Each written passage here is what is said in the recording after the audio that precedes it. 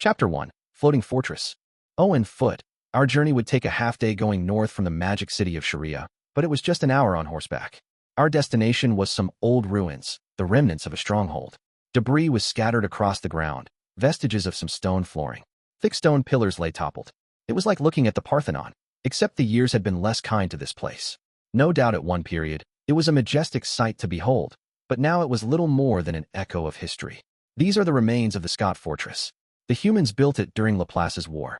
They say there were 1,000 humans who barricaded themselves in to oppose the demons' invasion. Sadly, they were no match for them, and the fortress was eventually captured. This helpful explanation came via the woman beside me, a blonde with braided hair. She had an innocent look and was clad in a luxurious travel outfit. Even from afar, you could tell Ariel Anamoyajura was a peerless beauty who oozed charisma. Wait, could she be directing that explanation at me? I kept my mouth shut and glanced around me. Luke and Sylphie were immediately behind us, with Roxy, Zenoba, Cliff, and Elinalise bringing up the rear. Nanahoshi was in front, leading our group. Ariel's gaze was fixed upon me, and there was no one between us. I was right. She was talking to me. We'd recently traveled with some Renoan nobility for a bit, but the two of us had never really talked, hence my confusion. You sure are knowledgeable, princess, I said finally. She gave me a soft smile. It's depicted in a lot of the folk songs in this area. I didn't know you had an interest in folk songs. Making connections with the local nobility requires that I be familiar with them. Ariel answered matter-of-factly. Knowledge of old tales was apparently essential for cozying up to the upper class. That must be a lot of work. But are you sure we can get to Lord Perugius from here? That's a good question. I have no idea how it works, but... I paused, looking at Nanahoshi ahead of us. She was shouldering an enormous backpack and having a rough time walking, thanks to the rubble. Even so, she kept on trucking without a backward glance. I was following her lead, but I wondered how she planned to get to Perugius from here. As far as I could remember, my readings on teleportation magic made no mention about such circles around here. Or maybe there was one, but it hadn't been noted because it was hidden. I'm more worried about whether he'll be annoyed by how many people we're bringing. Ariel chuckled. Lord Rudeus, you say some amusing things. This is the hero who earned himself the title of king, you know. Our small group will hardly faze him. I hope you're right. I glanced around, mentally ticking off each person in our group. Nanahoshi, me, Ariel, Sylphie, Luke, Roxy, Zenoba, Cliff, and Elinalise. That made 9 of us, enough to be a large family unit. Although royalty might not consider it such a big crowd, they often entertain dozens of guests at once, so a group of fewer than 10 probably wouldn't faze them. Norn had turned down my invitation. She was too busy with school. She had said she would work hard to balance studying swordsmanship with being a member of the student council. Maybe that factored into her refusal. However, if I'd brought her with us, I'd probably have had to bring Aisha too. That would have made us a party of 11, definitely a crowd. I didn't feel comfortable taking that many people to meet someone I didn't really know. Lord Perugius spends his days in seclusion now, but after Laplace's war, he lived in Azura Kingdom for a time. The people there think of him as an equal to their own king. It's said he once brought 100 servants with him when he visited the palace. Someone like that would hardly bat an eyelash at a tiny group of 9 people, said Ariel. I guess so. In a completely unrelated tangent, Ariel's voice sure was pleasant to listen to. It was surely natural to be annoyed when visitors came knocking with no prior notice. Yet Ariel's words made it sound as if everything would be perfectly fine. It was honestly disconcerting. Her voice was like the devil's whisper. I glanced over at the princess. If he was fed up with life at the palace, then maybe he doesn't like the concept of visitors at all. Were that the case, Lady Nanahoshi would not have agreed to let me come along. I don't really think she puts that much thought into it. I mumbled, recalling the circumstances that led Ariel to join our group in the first place. When Nanahoshi first mentioned Perugius, I felt as excited as a little kid on the morning of my birthday. This was the armored dragon king we were talking about. I knew all about him. I'd read a book about him, not long after I reincarnated into this world. Perugius was a hero from Laplace's war 400 years ago. According to what I read, he could control 12 familiars, had restored an ancient floating fortress to its former glory, and had even fought Laplace himself with his comrades. After Laplace was sealed, people sang his praises so much that the new calendar was named Armored Dragon after him. Although Perugius was known as the Armored Dragon King, he had no territory over which to rule. He eventually left the Azuran Palace and began traveling the world in his floating fortress, Chaos Breaker. We were actually going to meet this man from the legends. I couldn't shake my anticipation. I mean, we're going to visit the castle in the sky, Laputa? True. I was busy enough between being a parent and conducting my own research, but I still really wanted to go. Sorry, Lucy, your daddy's no match for his own curiosity. But I promise I'll bring something back for you. And so I decided to tag along with Nanahoshi. While I inwardly battled with my own selfishness, Sylphiette wasn't nearly as conflicted. Instead, she asked, would it be all right if I brought Princess Ariel along? Ariel. Nanahoshi scrunched up her expression. Said princess had tried soliciting Nanahoshi's favor a number of times. After all, Nanahoshi controlled a large trade pipeline between Azura Kingdom and Renoa Kingdom. Of course, Ariel wanted the girl in her pocket. Problem was, Nanahoshi wanted as little to do with this world as possible, which was why she acted annoyed at everything in it. Actually, that's not acting. I think she really is annoyed. Yes, said Sylphiette. Lord Perugius has lived in seclusion for many years now, but the Azuran court still reveres him. Princess Ariel is, well, considering her plans for the future, I think she'd like to meet him. Ariel had cultivated connections in a number of places for purposes of eventually taking the Azuran crown. In fact, she had spent years now making such preparations, but her chances were about as good as a coin toss. Not a very safe bet, if you asked me. The princess would be graduating next year, but I had no idea what she planned to do after that. Maybe she would continue to sit on her hands and accumulate more power, or maybe she would go back to the capital in Azura to seize the throne. I would help if she chose the latter, but honestly speaking, I was feeling a bit less enthused now that I was married and had a child. I wanted to keep my involvement at a level where it wouldn't negatively impact my family if at all possible. Well, my feelings aside, Sylphie's proposal was probably another attempt to help Ariel with her connections. If Ariel could get the backing of armored dragon King Perugius, a man revered as a hero in Azura Kingdom, it would make her struggle for the crown easier. Well, I do owe you for all you've done, Nanahoshi shrugged. Sure, why not? You can bring her. Considering how obvious Ariel's ambitions were, I figured Nanahoshi would turn her down, but she agreed readily. Apparently, Sylphiette had looked after Nanahoshi while I was gone. That included sharing food, providing her with clothing, and casting detoxification magic on her when she got sick. Nanahoshi had rarely come over since Lucy's birthday, but Sylphiette said she used our bath a lot before then. Sylphiette pumped a fist and smiled. Really? Thank you. Princess Ariel will be delighted. And that was how Ariel and Luke ended up joining us. Sylphiette said Ariel was unusually enthusiastic about it. I guess being a princess didn't stop her from being excited to meet someone so famous. Even I was psyched. I mean, this was a real-life hero we were talking about. The kind you only heard about in books. I couldn't wait to see what kind of person he was. Hopefully not a cranky one. Come to think of it, I suddenly remembered I had met one of his subordinates a long time ago, before the displacement incident. The man called himself Aramanfi the Bright. He thought I was the mastermind behind the displacement incident and tried to attack me. Although Ghislaine managed to talk him down, and I didn't get the impression that he was a bad person. Still, considering he tried to kill me out of nowhere, there was something undeniably dangerous about him. Who knew if his master, Perugius, would be any better? The thought made me nervous. Okay, but just because his subordinate flew off the handle doesn't mean he will. Plus, it seemed like Perugius had a premonition of what was about to happen and tried to stop the displacement incident before it occurred. If so, he deserved all the praise in the world. Although trying to kill an innocent in the process. Well, whatever. The past is the past. I'll let bygones be bygones. No good would come out of acting hostile to someone I was meeting for the first time. Forgiveness was important. We're here. While I was lost in thought, Nanahoshi finally stopped our group as we reached the center of the ruins. There was absolutely nothing here. Or so I thought. Upon closer inspection, I noticed a stone buried beneath the rubble that was perfect for sitting on. It was a monument, actually. One with a glowing emblem that represented a fearsome bunch, the 7 great powers. These types of monuments were scattered all over the world, but who knew we'd find one here? All the same, it wasn't a magic circle. Perhaps there was a door somewhere that would pop open, revealing stairs that led down to a teleportation circle. Or maybe the monument itself had some kind of warp mechanism installed. Or maybe we just needed to recite some magic words, and the stone would automatically teleport us. So what are we going to do now that we're here? Call him.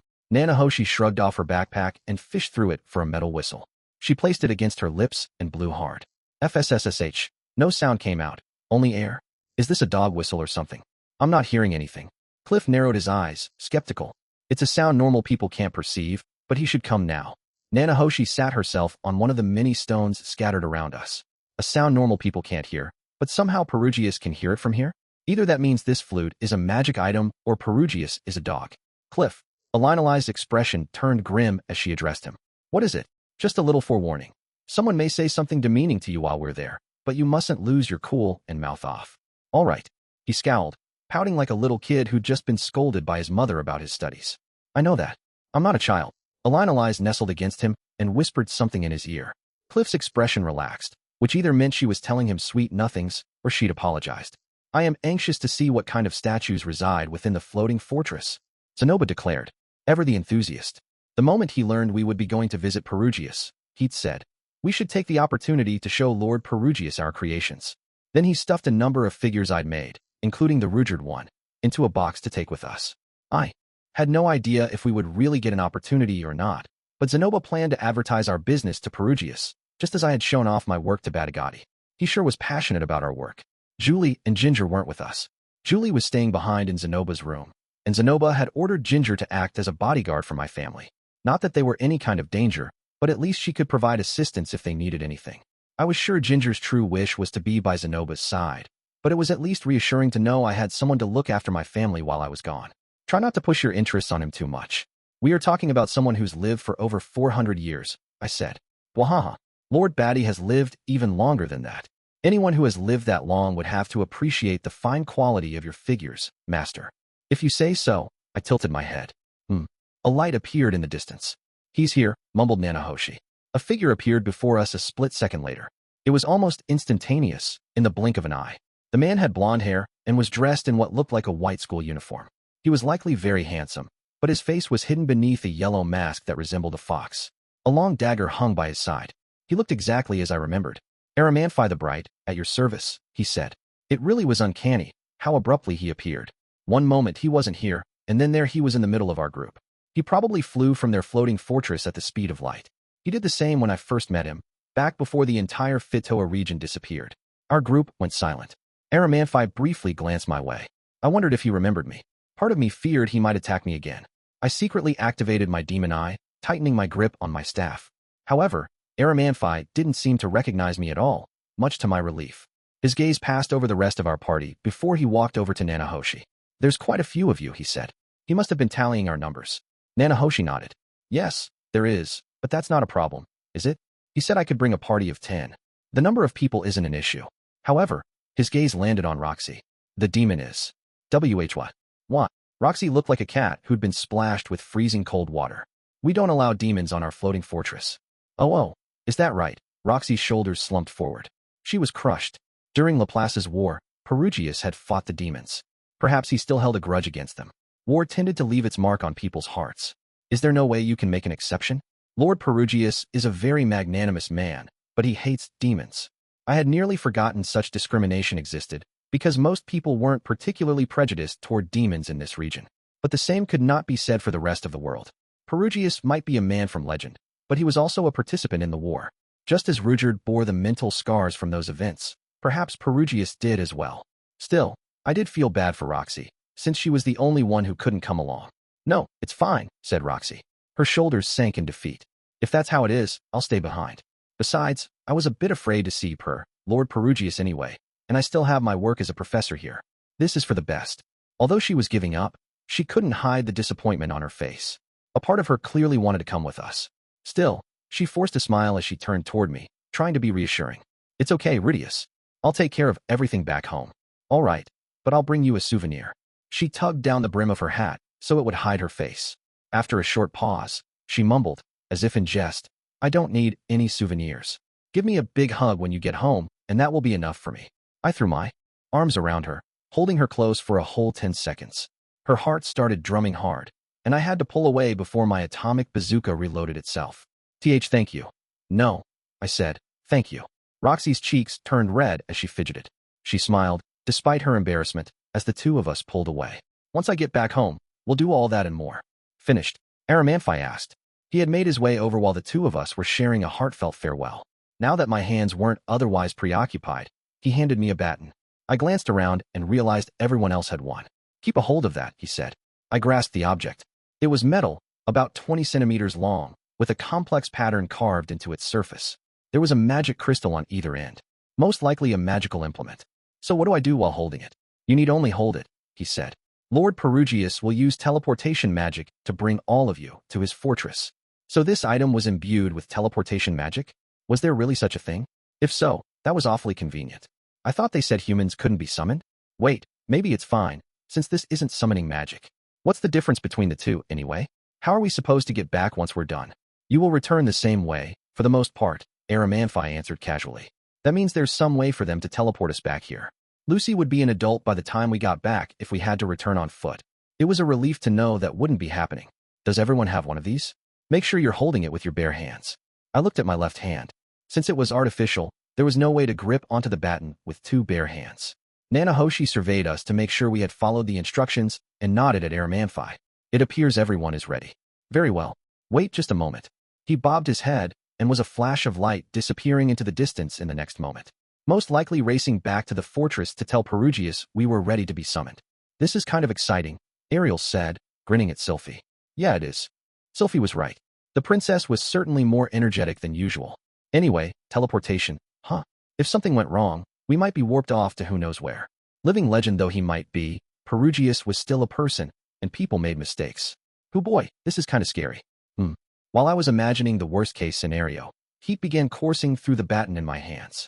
The warmth transferred to my hands, and it felt like I was being yanked toward it. I wondered what would happen if I let go. No doubt, the teleportation magic would fail. But the sensation was so sudden, it wouldn't have surprised me if someone else dropped the baton instinctively. I glanced around and realized everyone else was already gone. No, not everyone. Sylphie peered over at me a second before she vanished. Only Roxy and myself remained. Did they leave me behind? The second doubt began to creep in. I found my consciousness being absorbed into the baton. By the time I realized what was happening, everything around me was white. It was an empty space devoid of all color. An invisible string yanked me along at an unbelievable speed.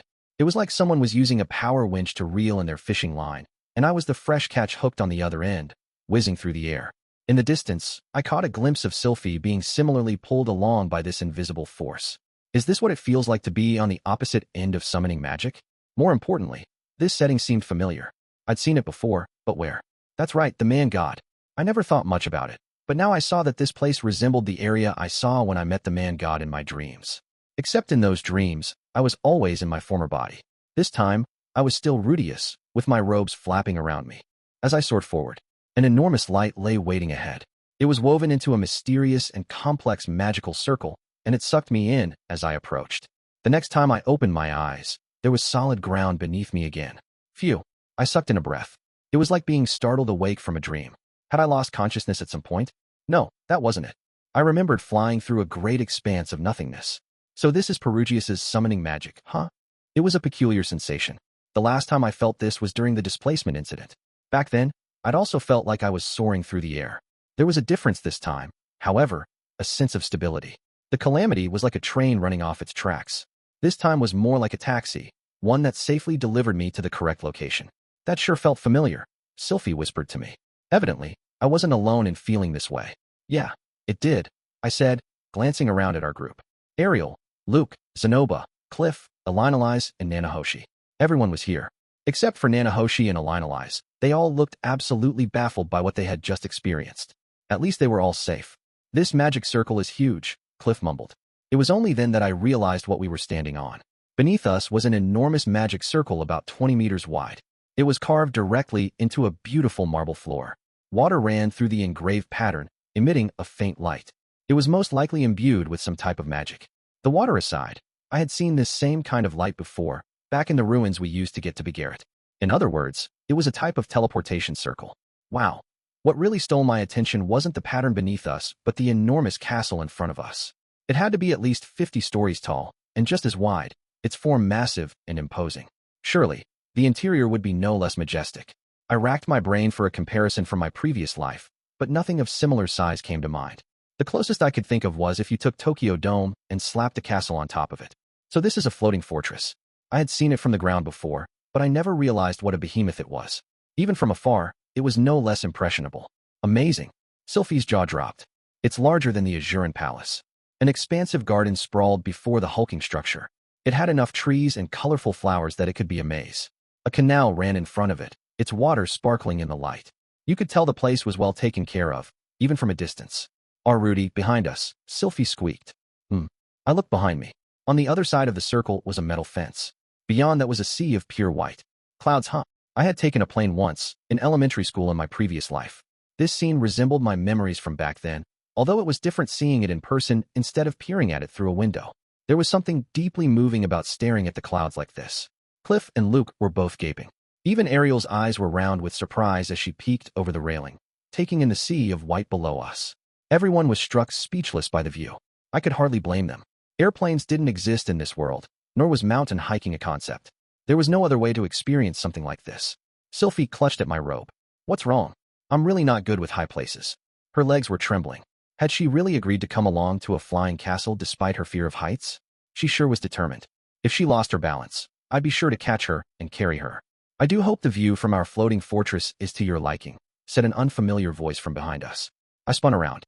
A woman stood just outside the lines of the circle, still as a statue. She had shoulder-length platinum blonde hair, and her face was hidden beneath a white bird mask. It was hard to say if she was beautiful or not, but she clearly had a woman's figure. Her clothes were all white, and she held a staff topped with a magic stone that was black and mostly opaque. I bet that cost a pretty penny.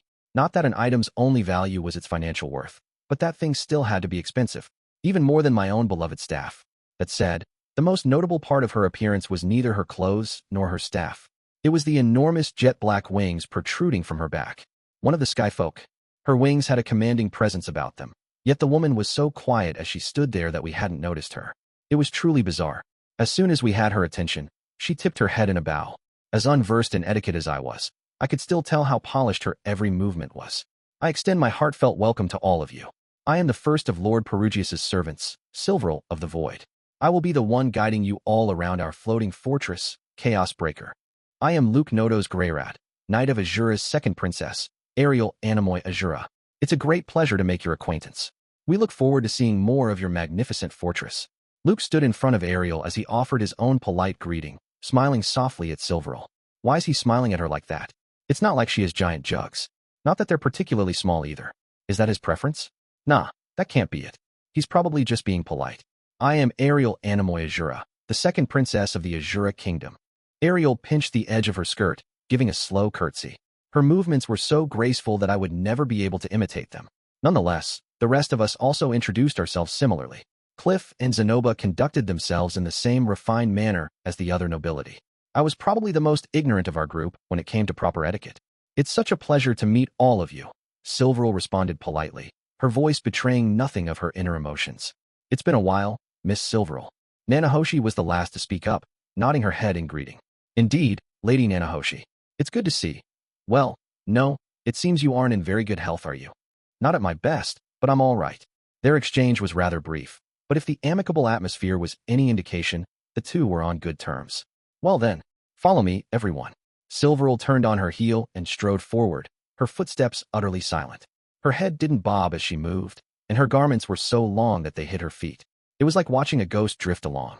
Nanahoshi didn't bat an eyelash as she trailed behind Silverl, so the rest of us followed her lead. Silverl took the path that cut straight through the garden. A gate made of stone loomed ahead, one resembling a triumphal arch. As we approached, Zenoba hummed in appreciation. Ah, what a stunning relief. Although he was only really interested in dolls and figures, he was still fairly knowledgeable about other forms of art, perhaps because they all had something in common. On the other hand, I had no way of judging these kinds of designs. Well, if Zenoba is that impressed, I'm sure it must be pretty incredible. He doesn't normally act so odd about anything that's not a figurine or something similar. I followed his gaze and looked up. Oh wow. Intricate reliefs were chiseled across the entire surface of the gate, the fine patterns extending even to the underside of the arch. One couldn't resist gawking up at it. We stared as we walked, and Silverl chimed in with an explanation. This gate was created by Abyssal Dragon King Maxwell. Lord Maxwell has a talent for magical construction and craftsmanship. One of his other creations is the holy country of Milis's White Palace. Hohua. Zenoba gasped. Silverl paused and turned around. Is something the matter? I must ask. Where is Master Maxwell right now? Zenoba's voice came out in a high-pitched squeak as he trembled, his eyes fixed on one particular part of the gate. What was up with him? I had no idea what he was looking at. Lord Maxwell is the wandering type, Silverl answered. Assuming he hasn't already passed away, he is probably out venturing somewhere. Oh, that is a shame.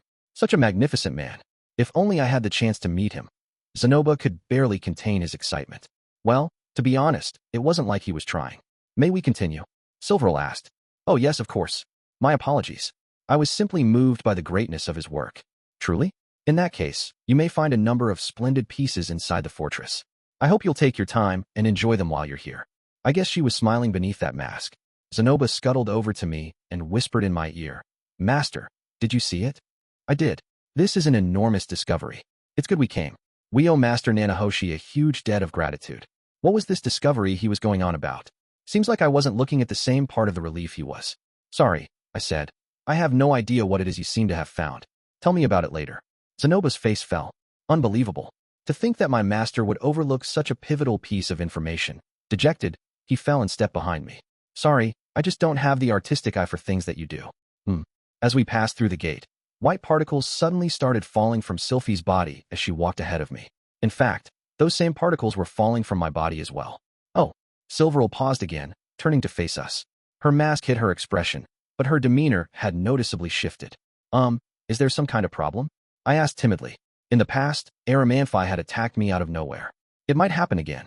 I thought it best to clear up any misunderstandings before that. If we had truly done something to offend her, it would be better for us to leave now rather than fight. There were things I wanted to ask Perugius, but if it meant battling my way to get to him, I would rather go home. No, nothing too important. There are many others just like you across the world. Really, what did she mean by that? It made me nervous. This wasn't going to be like some kind of game show where they dropped the floor under us and I wound up in another force field like before, right? Maybe I should activate my demon eye just in case. However, Silverl continued. Would you mind if I asked the two of you one question? That confirmed that something was up with me as well. I had no idea what these falling white particles were, but this felt akin to being held up at the baggage scanner going through airport security. What is it? I asked.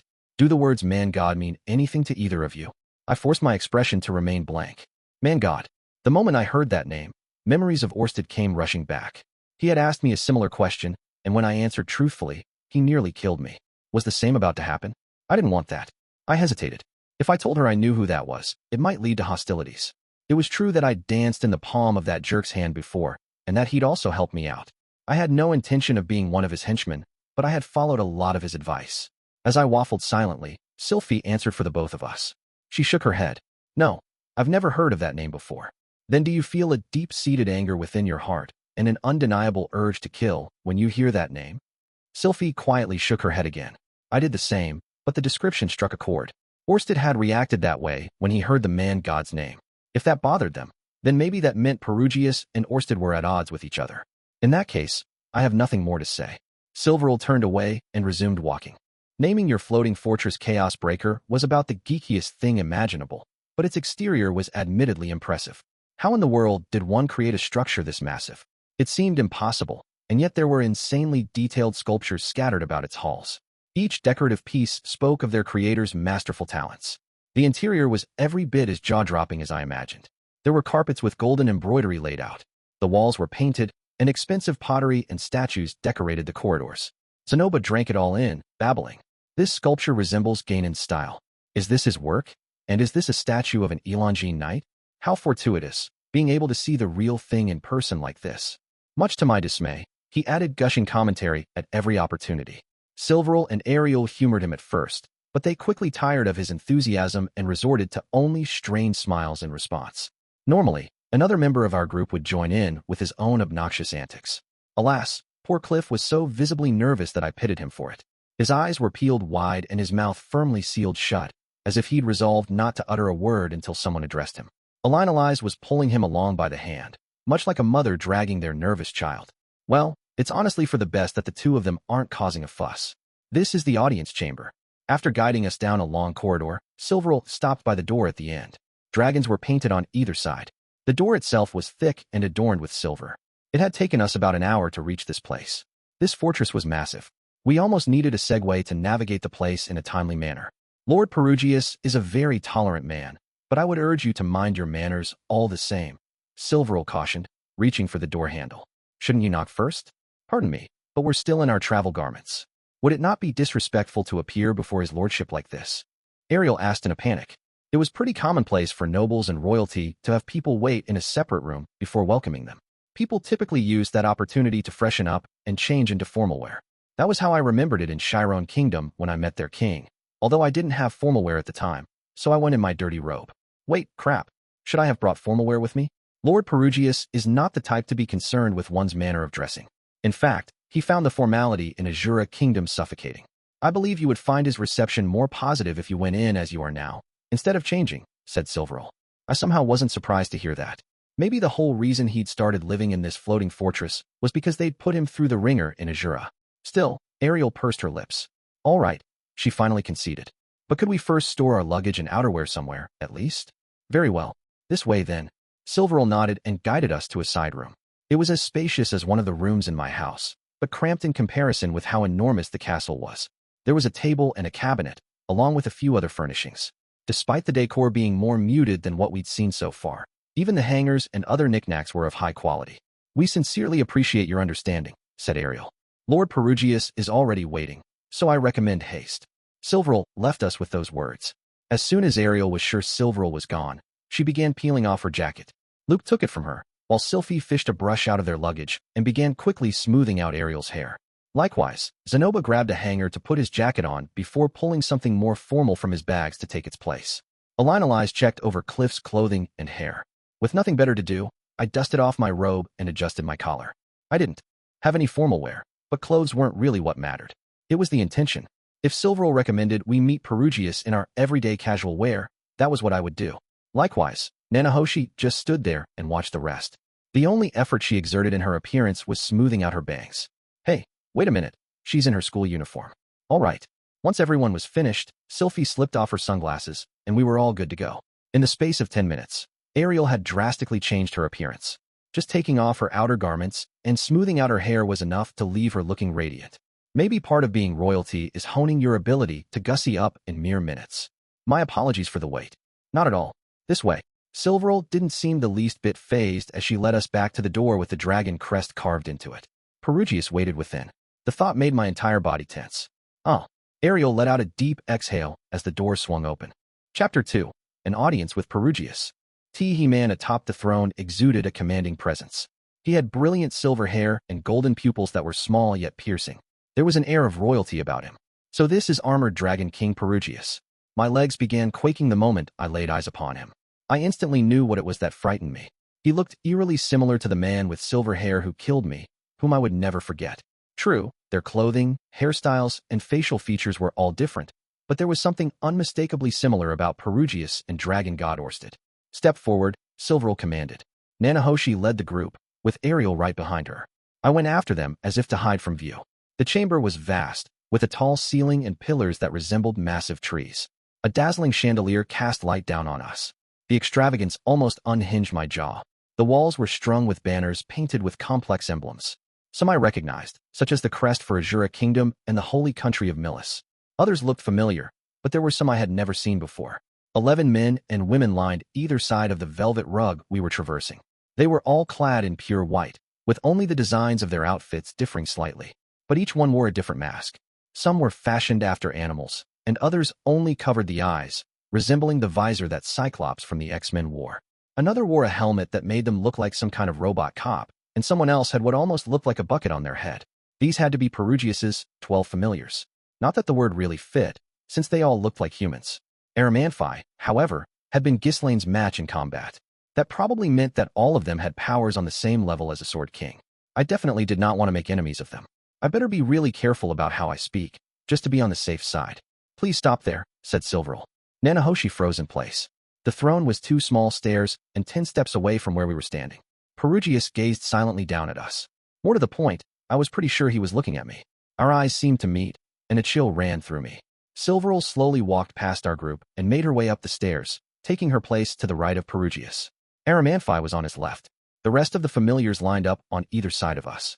Perugius kept his gaze fixed on us as he drawled. I am the armored dragon king, Perugius Dola. He said Dola, as in the air pirates? Wait, no? Castle in the sky has nothing to do with this. It's been a while, Lord Perugius. I came as I promised. Nanahoshi lowered her head while she spoke. It was rare for her to bow like that and speak so respectfully. I noticed Ariel was doing the same, while Luke and Sylphie were down on one knee. I hesitated over how I should show respect, but decided on a regular old bow, Japanese style. So you have returned, Nanahoshi. There was something so powerful and intimidating about his voice that I felt a chill run down my back. Fear threatened to swallow me whole. It had such a grip on my heart that I struggled to draw air. Sweat trickled down my forehead. This is kinda incredible. It's like he really is a king. I assume that must mean you have found some way to summon things from another world. Yes, said Nanahoshi. I'm not sure if the results are what you desired, however. It is the pursuit of knowledge that gives purpose to we dragonfolk, not the achievements themselves. Wait, dragonfolk? So he's one of those dragon people? I had never really put much thought into it before, but it made sense. Dragon god, armored dragon king. They weren't humans. They were dragon folk. Now it made sense why Orsted and Perugius resembled each other. They were the same species. Unruffled, Nanahoshi continued her conversation with Perugius. He was surprisingly friendly with her. At least the time he spent cooped up in this castle hadn't turned him into a crotchety. Old man, as we agreed, I would like you to teach me about the summoning magic in this world. Very well, he said. The two of them must have made a deal with each other long before this. Nanahoshi would study how to summon objects from another world, and once her labor bore fruit, she would share what she discovered with Perugius. In turn, he would teach her about the mysteries of summoning magic in this world. By the way, this is quite the large group you have brought with you. Who are these people? Actually, they helped me with my research. I brought them to visit you as a reward for their help. Oh, Perugius let out a bored sigh. Calling it a reward didn't quite sit right with me, but she wasn't entirely wrong. A pleasure to make your acquaintance, Ariel said, stepping forward. I am Ariel Anemoy Azura, second princess of the Azura Kingdom. I am most honored to be in the presence of one as great as yourself, my lord. Ariel Anemoy Azura, you say? Yes. I hope we can get to know each other better soon. He snorted. I already know who you are. You lost in that filthy, underhanded battle for the crown they're having in Azura, but you refuse to concede. Instead, you're dragging everyone around you into the muddy waters of conflict. Foolish girl. Luke's head snapped up. Anger strained his expression, but before he could do anything, Ariel held up a hand to stay him. She kept her voice even as she replied. That's a harsh way of looking at it, but you are correct. Her lips curled into a soft smile as she stared back at him, unflinching. I assume you came here hoping I would lend you my strength. Not at all. You're a world-renowned hero. I simply wanted to meet you. Humph. I can see right through your act. As always, her voice oozed charisma, but her face had drained of all color. A cold sweat beaded across her skin. Perugius had read her like an open book, and he clearly didn't have a good impression of her. She was struggling to cope. Perugius stared down at her, smirking as if he were mocking an ill-behaved child. But you did come here. That must also be fate. I will give you a chance. You may stay here in my castle. I am humbled by your generosity. Ariel bowed once before retreating. Her expression dissolved into relief, but there was still anxiety in her eyes. Well, then what about you? After Ariel stepped back, Perugius' gaze shifted to me. It was as though he considered me second in rank next to her. Then I looked at the rest, and I realized everyone else was on one knee. The only ones standing were Nanahoshi, Ariel, and me. It was only natural that his attention would be drawn to me next. I put a hand over my chest and bowed my head again. A pleasure to meet you. My name is Rudeus Greyrat. Rudeus Greyrat. He spoke my name as if he were chewing it over. I had a lot of trouble teleporting you here. I tilted my head in confusion. Normally, when using teleportation magic, you can't call upon someone with greater mana than your own. He scowled. Your mana closely resembles that of Laplace. If you were determined to resist me, I likely couldn't have teleported you at all. Oh, well, I apologize for the trouble. Laplace was the demon god that Perugius sealed away 400 years ago. Every time someone appraised my magic, they always brought him up. I guess our mana must be really similar. No matter, but I would warn you against trying to use that repulsive magic of yours in my castle. I wouldn't dream of it, I said. It was like he was trying to talk me down from trying anything stupid. No, it was more than that. It was a warning. But why was he so wary of me? I wasn't the type to go berserk for no reason. I wouldn't even go berserk if I had a reason.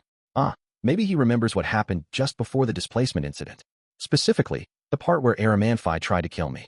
Maybe he thought I held a grudge, and this was his request to treat it as water under the bridge. If this is about what happened before the displacement incident, I don't hold anything against you. So, what are you talking about? Perugius cocked his head. Aramanfi appeared beside him in the blink of an eye, whispering the specifics into his ear. Now I remember. There was a boy trying to cast magic in the sky, one protected by a sword king. So that boy was you. So he didn't remember. Well, that meant I'd just dug myself deeper. Bringing it up out of nowhere was like announcing I had a grudge. At least they didn't seem to hold it against me. I hadn't done anything wrong. After all, had I? Rudeus Greyrat, from what I hear, is also the name of the person who managed to injure Orsted. If by injure, he meant I gave Orsted the equivalent of a paper cut, then sure. He and Orsted must be acquaintances for him to know that much. I figured that this was the case. Orsted was the only common link between Nanahoshi and the king of this floating castle. Looks like I was right. Those with talent like you get overconfident in your abilities at times. Being able to injure the dragon god no doubt gave you an inflated sense of self-esteem. However, if you choose to fight me, death is all that awaits. In that instant, his familiars began radiating bloodlust. Please stop. I don't want to fight any of you. I only came here to learn about Zenith's illness and learn a little bit of summoning magic. Perhaps Perugius was under the mistaken impression that I'd fought Orsted as an equal, and that was how I wounded him. Still, he had 12 familiars here. I knew what their abilities were, more or less, but only from what I'd read in books. That wasn't the same as seeing them in action on the battlefield. Plus, numbers were always a huge advantage in a fight. That was what made zombies so terrifying. They were weak on their own, but in large numbers, they could easily overwhelm you. If Aramanthi was any indication, they were also all as capable as Ghislaine at least. To say nothing of the abilities that Perugius himself possessed, no doubt he was strong too. There was no way I could survive taking all of them on. I had no intention of doing so either. Of course, I have no intention of trying to oppose you, Lord Perugius, I said. A wise decision. I like clever people. The foolish only blind others, but the intelligent help each other grow. In other words, clever people were those who didn't oppose him. I certainly didn't think of myself as the intelligent type, but I was at least smart enough not to pick a fight with him. Lord Perugius. Nanahoshi cut in. If I may, his enormous mana pool has been of great help in my research. He's no enemy. Couldn't you please treat him a bit more kindly? I knew I could count on you to step in. Yeah, you're exactly right. I have no interest in making enemies. Let's play nice with each other. Perugius nodded. Very well, I'll be kind, then. Since you helped Nanahoshi, what is it you desire in return? Money? Or is it power you seek? His voice was flat, as if he was bored with the conversation now. He had agreed to treat me as a guest at least, but were people generally so hostile with someone they'd only just met? It seemed especially off-putting since I was being so deferential. No matter. Might as well ask him the question that had been weighing on my mind. If I may, I have one thing I'd like to ask. What? It's about my mother's illness. I proceeded to explain the details of Zenith's condition. I see. He nodded after I'd finished speaking. I have heard there are old labyrinths out there that take people captive. That person becomes the heart of the labyrinth, allowing it to function. The mana that flows through them, as a result, transforms them. They all lose their memories, without exception, and in return, their body is infused with a mysterious power. A mysterious power? I echoed, confused. I believe you call such people a cursed child or a blessed child. So Zenith had a curse on her then? One where she could never cry nor laugh. Why do these labyrinths use people, though? I do not know. There is a theory that the ancient demons gave birth to these labyrinths and their creatures in a quest to create a paradise for themselves. The magic crystal at the center of those labyrinths is supposed to distribute mana to all of its inhabitants. There, they can thrive without ever going hungry. It wouldn't be surprising if these older labyrinths take humans captive to increase their efficiency. So the ancient demons tried to create a paradise where they'd never starve? Come to think of it, there were a bunch of monsters in the teleportation labyrinth. The place was practically infested by those creepy devouring devils. I had wondered what they could be feasting on in those tunnels, but this explanation made sense. But wait a second. Roxy said she was running out of mana in the labyrinth. So obviously, it's an overstatement to say it feeds mana to those who inhabit it. Unless monsters have some way to absorb mana from empty space or something. Well, none of that really mattered right now. Zenith was my priority. Do you know of any way to heal my mother? I don't know the specifics myself. However, Perugius's voice trailed off as he shot a look at someone behind me. There is a woman whose fate followed a similar path. One who is still alive today. If it's information you seek, she would be the most knowledgeable. I followed his gaze to the elf in our group with dazzling blonde hair. Alinalize slowly lifted her head. Alinalize Dragon Road. One of my companions saved you from a labyrinth about 200 years ago. Yes, that's right, she said. You are the elven woman who lost her memories. I met you once before. You certainly have grown since then. Have you forgotten me? No, I haven't. She averted her gaze from me, an awkward expression on her face. What in the world was going on? Did this mean Alinalize had been through the same thing? Someone else had rescued her from a labyrinth 200 years ago. Wait, hold on a minute. I hadn't known about this. Why haven't you spoken to him about it? Asked Perugius. Since the two of you are here together, I assume you must be acquainted. Yes, but you experienced it for yourself. You know more about it than anyone else would. His words quieted her protest for a moment, but she remained resolute the next she spoke. I never recovered my memories. I didn't say anything because I thought Zenith's case might be different. Her face contorted in pain, despite how bravely she spoke. Cliff gently wrapped an arm around her shoulder. I was too confused to speak. Sure, I did think Alinalize had acted a bit strange back then, but I never dreamed such a thing had happened to her in the past as well. I'm sorry. I felt like I needed to tell you, but you have been so happy lately that I hesitated to bring it up. Besides, Zenith's curse isn't a danger to her life.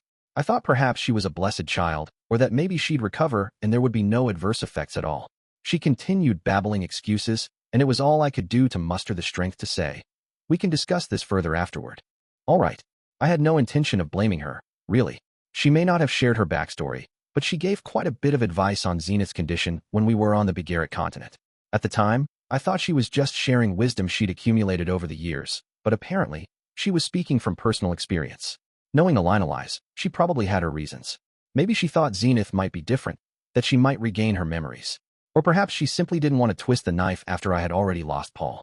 She only kept it to herself out of consideration for me, I was sure. Still, I did wish she had said a little bit more about the curse that Zenith might be afflicted with. Is there anything else? Perugius asked, disinterested. I shook my head. No. The conversation only lasted minutes, but it left me as exhausted, as if we'd been talking for hours. There was still more I wanted to ask, about summoning magic, for example, or Laplace's war or the displacement incident, but my brain was so full. I couldn't fit any more information in even if I wanted to. What about the rest of you? Is there anything you desire? Zenoba rose to his feet. Would you permit me to ask a question? And you are. I apologize for not introducing myself sooner. I am Zenoba Chiron, third prince of the Chiron kingdom. A prince HM? And do you also desire my support so that you might take your country's throne? No, such a thing has no value to me at all, Zenoba replied, without missing a beat. He slipped a small notebook from his pocket. There was a crest drawn on the surface, one I recognized. Wait a minute. That's the one we saw in my basement, on the doll maker's blueprints. This crest resembles your own as well as that of Lord Maxwell. I see there are other similar crests on that wall over there. Do you know to whom this one belongs? I followed his gaze to the wall covered in numerous crests. Several of them looked familiar. One of them was the same one I'd seen carved on the monument for the 7 great powers. Another belonged to dragon god Orsted. Another was carved into a magical implement that helped keep the teleportation ruins hidden. Judging by the incantation we had to use for it, the crest likely belonged to the Holy Dragon Emperor, Shurad. The one beside it was the same crest drawn on Zenoba's notebook. I do know it. That belongs to the maniacal dragon king, Chaos. Ooh, so that's the thing that Zenoba saw at the gate. He must have seen Maxwell's crest there and realized its similarity to the one on the blueprints. Naturally, he assumed the two must be linked somehow. Incredible. I'm impressed. Zenoba stepped forward, unable to tamp down his euphoria at this discovery. And might I ask where this maniacal dragon god Chaos is now? Perugius shook his head. He's dead. He passed away a couple of decades ago, and I don't know if he has a successor. The notebook slipped right between Zenoba's fingers, landing on the floor. His shoulders slumped. Is that so? In an instant, his face looked as if it had aged 5 years. That was saying something, because Zenoba already looked way older than he was. Perugius slid forward in his seat. By the by, where did you come across that crest? Zenoba continued to look dejected as he answered. Oh, I found this in my master's house, in a rundown estate in the magic city of Sharia. It was drawn on some blueprints for an automated doll. An automated doll, you say? Perugius nodded to himself. And how was the doll? Incredible. Oh, yes, more than words can express. The detail and the craftsmanship was utterly enchanting. You could tell just by looking at it how great the creator's love for dolls was. I share the same fondness, so I could feel the depth of his adoration myself. A smile stretched across Perugius's face, all the way to his eyes. It seems you have an appreciation for the arts. That pleases me. I have a number of Chaos's works in my treasury. I will show them to you later. His voice was so gentle. I could not believe this was the same man who had spoken so gruffly with me only minutes before. Why was Zenoba getting special treatment? Not that I really cared, honestly. You honor me. Zenoba's face lit up as he sank to the floor, prostrating himself. Obviously, he was as happy as Perugius. Better yet, he had won the Dragon King's favor. I envied him for that. I'd wanted to do the same. Is there anything else? Perugius asked. Sylphie's hand shot up. Yes, I have something. I mean, if you wouldn't mind, there is something I would like to ask. She awkwardly bowed. And you are? Sylphie Greyrat, wife to Rudeus Greyrat and a bodyguard of Princess Ariel. Silveril leaned over, whispering something into Perugius's ear. The man grunted, his mood soured. So it was both of you, he muttered. As in Sylphie and me. Had the two of us done something to upset him? Sylphie did have quite the mana pool, but it wasn't as vast as my own. Did it maybe bother him that she once had green hair in the past? Before I answer your question, I want you to answer something for me. Do the two of you have a son? His query was so out of nowhere that Sylphie hesitated for a moment, confused. She slowly shook her head. No, I have a daughter, though. Very well. If you should ever give birth to a boy, bring him before me. I will name him for you. All right. He gave a thin, eerie smile. Well, that's mildly discomforting. Was he implying there would be something wrong with our child if we had a boy? Or was he looking to give our son some super quirky name? This was the man who'd named his castle Chaos Breaker, after all. Now then, Perugius cleared his throat. What is your question? I would like to ask you about the displacement incident. Do you happen to know who caused it? That was something I hadn't thought about lately. The displacement incident was what teleported Nanahoshi here from Japan. It only made sense that magic powerful enough to rip someone from their own dimension would have some kind of recoil. In my case, I just happened to reincarnate here, but perhaps the laws of physics or magic here were different when someone came here with their original body. Of course, the opposite could be true. Maybe someone was trying to accomplish something else, and the recoil of their magic happened to summon Nanahoshi instead, which meant the whole thing was just an accident. I haven't confirmed anything for certain. At the time, I suspected it was the doing of someone connected to Laplace, but he glanced over at Nanahoshi before continuing. Even I'm not capable of summoning someone like her, and if I'm not able to, no one in this world is. Which means, that calamity wasn't man-made. It was an accident. I thought as much. It was possible that someone more capable at summoning magic than Perugius was responsible, like Orsted. Although it would be rude to suspect a culprit behind things when Perugius had already definitively stated there wasn't one. I'll just keep my thoughts to myself. I don't feel like ticking this guy off any more than I already have. Oh, all right then. Thank you. While I was considering different possibilities in my head, Sylphiette lowered her eyes and ended the conversation. Anyone else? Perugius asked again. This time, no one answered. Elinalise kept her eyes glued to the floor, and Cliff was too nervous to even move. As for the others, Ariel had already ducked away, and Luke was still quietly kneeling. In that case, enjoy your stay here in my fine fortress. He gave an exaggerated nod, and our audience with him was over. Silverl guided us to the guest area, where nearly 20 identical rooms sat vacant. Inside was dark wooden furniture, feather beds, and enormous, crystal-clear mirrors. Each room was equipped with a cabinet lined with what I assumed was alcohol. The only thing that differed between them were the paintings in each one. The accommodations were far more luxurious than your typical business hotel. To draw a comparison from my previous life, it was like a royal suite at the Empire Hotel. Not that I had any experience staying in either a suite or the Empire Hotel, mind you. There's only 12 of you managing a castle this vast. Ariel blurted out. She had a point. There was barely a speck of dust in the corners of the rooms. They looked as if no one had ever been in them. I wouldn't quite call it creepy, but it had an air of loneliness to it, like buying an extra controller for your console, even though you had no friends to play with. Although Perugius had implied that they occasionally got some visitors here. After we picked our rooms, we split up to do our own thing. Zenoba and Ariel set off to see a bit more of the castle. Luke and Sylphiette accompanied their princess, of course. As for me, I stayed in my room. I was exhausted. Our audience had lasted little more than an hour, but it was like I'd crammed a whole day's worth of discussion in my head.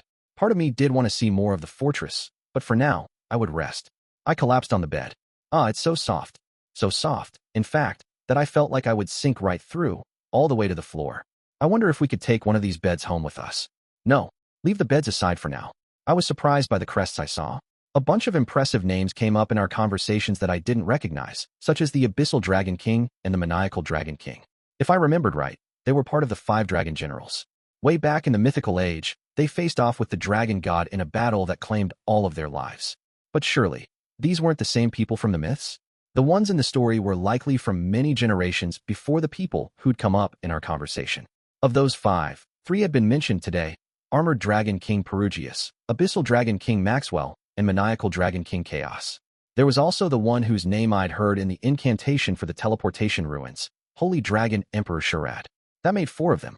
There was supposed to be 1 Dragon Emperor and 4 Dragon Kings, which meant there was 1 more Dragon King left. Now that I thought about it, I only saw 4 crests resembling the dragon gods on that wall. Maybe the last of their group was on bad terms with Perugius? In any case, I was more surprised by the connection with the doll. I knew I had seen the crest on those blueprints somewhere before, but to think it belonged to one of the Dragon Kings. I knew nothing about the language on those memos, but perhaps we could ask Perugius to decipher it for us. That would put us leaps ahead of where we were now. Maybe I should ask him, then. Or not. He didn't seem too fond of me. In fact, he seemed wary of me. I'll ask Zenoba to pester him about it instead. The 2 of them seemed to share the same appreciation for art. Hold on. If that crest belonged to the Maniacal Dragon King, that meant he had once lived in my house. A Dragon King, of all people, had cooped himself up in my basement to fiddle with dolls. Something must have been wrong with his head. The way that doll operated was pretty crazy. Well, given that Chaos and Zenoba seemed to be on the same wavelength, the title Maniacal made a lot of sense. He must have really loved dolls. That aside, I was hoping to learn summoning magic from Perugius, but at this rate, it wasn't looking very likely. He was so hostile toward me. If I asked him to teach me, he might say, "What? Planning to summon Laplace with all that mana of yours?" I wonder if such a thing is even possible. Perugius said it was impossible to summon anyone whose mana was greater than your own. Since mine was on par with Laplace's, did that mean I actually could summon him? Could I set up a sinister altar underground and bring the demon god back to life? I wouldn't, of course, but I could understand his animosity toward me if that were true. Well, it could have gone worse. Although Perugius hated me, he hadn't driven me out of his castle or tried to start a fight with me. For the moment, I could breathe easy. It didn't go perfectly, but it did at least go well. And thus my first day in the floating fortress came to an end in silent contemplation. Chapter 3. The Past and a Curse, Summoning, and Jealousy. TWO 100 years ago, a girl was rescued from a labyrinth. She had lost all her memories and emotions. She had no idea who she was, only that she had to be an elf because she looked like one. Thus, she was placed in an elven settlement and resumed a normal life there. The people in the village welcomed her even though she was a stranger to them. The girl's memories never returned, but her emotions did after a few years. She was cheerful and sociable, and before long, she fell in love with one of the men in the village. It was only after the two became intimate that she began to experience a problem. Her libido suddenly spiked. She wanted to have sex every single night. Elves weren't inclined to frequent intimacy, at least not nearly as much as humans and goblins. Her partner struggled to keep up with her needs, but the two still lived in harmony. However, something strange happened to her body around that time. After they began having sex, she started birthing a small, round magical crystal every month. Inside was an incredibly dense accumulation of mana. When she told her husband, he was a bit unnerved by this abnormal phenomenon, but assured her it was nothing to worry about. A short time after that, the husband began selling these crystals in a human town. Although it seemed like his eyes were clouded by greed, one could hardly blame him for coveting the money these crystals earned him. He had never been rich, and his wife didn't work. At least, the man never treated his wife like she was his own personal money tree. Tragedy struck 5 years later. The husband died, or rather, he was murdered. With his cargo of extremely expensive crystals, he earned the attention of some bandits. They attacked him, taking both his life and his wealth. With him gone, the woman was now a widow. Although she fell deep into depression, she still endured. Unfortunately, there was a problem with her body. Her insatiable libido ballooned again. 10 days after her husband passed, the urge came on strong and swift from deep inside her. She couldn't suppress it and assailed one of the men in the village. She knew it was wrong, but she did it anyway. At least the man in question wasn't unwilling, and nothing happened after they did the deed once. 10 more days passed, and she went after a different man. Then another 10 days, and she did it again. Her appetite was so untamable that word soon spread of her wild promiscuity. The women of the village all denounced her and drove her out. That woman became a prostitute after that, then a slave, and finally an adventurer. It's said that even to this day, she continues wandering the world. And that's basically what my life has been like, Elinalise said. She'd come to recount her story to me first thing this morning. You didn't have to tell me everything. Honestly, hearing all of it left me stunned. The curse was the only thing I needed to know about, but Elinalise didn't spare a single detail. This is my way of making up for not telling you any of this sooner. So, does Cliff already know all of this? Of course. I told him before our wedding. Oh, okay. What about Sylphiette? She doesn't know? I doubt she wants to know her grandmother once sold her body for money. I shrugged. I don't think Sylphiette would care about that kind of thing. I just hope you won't look at her in a different light if you hear ill rumors about me somewhere. She may have my blood running through her, but she's just a normal girl. I know. I would never do that to her. Besides, Sylphiette isn't responsible for things Elinalise may have done in the past. That said, after hearing everything she had been through, I could understand why she kept mum about her history and her relation to Sylphiette. No one wants people to look at them differently. Anyway, the past is the past. There were things in my past I didn't want to reveal either. I couldn't pretend the things I'd done in my previous life didn't exist, but that story would stay in my head and my head alone. So what is your curse exactly? I asked. The mana in my body builds and coalesces into a magical crystal upon receiving a man's seed. If I don't receive a man's seed, the mana will continue building until it kills me. But you were fine the first couple of years, right? I honestly don't entirely understand that either. At the time, I wasn't having a monthly cycle, so maybe that had something to do with it. You're monthly. I repeated her words before trailing off. If it had something to do with her menstrual cycle, then maybe it was her ova that were transforming into those magical crystals. In that case, Zenith's curse was probably something different altogether. I assumed she still had those monthly visits. After all, she had already given birth to 2 children, and although Lilia hadn't given me any details, she was still only 35 years old or thereabouts. But your memories never came back. She shook her head. No, even now, I don't remember anything. I went silent. So she still didn't remember her past, which meant she had no idea who she was exactly. There was a slim possibility that she might suddenly remember someday, but if she hadn't in 200 years, it seemed unlikely she ever would. Zenith's condition is different from mine, said Elinalise. Judging by how she acts, it seems she knows who her children are. Perhaps she may regain all of her memories. I hope you're right. Maybe it was better not to do too much wishful thinking, though. What about her curse? I asked. At the moment, she isn't showing any signs of having one like mine. I didn't think so. She most likely has a different curse on her. Really? She nodded. I think there's a distinct possibility. Do you have any idea what her curse could be?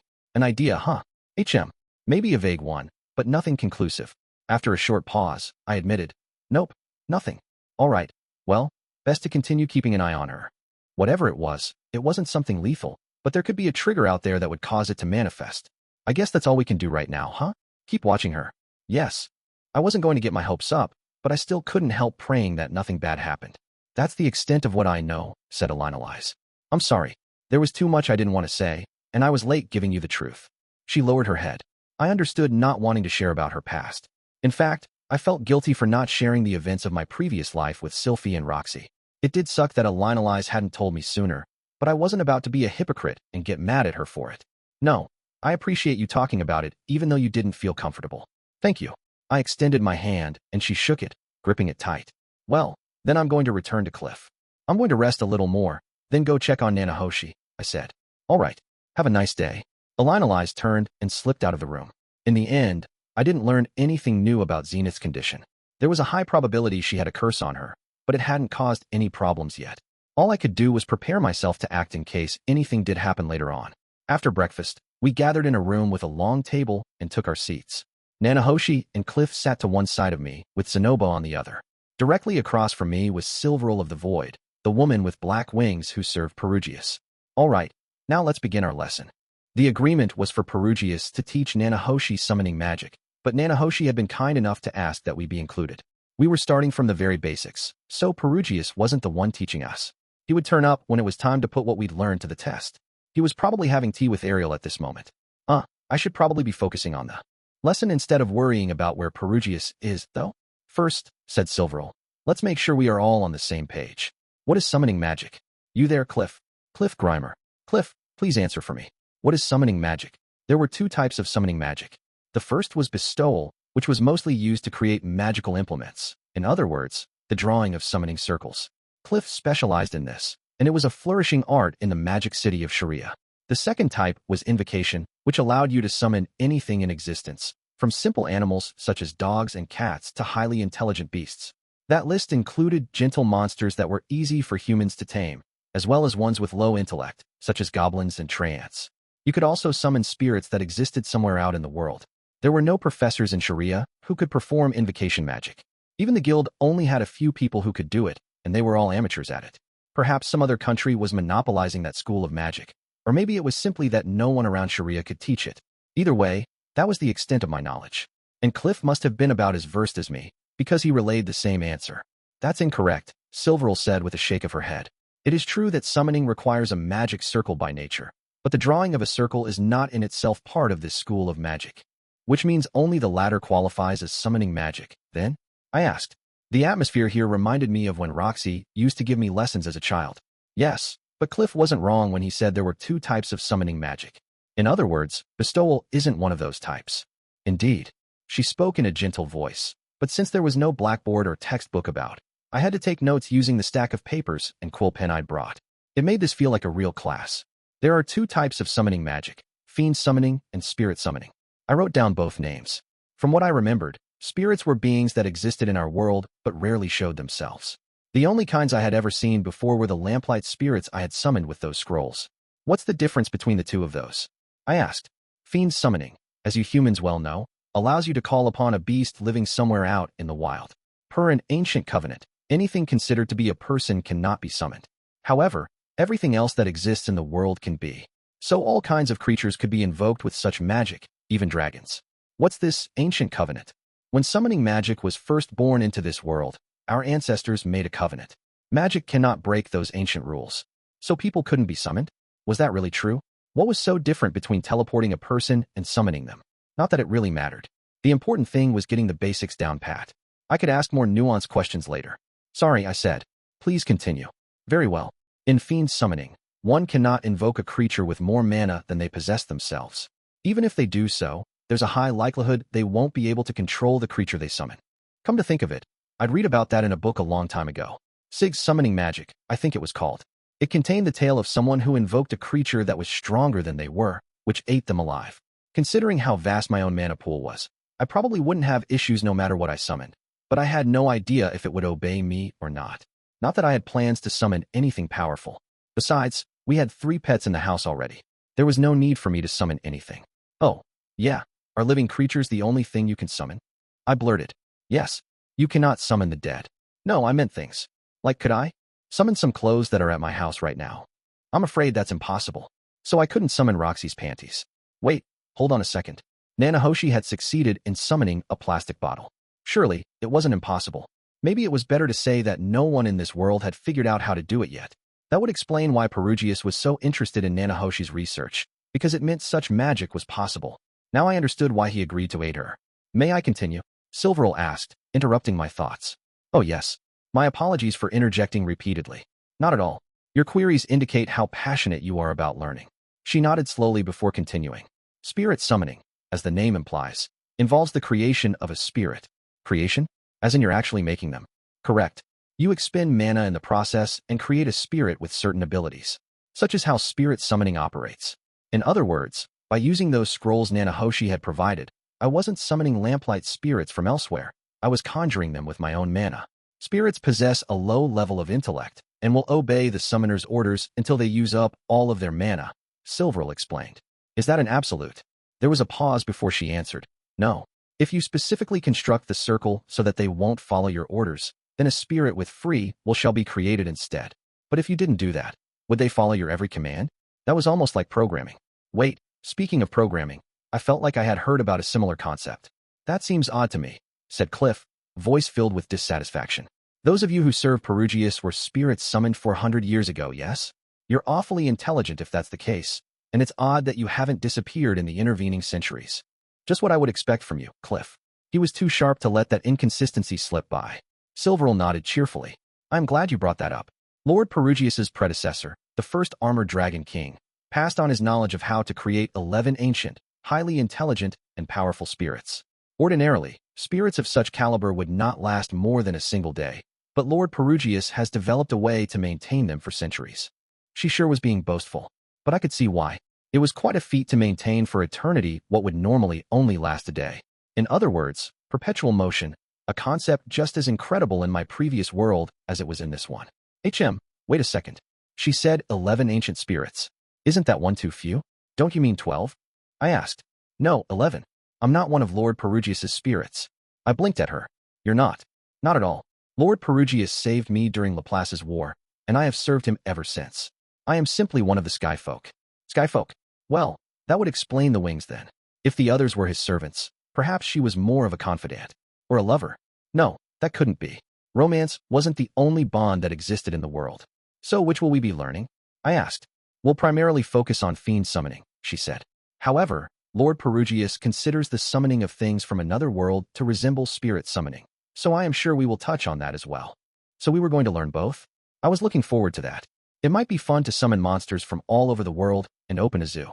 I would like to learn more about spirit summoning specifically, if possible, said Zenoba. Cliff nodded in agreement. I am interested in the subject too. As I noticed how invested in this they both were, something in my brain finally clicked. Programming. That's right. The way the core of that automated doll functioned had reminded me of programming. Wait, if we were able to learn spirit summoning, we might be able to complete that doll. Of course, I didn't think it would be easy to succeed where maniacal Dragon King Chaos had failed, but I was sure this magic would come in handy all the same. You never knew when such knowledge would be useful. All right, now let's start by learning the foundations of summoning. First, please look at this magic circle. So did Silveril begin the lesson. Unfortunately, I was behind the other 3 when it came to knowing how to draw a magic circle, almost like a dropout who had suddenly decided to rejoin his peers. Maybe I should have learned the basics instead of leaving it to everyone else. It wasn't too late to start now, regardless. One was never too old to learn something new, and I was only 18. Look at Zenoba. He was in his mid-20s when he first entered the academy, and he'd come a long way refining his ability to craft dolls. I should learn from his example. Although I was starting off on bad footing right now. After this lesson was over, I needed to put in some revision and practice. By the by, Silverl said, it's almost time for lunch. If there is anything specific you would like to eat, please let me know. And with that, our lesson ended. The night before, we had ancient Azuran cuisine for dinner, which included meatballs and potatoes boiled with herb soup. There was bread made from wheat and other grains, among some other dishes. It wasn't too different from what we ate in Sharia. Considering how grand the fortress looked from the outside, it was quite a simple meal, albeit delicious. But from Perugius' standpoint, it wasn't an ancient cuisine at all. He considered this to be traditional Azuran cooking, the standard food people made 400 years ago. There was a saying I'd read somewhere. Technology advances during times of war, while cuisine advances during times of peace. Azura's dishes had changed greatly over the past 400 years. Dinner was brought to each of our rooms, but I ate mine with Sylphiette. No matter how luxurious the rooms were, dining by yourself was far too lonely. It was strange how I had never felt that way in my previous life. I had really changed since then. Breakfast, on the other hand, I had to eat alone. Such is life. Now it was time for lunch, and Silverl had volunteered to make us whatever we liked. Considering Aramanfi was aboard and could do errands at the speed of light, they could fetch ingredients from any country in the world. Actually, they could simply order from any restaurant and have him bring the food back. His speed sure came in handy for home delivery. Could I have something from Millis? Cliff asked. Then I would like something from Chiron, said Zenoba. They both desired cooking from their respective home countries. No matter how much they acted like they were comfortable here, they missed home for sure. Very well. I shall have it prepared for you. Silverl's voice was gentle as she responded to their requests, her mask hiding any emotion on her face. I'm fine with whatever, Nanahoshi said. Perhaps she hadn't realized it, but this was our chance. I was not the type of man to let a good opportunity slip by. As the charismatic Char Aznable often said, make optimal use of every chance you get. I'm thinking vinegar-seasoned white rice with fresh, raw fish that's been cut into bite-sized pieces on top, I said. Do you know of such a dish? What? Is there such a thing here? Nanahoshi's face lit up. Unfortunately, Silverl shook her head. No, I have never heard of such a thing. Although we do have rice here. Nanahoshi's shoulders slumped. I was overjoyed to hear this, however. As long as we had rice, we could easily find something else to go with it. How about cold water with raw egg and wheat flour, mixed into a fine batter that you can dip shrimp, squid, or vegetables in, and fry in oil at a high temperature? I have never heard of that either. Although we do have wheat flour and eggs. Ooh, so they do have eggs. Which means I can always have raw egg cracked over steamy hot rice. Unsurprisingly, sushi and tempura were a no-go. That probably meant I was out of luck with sukiyaki as well, since it involved boiling soy sauce, sugar, and mirin in a pot. Whatever we got here wouldn't be as delicious as what you could eat at a restaurant back in Japan, but at least with these ingredients we could make something. What we really needed was soy sauce. That was the real Japanese flavor we were hankering for. How about a sauce made from fermented soybeans? Either soy sauce or soy paste would be fine. We don't have anything like that here at our fortress. As I suspected, no such thing exists here. I have heard, however, that Bihyrule Kingdom uses a sauce similar to the one you described. We could order Aramanfi to go search for it. I perked up. Yes, please. I didn't care that it was extra trouble for Aramanfi. If we could have him search for it, then we might as well. After an hour, he came back without any soy sauce. It was no surprise, given the short time frame, and it was my fault for only bringing it up when it was almost lunchtime. But while he may not have found soy sauce, he did bring us something else. A reddish-brown substance that the people of Bihyrule made by fermenting beans. They called it tofu, but I decided to call it miso instead.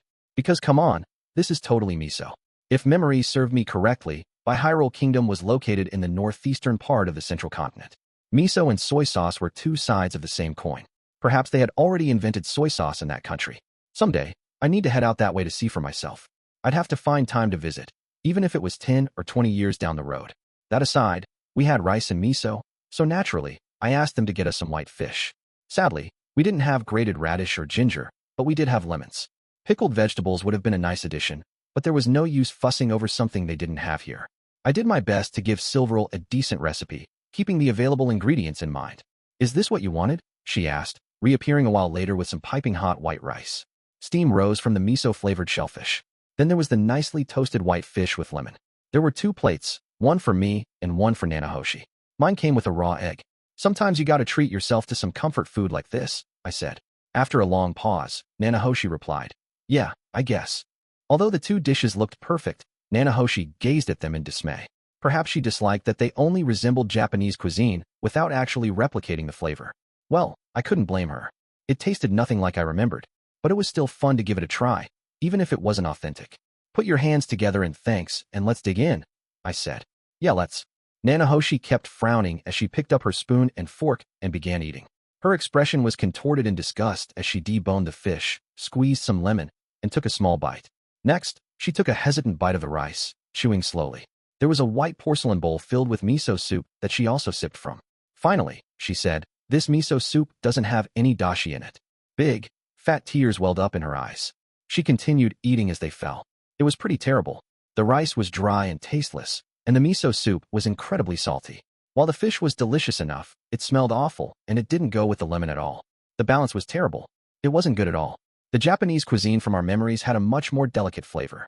Despite all of that, Nanahoshi continued shoveling it down through her tears. She didn't speak again until she finished, but that didn't take long. "Thank you for the food." Hearing that was enough to know I'd made the right choice. After our meal, we wrapped up our afternoon lecture. The lessons on summoning magic were really quite interesting. Perhaps because Silverl was a pretty good teacher. Although she didn't teach us anything of major note today, we'd surely start to absorb the concepts sooner or later.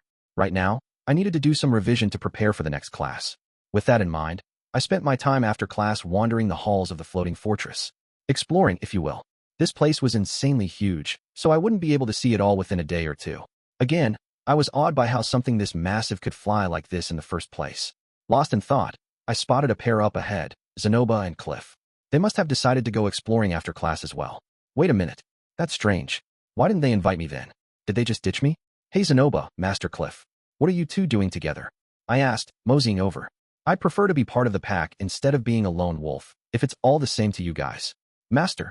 Actually, I was wandering the halls when Lord Cliff called me over." "Yeah, that got my attention, so..."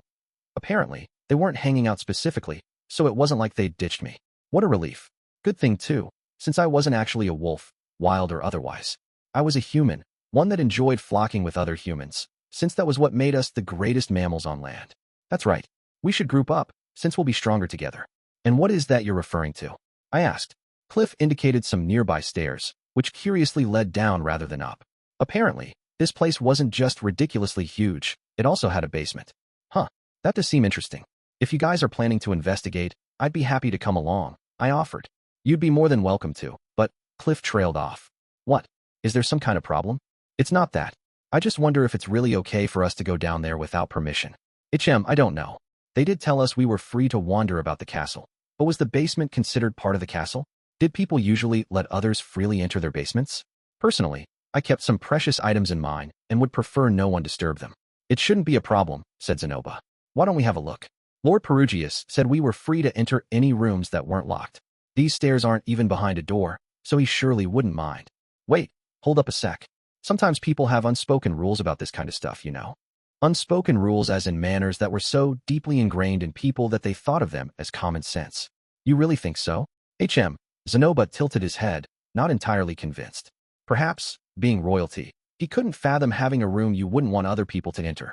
Oh, while the three of us waffled back and forth, Nanahoshi suddenly appeared. She was the type who preferred solitude, but perhaps our numbers had got her attention enough to reel her in. "What are you guys doing here?"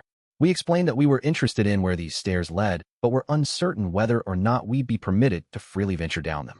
"Sure you can," she said. "Really? We can?" "Yeah. The doors he doesn't want you to enter down there are locked anyway. Have you ever opened one of them and gone inside?" "Yeah. Last time I was here, I got to see a few of them." She must have been referring to her previous visit with Orsted. The thought alone was enough to make my legs feel like jelly. I could almost imagine him being here.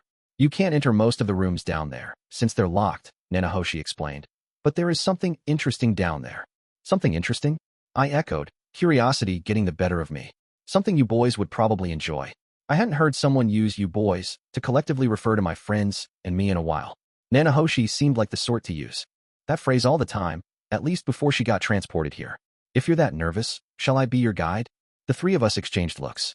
Zenoba and Cliff were both eager to take her up on the offer. I was feeling a little less adventurous, but I didn't want to be the only one left out. Since she was volunteering to guide us, surely there wasn't any danger in going. "Yes, please," I said after glancing at the other two guys. The basement was even more massive than the main floors. On top of that, they were more maze-like too. Things became more complex after we made our way down several flights of stairs, turning into what resembled a dungeon. It made me wonder if the ground floor was only for entertaining guests and the real fortress was actually underground.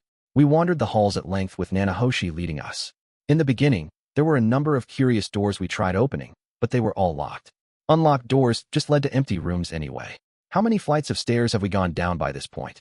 We must be pretty far below the main floor by now. Although sparsely lit, the first basement floor had at least been clean. However, it got darker the deeper we went, and it was dank down here too. There were fewer doors and more split pathways and turns to take. The floors even sloped here and there, making it all the more labyrinthine. The corridors hadn't been cleaned this far down, and mice periodically raced past our feet as we went.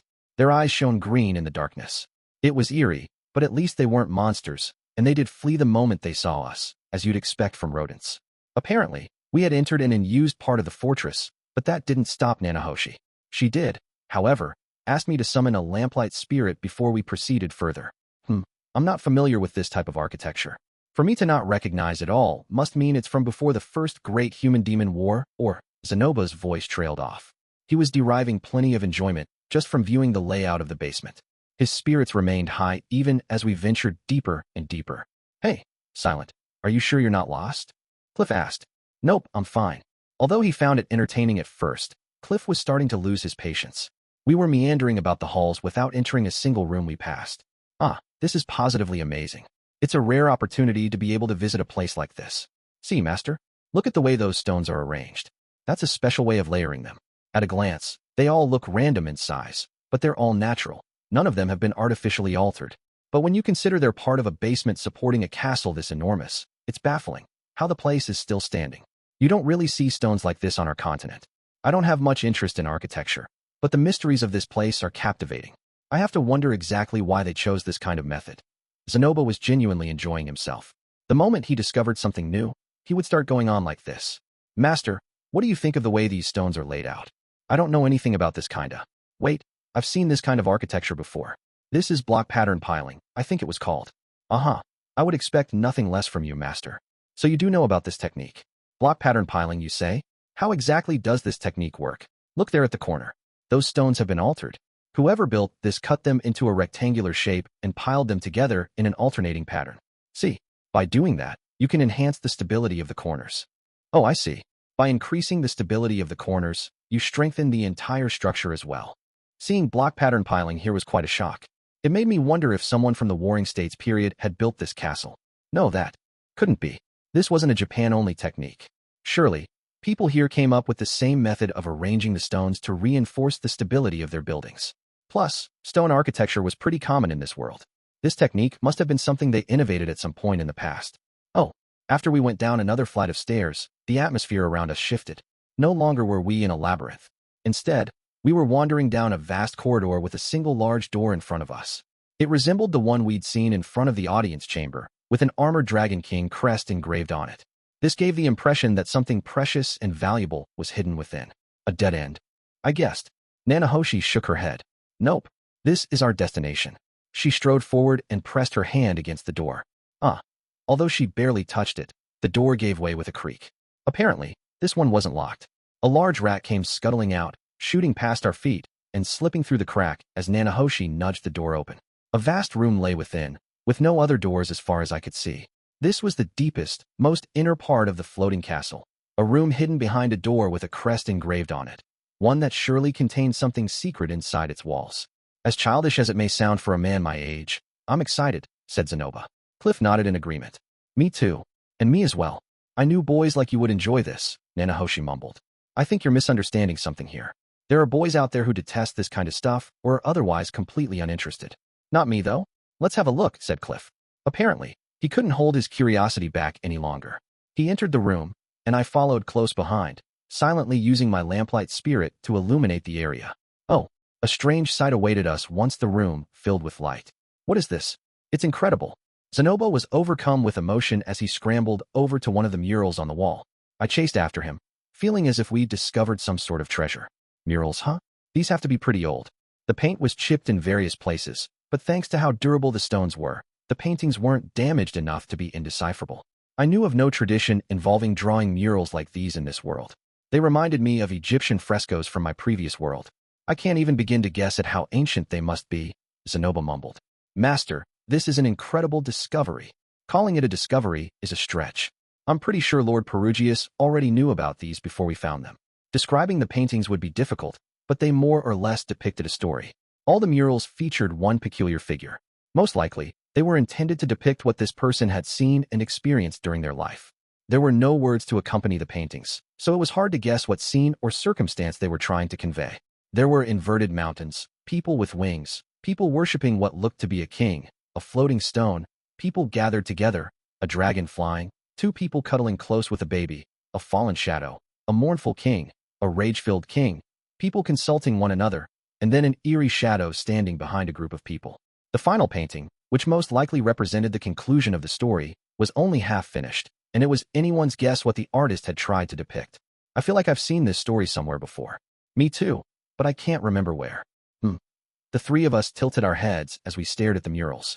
Behind us, a creak echoed. We glanced back to find Eris. Beside him was a man with silver hair and a commanding aura about him. Perugius, what are you doing down here? He demanded. Oh, it's you, Lord Perugius. Zenoba knelt down immediately, so Cliff. And I hurriedly followed suit. As I kept my head lowered, I surreptitiously glanced at Nanahoshi, who was still standing. Can someone please teach this girl some etiquette? That said, I could turn those words back at Perugius. What was he doing here? Maybe he really was pissed at us for coming down here without permission, and he trailed us to complain. Enough. Stand up. We quickly got to our feet. Forgive us. As we were exploring your magnificent castle, we happened to wander down here. And lo and behold, as we would expect of such a grandiose fortress, even the basement holds enough mystery to make one's heart pound. I never dreamed we would find something like this here. Zenoba rambled at a rapid-fire pace, so I just grunted and nodded along. He really came in handy at times like this, and he probably genuinely meant every word he was saying. However, Zenoba continued, I am afraid we allowed our curiosity to get the better of us and offended you in the process. With Lady Nanahoshi as our guide, we figured we could wander down here so long as there were no locked doors to block our path, but we must have ventured too far in without even realizing. I don't mind, said Perugius. As for these murals, I wasn't the one who created them. Nanahoshi flashed a triumphant look at us, as if to say, see, I told you it was fine. And what do you mean by that? Zenoba asked. He turned toward one of the walls, a distant look in his eyes, as if he was gazing into the past. When I first obtained this floating fortress, there was almost nothing left inside. There were traces of what once existed here, but it had all faded and crumbled away. Perugius stared at the murals as he spoke, eyes narrowing as he stepped closer and traced his fingers across it. The only thing left intact were these wall paintings, and they have stayed in good condition ever since. Everything else wasted away. And from them, I realized our ancestors had a message they wanted to pass on, a story they wanted their predecessors to inherit. He turned his gaze toward me. That is why I haven't locked the door to this room. If someone comes here wanting to see them, I have no reason to refuse. Of course, only one such person like that has ever appeared. We appreciate your explanation, said Zenoba, and I am glad to hear we haven't offended you. We didn't necessarily come here hoping to view these murals, but it does seem that our ancient ancestors were trying to pass something on by leaving them here. There is something deeply captivating about that idea. I would like to agree with you, but I am not fond of these paintings, said Perugius. There is something suffocating about them. They make me nauseated. Well, to each their own, as they say. That aside, we shouldn't linger here for too long. I'm afraid I have too little control over my own strength. If I were to accidentally touch these walls, I might destroy them, and that would be a shame. Zenoba turned his gaze toward the door, as if to indicate that he was ready to return to the main floor. Perugius hummed under his breath. Eris, guide them back up. As you command. We returned to the main floor with Eris as our guide, but Perugius didn't join us. He must have had his own feelings about those murals, because he stayed behind in that room. After that, our group disbanded, and I returned to my room without incident. It was night by now. The sun had set while we were exploring the basement. Another day had already ended. I wondered how long these little classes of ours would continue. It didn't matter how much time we took off from the university as long as we attended homeroom, but I didn't want to be away from home for too long. Lucy and Zenith weighed on my mind. Well, right now, it's best to deal with what's in front of me. I have no idea what's going on with Zenith, and Lilia is looking after Lucy for me. The only thing left for me to do is practice and revise summoning magic. Right as I plopped myself on the sofa and started digging through my luggage for a stack of paper, a knock came at the door. Rudy? Are you in? Sylphiette didn't wait for my reply before peeking in. The moment she spotted me, she slipped in and took a seat beside me. Then, she let out a heavy exhale. I reached for a nearby pitcher, poured some water, and handed it over to her. Here, you must be exhausted. Thanks. She took it and eagerly gulped the liquid down. Phew. She looked more worn out than usual. How are things with Princess Ariel? I asked. Well, not so great. How so? Lord Perugius isn't taking Her Highness very seriously. Apparently, Ariel wanted Perugius in her camp, so she was going out of her way to list all the benefits he would earn from backing her. Once she ascended the throne, he could have noble status, his own territory, or special accommodations if he wanted to engage in commerce in Azura. Of course, Perugius rebuffed her completely, saying he didn't need any of that. Well, yeah, no wonder she's having trouble, I said. What do you mean? I mean, he chose to live out here, away from all of that. So either he's not the least bit interested in it, or it actively disgusts him. What? Sylphiette tilted her head. But I thought he said he chose to live out here because it's more convenient for stopping the demon god from ever rising again. Had he really said that? Well, no doubt that was one of the reasons, too. That's not what I mean. If he wants power, he's already in a position to take it for himself. He's the hero from Laplace's war, after all. Silverol said he found the formality of the Azuran court suffocating. If you're trying to reel him in with power and prestige, it's only going to blow up in your face. If he really wanted to leave this fortress, he could easily have done so. But he'd been cooped up here for decades. Surely Perugius had his reasons. Yes, you do have a point. Maybe Princess Ariel is being too impatient. Her voice trailed off for a moment. Hey, Rudy, what do you think we should do? That's a difficult question. I had absolutely no clue. I did feel like Ariel was skipping a number of crucial steps here. Normally, a person would cultivate friendships before asking for favors. If the other party wasn't willing, then you could offer them conditions in return. Ariel had benefited from her natural charisma, using it to her advantage to make instant connections. She had never faced someone who could resist her charms before. Perugius and Nanahoshi were built differently. I was probably in the same category as they were. I was happy to do something for Sylphie's sake, but I wasn't that inclined Ariel to help out. First, I think she should try to improve her relationship with Perugius. Improve it how? Asked Sylphie. By sharing his hobbies or asking him about heroic stories from his past. Hobbies and heroic stories? Okay, I think I understand. It might help you to bring Zenoba along too. I think Perugius likes him the most out of all of us. Zenoba could carry the conversation for her, and Ariel could just nod. That would probably improve Perugius's perception of her. Okay, I'll try telling Her Highness what you said. Don't take me too seriously, I warned. I'm not infallible. I appreciate the advice regardless. Sylphie pecked me on the cheek. The soft feel of her lips was enough to make me forget about studying. Instead, her kiss stirred up wicked desires inside me. Maybe I should whisk her off to bed with me, so we can start on a second baby. I quickly dismissed that idea. No, I can't let myself get distracted. I'm going to study. I'll just have to settle for feeling up her, but a little instead. Wait, no? By the way, how are things going with you, Rudy? SOSO, I guess. I sealed away my inner lust demon as we discussed everything that had happened in the past day. We talked about Zenith's curse, summoning magic, the meal I shared with Nanahoshi, and how Nanahoshi had led our foray into the fortress's basement floors. You sure are awfully nice to Nanahoshi, Sylphie grumbled after I finished. I guess eating with another girl and hanging out with her really is a no-go after all. That said, Zenoba and Cliff were present both times, so it wasn't as if I was alone with Nanahoshi. But I did go out of my way to make that meal for her. Crap, I have to do something to fix Sylphie's mood. I had to let her know that my love for her far exceeded the friendship I shared with Nanahoshi. Miss Sylphiette, yes. May I hold you in my arms? She sucked in a breath, cheeks puffing as she pouted and turned away. You always try to kiss up to me like that. Why? Is it because you feel guilty? Oh, she's being awfully cold today. What's going on? Is she seriously pissed at me? Don't tell me this is that lull period that people often speak of in marriages.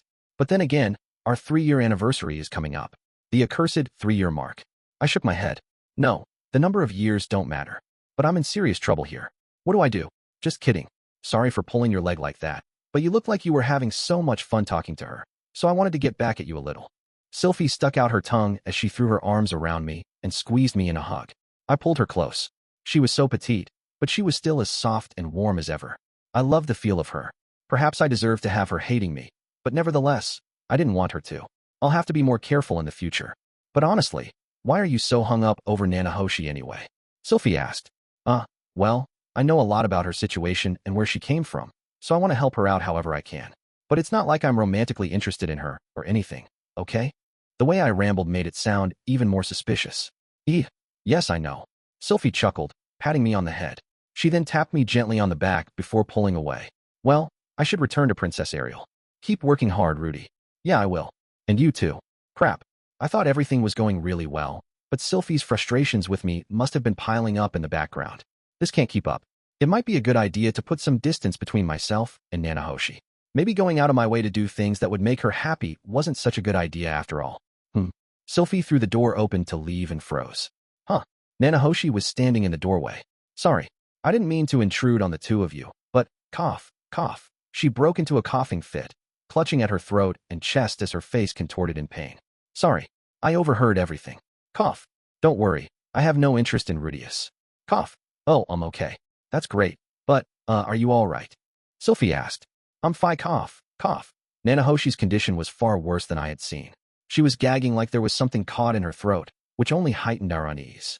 It's just, my cough has gotten so much worse. Cough, cough. I went to Cliff to see if I could get him to cast some detoxification magic on me, but he was preoccupied with Elinalize. I thought I'd get Rudeus to do it instead, but if that's only going to cause more misunderstandings, I'll just wait and have Cliff help me tomorrow. No, it's fine. Everything is fine. I'm not really that worried about it, Sylphie blurted in a panic. As Nanahoshi turned to leave, Sylphie grabbed her by the shoulder.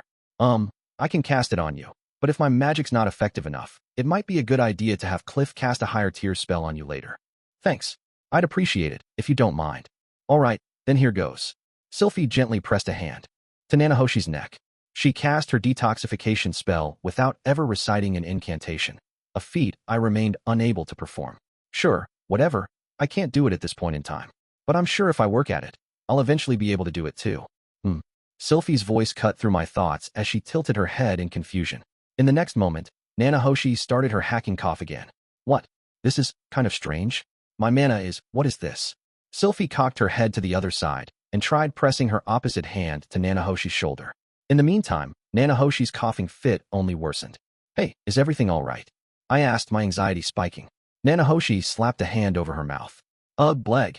There was the sound of liquid spattering. Huh. A clot of blood fell to the floor. Hey. Nanahoshi stared silently down at her hand, dazed. Her brain couldn't seem to digest what she was seeing. She turned her palm toward me, as if she thought I might have the answers. Her skin was coated in blood. A second later, she collapsed to the floor and lost consciousness. What? I wasn't the only one standing there dumbstruck. Sylphie was also frozen in place. Just now, when I tried to pour my magic into her, why? I don't. Flecks of blood coated Sylphie's face and hands as she stared down at Nanahoshi. Her skin was deathly pale. I immediately strode toward her. Sylphie. There was a tremor in my voice. She flinched, eyes trembling with fear as she retreated a step. And no, it wasn't me. I didn't do anything to her. Sylphie continued edging back until she was trapped in a corner. I silently followed her until her back was to the wall. Once she knew she had nowhere left to run, she squeezed her eyes shut. I know what I said a minute ago, but I really only intended to tease you a little bit. But really, I would never do something like this. I pulled a handkerchief from my pocket, moistening it with my water magic, and slowly began wiping the blood from Sylphie's face. Once that was clean, I started scrubbing her hand next. The worst vehicle for disease was a sick person's bodily fluids. I didn't think wiping Nanahoshi's blood off of Sylphie would magically fix everything, but I couldn't leave her looking like that. For Sylphie's part, she didn't try to resist. She merely stood there and let me work. It's okay, Sylphie. I watched your whole interaction with Nanahoshi. You didn't do anything wrong. Oh, okay. I was calm now. Seeing her lose all of her composure had helped me keep mine. At least, I hoped it had. It's okay. I repeated again. You didn't do anything. Nanahoshi has been sick for a while. Understand? Yes. Things just happened all at once, with the worst possible timing. This is absolutely not your fault. Oh, okay, but when I tried to use my magic on her, there was something strange inside of her. It was like my mana wouldn't go through her. In fact, it just seemed to coalesce together or something. Blood was trickling from Nanahoshi's mouth and nose as she lay on the ground, unconscious. Her life could be in danger if we didn't get her help. Sylphie was still in shock. I need to calm her down. No, maybe just the opposite. Perhaps I should order her to do something. Usually, when someone was in this sort of confused state, giving them something to do helped them snap out of it. Listen to me, Sylphie. I need you to get help. Either Cliff or Lord Perugius. Why you want me to go? Yes. I'll watch over Nanahoshi and do what I can for her, but in the meantime, I need you to go get help. Can you do that? Why yes, I can do that. Clarity returned to her eyes as she dashed into the hallway and left. Sylphie had faced carnage several times before, but that hadn't prepared her for having an acquaintance throw up blood out of nowhere. Even she was caught unprepared. Worse yet, it all happened right after Sylphie touched Nanahoshi. I knew my wife wasn't the type to hurt someone else, no matter how jealous she was. That said, sometimes she could be compulsive and, nope, not possible. All right, I said, throwing those thoughts out the window as I turned to face Nanahoshi. Despite what I told Sylphie, there was little emergency care I could give our unconscious friend. I'll just have to do what I can. Chapter 4, Lament. Days had passed since Nanahoshi collapsed. She had yet to regain consciousness, and we still didn't know what caused her to throw up blood. Aramanfi instantly appeared after Sylphiette left to get help. He looked Nanahoshi over and carried her straight to the sickbay. In the meantime, I gathered everyone to explain the situation. I told them that Nanahoshi's condition had worsened, and when Sylphiette tried to cast detoxification magic on her, she spat blood and collapsed. I also told them she was being treated in the sickbay. All of it had happened so fast, and that was pretty much all I knew. They were all taken aback, but at least they understood what was happening. At the moment, Yuruzu of Atonement was the one looking after Nanahoshi. Yuruzu possessed a special healing power that allowed her to transfer one person's stamina and health to another. Since this operated very differently from detoxification magic, it could be effective in treating illnesses that couldn't be cured through normal means. Supposedly, anyway. The only issue was that Yuruzu couldn't do it on her own. She needed someone's cooperation to perform her magic. Sylphiette immediately volunteered. Yuruzu had her lie beside Nanahoshi and began working her magic. Nanahoshi's face was contorted in anguish throughout the process, and her coughing fits were ceaseless, even as she remained unconscious. Karawan, how is she? Perugius glanced at Nanahoshi once before ordering one of his subordinates to inspect her. The man at his command was Karawan of Insight, whose ability allowed him to peer through the unknown to identify a person's secrets. This also meant he could analyze a person's condition if they were unwell, almost like X-ray vision. He looked at Nanahoshi, or maybe through her, and shook his head. It's not something Yuruzu can cure with her powers. Then search the archives, said Perugius. As you command. With that, his subordinate began to search for information on this illness and how to cure it. Karawant was going to compare the symptoms he'd observed in Nanahoshi with the literature they kept in the fortress. I offered to help, but Perugius flatly turned me down. He had no intention of letting an outsider into his archives. In the interim, Yuruzu continued her treatment, and Sylphiette remained in the sickbay. I was left with nothing to keep me preoccupied. Of course, I didn't spend the next 3 days doing absolutely nothing. I returned home and updated Roxy on our situation, letting her know that Nanahoshi had collapsed and Sylphiette was helping to treat her. Thus, I said, we would be a bit delayed in returning home. After hearing everything, Roxy immediately took action. She contacted the university and requested time off, then explained everything to our family in my stead. She also promised to take care of everyone while we were gone. She was far more calm and collected than I was. No doubt she was used to these sorts of situations. In the end, I didn't actually do anything. Roxy did it all in my stead. All I did was remind Aisha and Norn, once again, that we would be late coming back. Then I grabbed an extra change of clothes and hightailed it back to the floating fortress. Not that there was anything I could do when I got back except pray that Nanahoshi would come out of this safely. I wonder if she'll recover. Like me, Cliff had nothing to do other than twiddle his thumbs. The castle had a chapel, and that was where Cliff went to offer his fervent prayers. Let thy will be done, Lord Millis, he said, hands clasped and eyes closed. People of faith often prayed like this in times of trouble. As for me, I never believed in any sort of higher power. I only put faith into the people who had helped me in this world. And I knew that even if I prayed to Roxy or Sylphiette, it wouldn't relieve the anxiety I felt. As the silence stretched on, I suddenly remembered a movie I'd seen long ago. It was a famous one about aliens taking over the world. Their scientific advancements allowed them to overpower mankind and wipe us out. But at the very end of the film, their machines all came to a screeching halt. They had no immunity to the common cold virus, and it decimated them all. Nanahoshi had teleported to this world. She wasn't reincarnated into it, like I was. On top of that, she didn't age, and she couldn't use magic or magical implements. Perhaps it wasn't simply mana she lacked, but immunity to pathogens in this world as well. No, if that were the case, she should have fallen ill much sooner. It's been 8 years since the displacement incident. That was a long time for her to go unaffected. My lips thinned. Is she actually going to die? Today was the 4th day since Nanahoshi collapsed. We were all called into a room with a round table. Perugius and all of his familiars were present, except for Yuruzu of Atonement. They stood behind their lord as he took his seat in an extravagant chair. Please sit, said Silverl. We did as she asked, settling into our chairs. Sylphiette was still assisting Yuruzu with Nanahoshi's treatment, so without her, there were only 6 of us left. We have discovered what ails Lady Nanahoshi, Silverl said, stepping forward once we were all seated. So they finally figured out what it is. The name of her illness is Drine syndrome. Drine syndrome? This was the first I'd heard of it.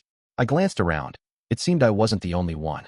Cliff probably had the most medical knowledge among us, but even he looked confused, shaking his head. It's not surprising that you are unfamiliar with it. It was active an eon ago, when humans possessed less mana than they do today. Back then, a number of children were born without any mana at all. By the time they reached 10 years of age or so, Without exception, they would die from this syndrome. Well, that did seem to match up with what Nanahoshi was experiencing. Although she wasn't a 10-year-old, she had been in this world for 8 years by now, and she didn't possess any mana. So her illness definitely wasn't Sylphie's fault after all. According to the literature, those who do not possess mana of their own lack the ability to neutralize outside mana that filters in. Thus, it accumulates inside them over a decade and causes this illness.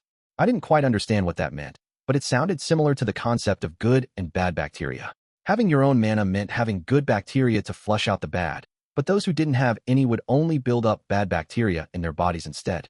While I wasn't sure how much we could trust this literature Silverl spoke of, her explanation did make sense. Did you find anything about how to cure this illness? I asked. There was nothing. This took place 7,000 years ago. As humans' natural mana strengthened over time, the syndrome died out. That time frame meant the syndrome was active prior to the first great human-demon war. If memory served, that war was said to have lasted a millennium. Such vast conflict brought about great evolution. However they did it, mankind must have managed to strengthen themselves. It only made sense that Drine's syndrome died off as a natural byproduct of that. Nonetheless, 7,000 years was a long time. It wasn't surprising they had little literature left on the topic. It was a miracle that we'd managed to find out the name of what plagued Nanahoshi. So what do? I asked. Freeze her in time. It wasn't Silverl who responded to me this time, but rather Perugius, whose imposing form sat rigidly in his luxury chair. Scarecode of Time can use his power to freeze Nanahoshi's clock. A man stepped forward as Perugius spoke. He wore a mask that protruded at the mouth. It somewhat resembled the puckered lips of a Hayatoko mask. No, maybe more like a gas mask? So he's Scarecode of Time, huh? I was pretty sure his ability was to freeze the time of anyone he touched. It would stop his time as well, but at least if he used it on Nanahoshi, it would keep her from dying or getting any worse. Alright, what do we do after that? We contact people on the surface and look for a way to cure it. Okay, that was one way to do it. With Perugius's reputation, surely there weren't many who would turn us away. Although I have no idea how many people out there will want to try to save her, Perugius added. Can't you use your influence to help her? I asked. Nanahoshi and I are merely bound by contract. I won't put myself in debt to other people to help her. That sounds awfully cold to me. That said, I knew nothing about their relationship, so I wasn't about to stick my nose where it didn't belong. Don't misunderstand me. You are my guests, so I will do what I can to help. However, my entire life's purpose is to seek out Laplace and vanquish him. What aid I can offer only extends so far. I cannot assist her at the cost of my own objective. So basically, since watching over Laplace was his job, he wouldn't put in extra effort into helping her. If he requested help from someone else, that would put him in their debt, which he would eventually have to repay. It would be an especially heavy debt considering we needed a cure for a syndrome that hadn't existed for thousands of years. There was no telling what kind of price would be extracted for a favor like that. Perugius had no obligation to someone like Nanahoshi. No, in fact, he'd already done more than he was duty-bound to do. He treated her condition and was keeping her alive. That was why he was making this declaration, saying he wouldn't do any more than he already had. If one of us wanted to save her, we were welcome to do so. I didn't think there was anything wrong with that. You're just planning to abandon Nanahoshi then? Cliff erupted, springing to his feet. I never said I would abandon her. Liar. You have this incredible castle and all of these exceptional familiars at your disposal. If anyone can search for a cure, you should be able to. Perugius's brow twitched. Having the ability to do something does not mean one is obligated to do it. Enough of your games. Cliff snarled. It's the duty of those with power to help those in need. Humph. Don't push Millis's annoying religious drivel onto me. What did you say? I knew Cliff was merely speaking out of anger. He was a believer in Millis, which resembled Christianity from my previous world. Perhaps one of Millis's teachings was that people should extend the hand of mercy to those lambs in need of succor. I thought it was a mistake to say that to Perugius, though. He was operating on his own sense of morality. For the past 400 years, he had been working toward one objective. He was interested in Nanahoshi's research on summoning from other worlds, but that did not take priority over Laplace. It was mostly a way for him to kill time. What you're saying is tantamount to abandoning Nanahoshi. If you're going to help her, you should commit to doing it right. Cliff, enough. Elinalize bellowed at him after he kicked his chair. She seized him by the shoulders and held tight, so he couldn't move. I know how you feel, but hold it in. His lips drew taut. I don't want to lose you over something like this, she continued. Around the room, all 11 of Perugius's familiars were poised for battle. Perugius took one glance at Cliff, who was comparatively powerless, and his lips curled into a mocking smile. If you're so bothered over her condition, why don't you take action? Your god would say the same, would he not? When helping those in need, don't rely on others. I believe it was. Grr. Cliff scowled as he slid back down into his chair, vexed by Perugius's words. Surely it wasn't his intention to jump down Perugius's throat. It simply upset him that someone so powerful, who seemed capable of anything, wouldn't try to help us. Huff. I took a deep exhale. Okay, now what? I want to help Nanahoshi out, but I have no idea where to start. The rest of the group seemed similarly stumped. Within my family, Aisha in particular had spent a lot of time with Nanahoshi and would be sad if she passed. Plus, if we did nothing and watched Nanahoshi wither away, Sylphie would blame herself. Isn't there something I can do? Pardon me, said a voice as the door to the room swung open. Yuruzu of the Atonement stepped inside. Lady Nanahoshi has regained consciousness. The moment I heard that, I jumped out of my chair. Anne, how is she? On the surface, her symptoms seem to have improved. Meaning, Drine syndrome causes a buildup of mana, which alters one's body and leads to illness. We have managed to treat those symptoms. By the sounds of it, Drine syndrome seemed to resemble AIDS. All of her coughing up until now must have been a sign. That was why our detoxification magic was effective at clearing her surface symptoms, but never entirely got rid of the problem. Can't you absorb the mana from her body, or something? I asked. I'm not able to do that, no. Then don't you know anyone who can? Yuruzu slowly shook her head. Oh, all right then. I wondered if there was some other way we could drain the excess mana out of her body. For instance, we could make a magic implement with such properties. Surely, our ability to make such objects had progressed in the 7,000 years since Drine syndrome first appeared. What else could we do? Could I use the mana absorption stone to cleanse her? Nah, that thing isn't capable of absorbing mana from inside a person's body. Although I get the feeling it's not impossible to use it that way. Maybe we should make something instead? But how long would it take to make something with those capabilities? And there's not even any guarantee we could make such a thing. Shit. At any rate, I'm going to go see how Nanahoshi is doing, I said, making my way to the door. The others quickly followed me. The sick bay was desolate. It had the same furniture as the guest rooms, but the interior was made of windowless stone. An operating table of sorts stood in the center of the room, and there was also a cabinet containing a knife and bandages and other medical supplies. Silence hung in the air. Nanahoshi was in a bed in the corner of the room. All the blood she'd hacked up was gone now. At some point, Sylphie and Yuruzu had given her a pristine white gown as if she were some kind of hospital patient. From the outside, there was no indication that she was in any danger, yet the life seemed to have been drained from her.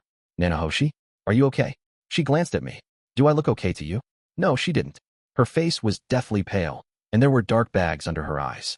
You could tell she was ill just by looking. Perhaps Yuruzu's powers of atonement were also draining for the patient. Incidentally, the bed beside Nanahoshi's was empty. Yuruzu had Sylphie carried off to her guest room right as we came in. I'd seen Sylphie in passing, and she looked emaciated. She'd been helping with Nanahoshi's treatment these past 4 days. Although she hadn't gone without food and water, it still had a noticeable impact on her constitution. Yuruzu said they can't cure me. I know, I said as I sat beside her. It seemed Miss Yuruzu hadn't hidden any of the details from Nanahoshi. Well, I'm sure you'll get better soon, though. We both know I won't. She turned her gaze to the wall and went quiet, perhaps saying that had been a bit reckless of me. After a long, drawn-out silence, Ariel and the others tried talking to Nanahoshi. Some of them tried to comfort her, some encouraged her to keep her spirits up, and others promised she would get better soon. They were all just trying to brighten her mood, but unfortunately, in times like this, sometimes that had the opposite effect. For those in pain, there was nothing more contemptible than empty reassurance. Nanahoshi wouldn't respond to anything, so they all eventually ran out of things to say. An oppressive silence permeated the air, stifling the atmosphere. Well, then, Nanahoshi, I should be getting back to my room. I'll come see you again, said Ariel. She was the first to leave, and the others soon trickled out after her. Cliff lingered. It was only with a Lionel's prompting that he finally vacated the room. When they slipped out the door, I heard her say, "There's no words we can offer her." I was the only one left. I didn't know why I had stayed, but I felt like I needed to be here with her, that it would be dangerous to leave her alone right now. There was nothing I could say to her, though, not when she was sick with an incurable illness. Anything I said would be pointless.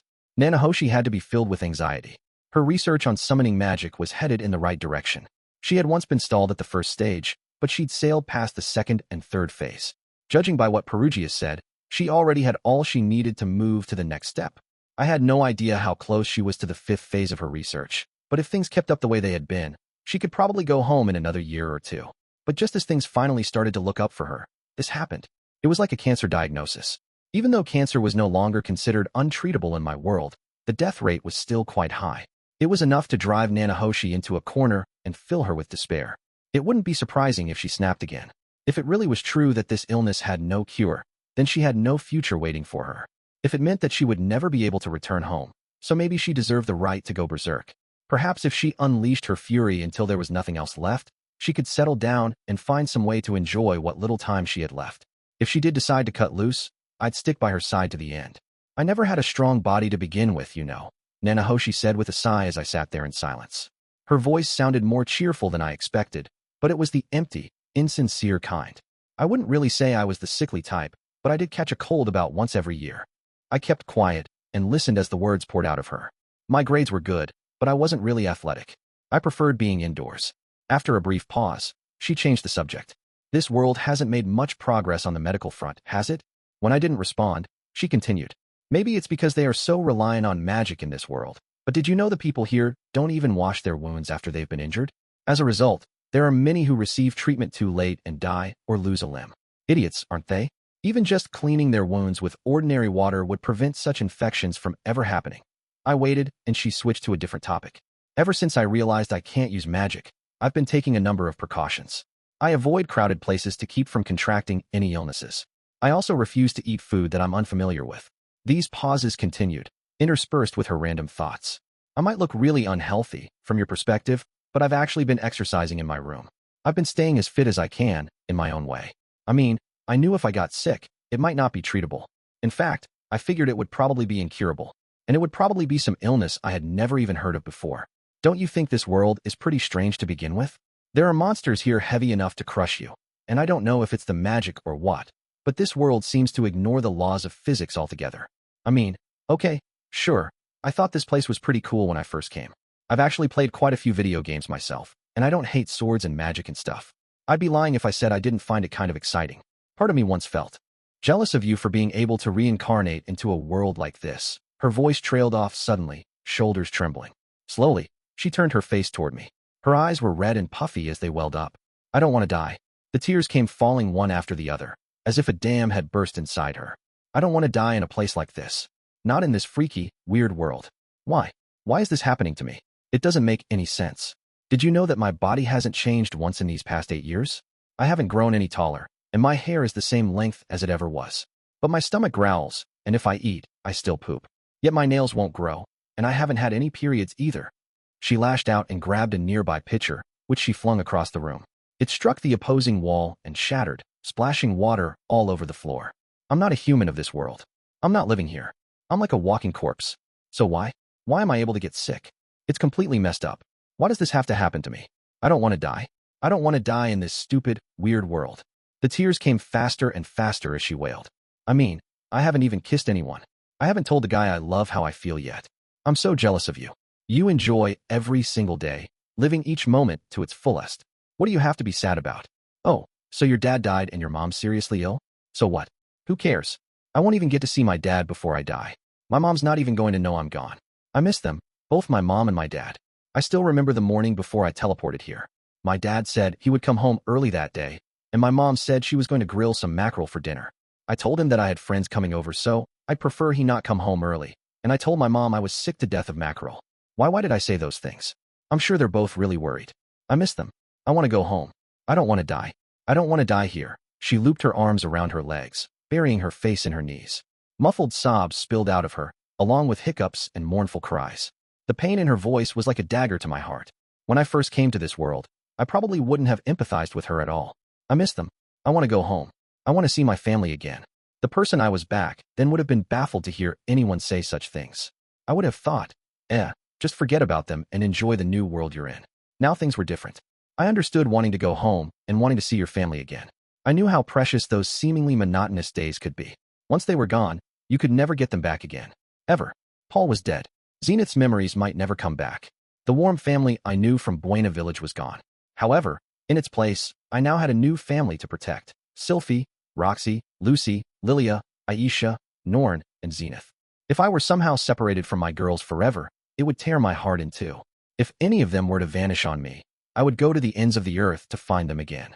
And if I were to somehow be transported back to my old world, it wouldn't matter if I could use magic there or if girls tripped over themselves to shower me with attention. I would still be dead set on coming back to this world. Hick, hick.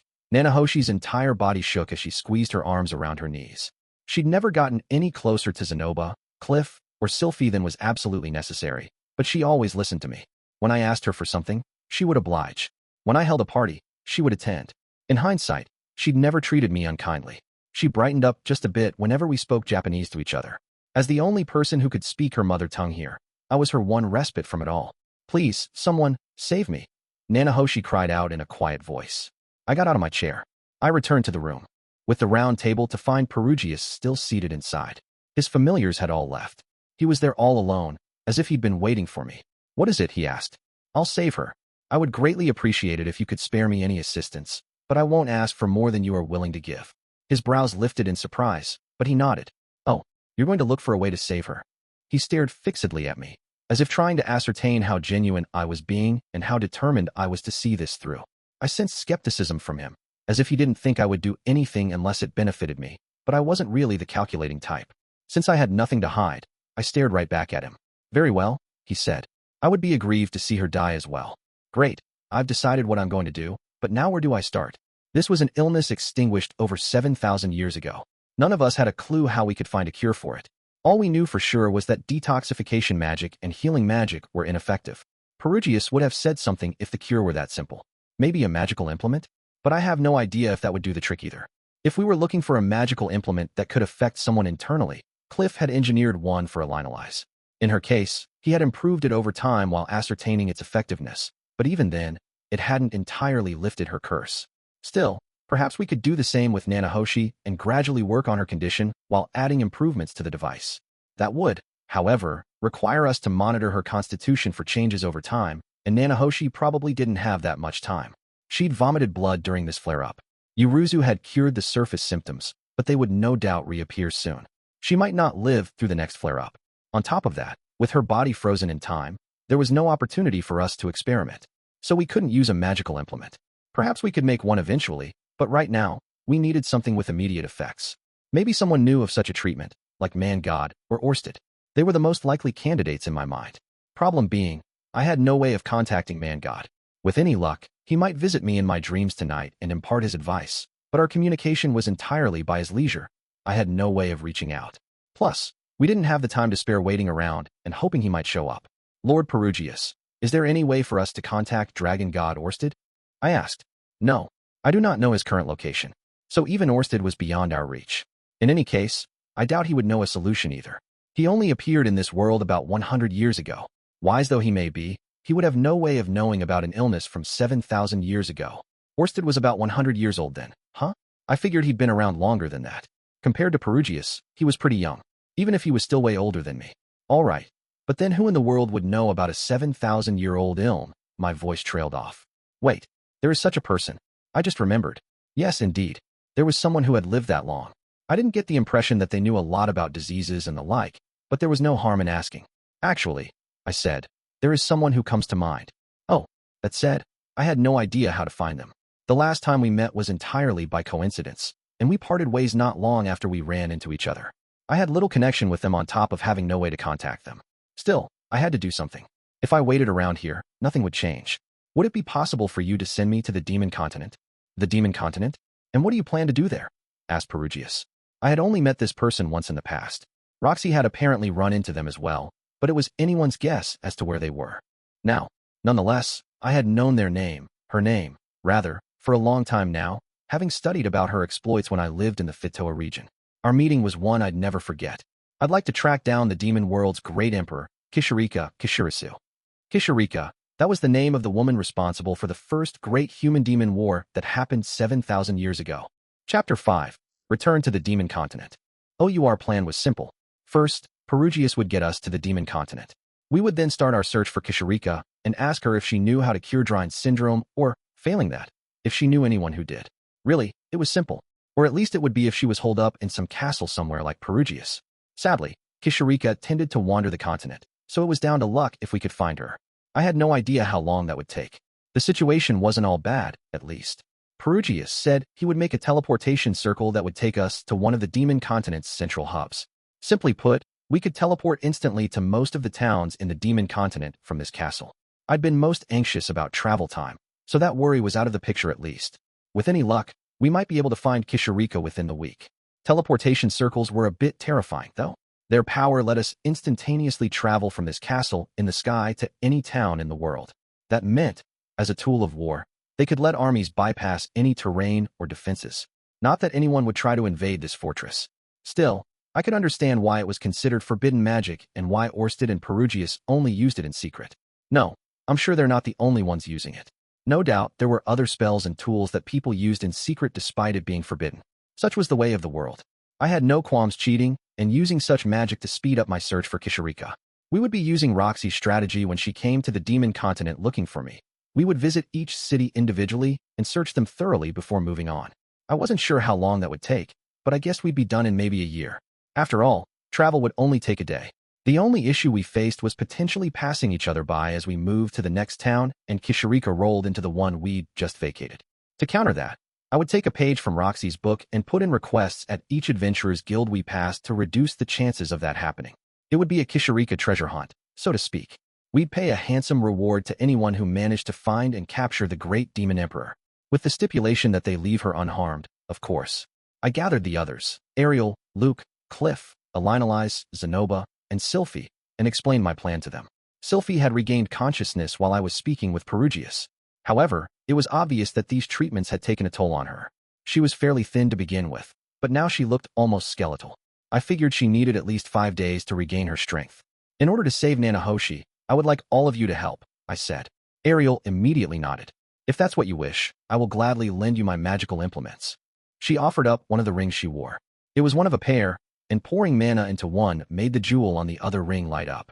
It was a secret treasure of the Azura Kingdom, used to alert the person on the other end of danger. I wasn't sure what I would use it for, but surely it would come in handy at some point. Almost like a pager. Zenoba, Miss Elinalise, I would like you to come with me. I wanted the two as bodyguards. After all, Zenoba was a blessed child. If we happened to face a Hydra again, he could surely handle it. I couldn't create a battle aura, so my physical defenses were pretty weak.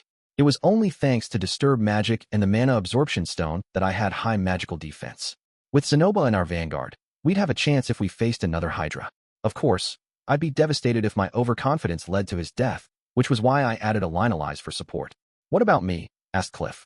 I'd like you to create a magical implement. Frankly speaking, there was no guarantee that Kishirika would know anything about this sickness or that we would find a cure. It was possible we were just wasting time. Therefore, I thought we should approach the situation from multiple angles. Nanahoshi's illness was similar to a curse.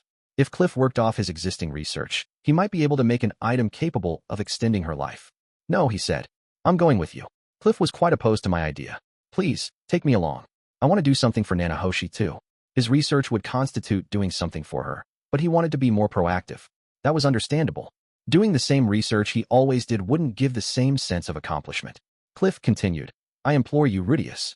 I understand the feeling of wanting to go back home. Now that I thought about it, Cliff had been away from his home for quite a while. He was fairly short for his age, so he only looked about 15, but in reality, he was already 19. I think he said he left the holy country of Milis about 6 or 7 years ago. Cliff's desire to go home wasn't exactly the same as Nanahoshi's, given she was from an entirely different world, but he could empathize with her on some level at least. All right, I said finally. Seriously? I was already taking Elinalise with me, and with Nanahoshi frozen in time, there was a limit to how much research Cliff could do here anyway. I didn't have to force him to stay and work while we went out looking. He could resume his research if we came up empty-handed or failed to find Kishirika altogether. We would support him in whatever way we could. Yes, Master Cliff, I'd be happy to have you along. In that case, we needed to shorten our search time in order to make the shift to researching a cure as smooth as possible, assuming our current route of inquiry failed. About 6 months to a year should be sufficient. And what about me? What should I do? Sylphiette asked at last, her face pale. She had yet to recover her strength, so there was no way she could come along with us. Besides, Sylphiette, I want you to rest for the time being. Sure, but after that, then what? When you finish recovering, I hesitated. Finally, I said, I'd like you to return home and look after Lucy. What? Her face clouded over. I quickly explained, I might not be able to come home for the foreseeable future. I don't think it's good for a child to be away from both of their parents for so long.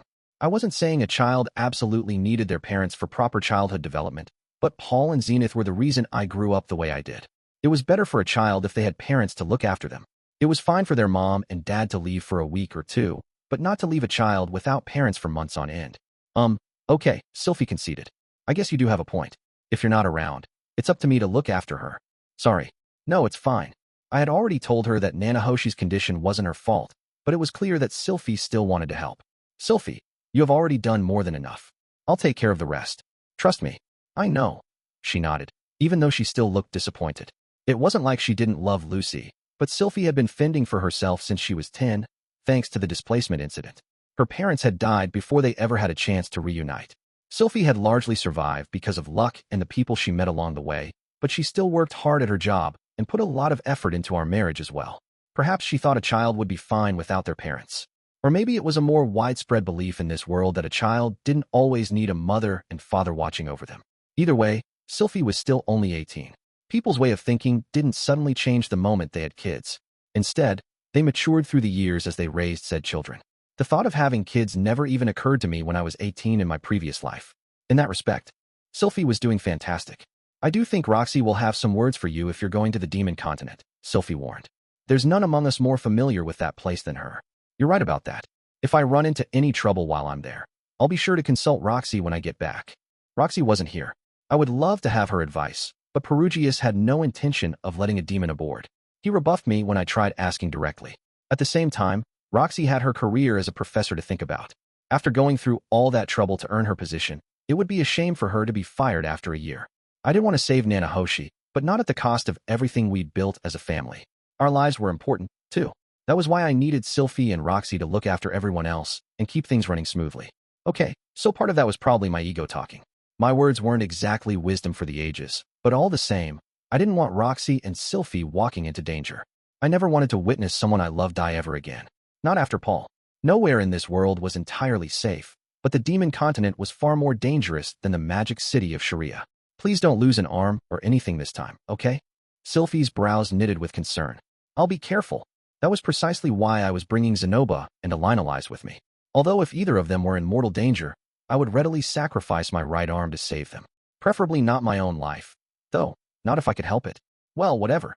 Things would go much better this time around, I was sure. I returned home once more to explain the situation to Roxy and the rest of my family.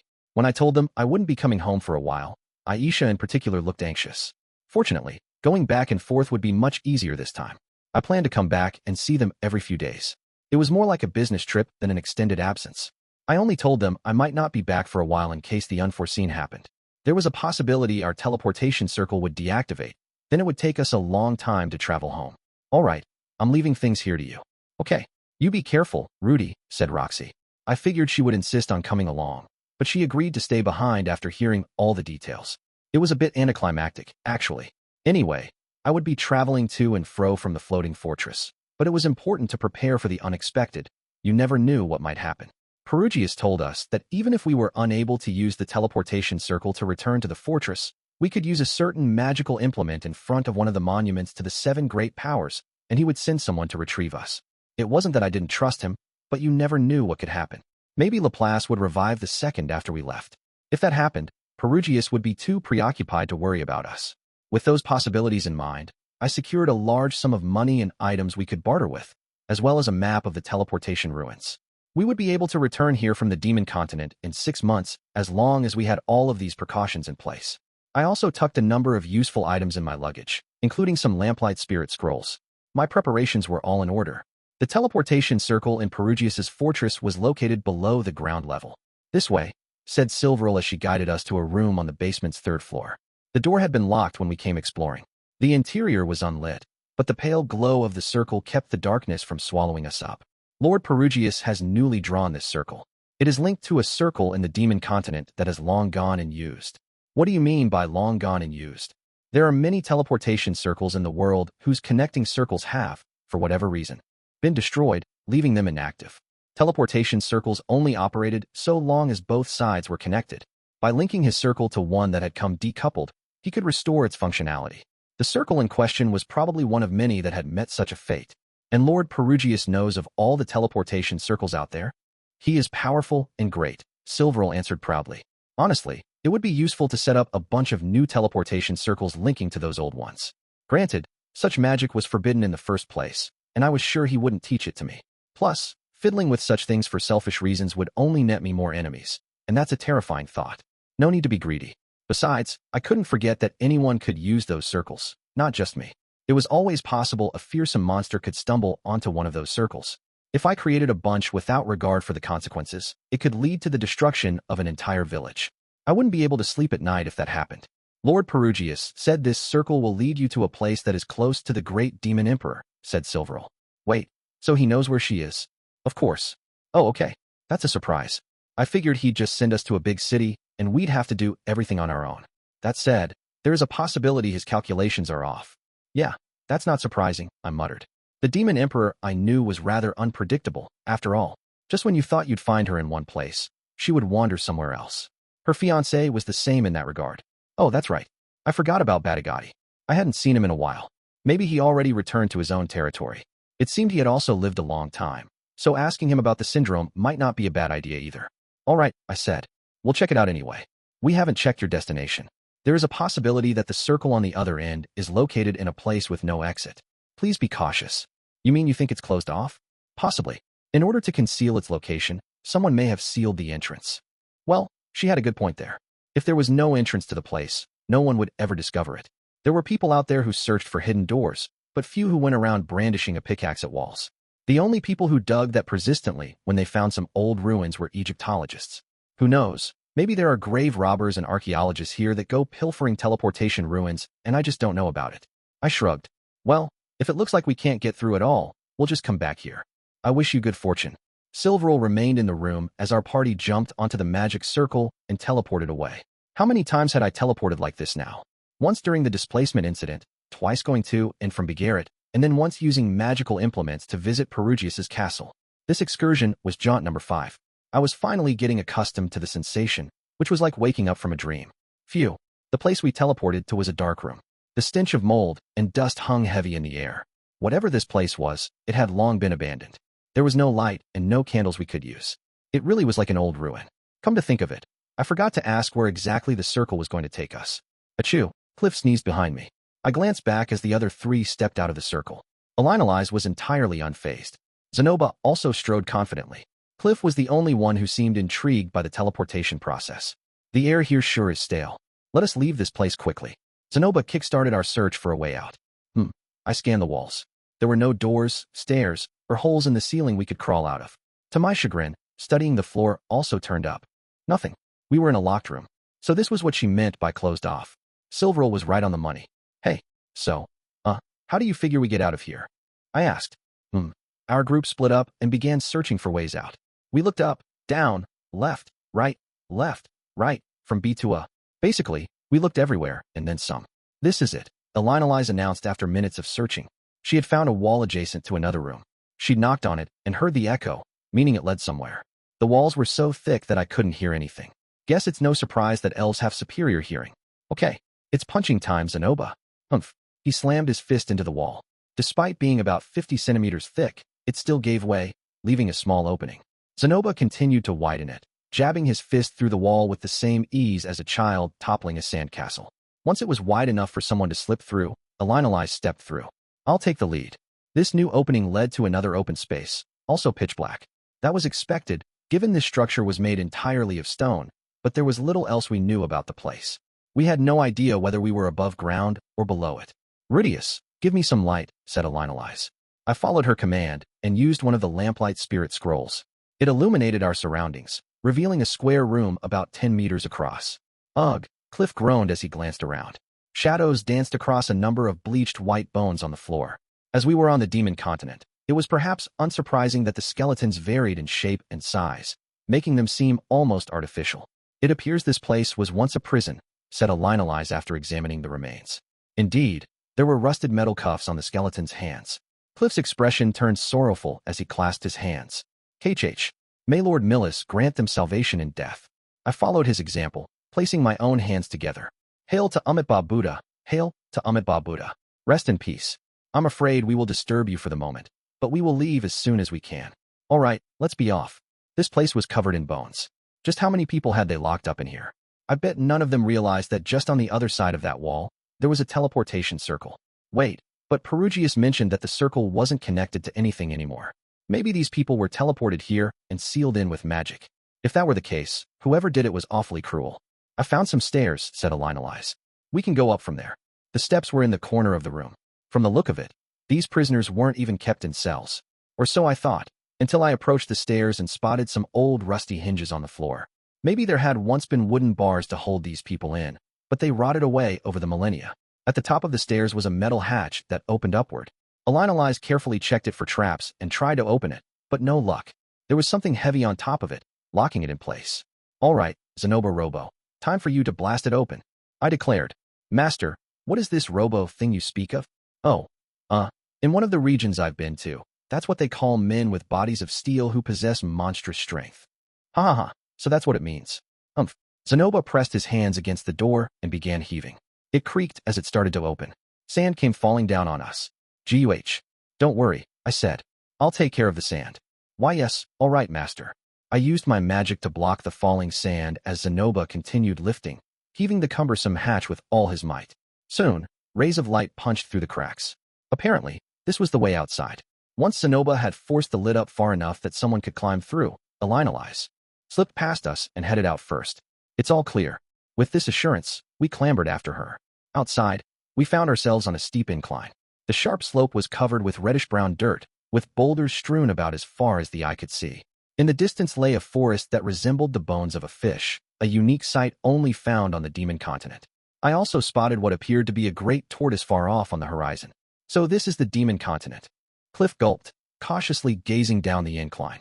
There was no city nearby, at least not that I could see. I wondered how close we really were to Kishirika.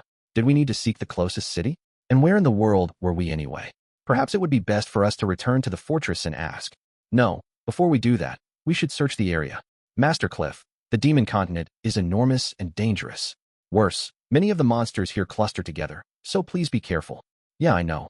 Cliff's expression was entirely serious as he nodded. "I meant what I said about this place being perilous.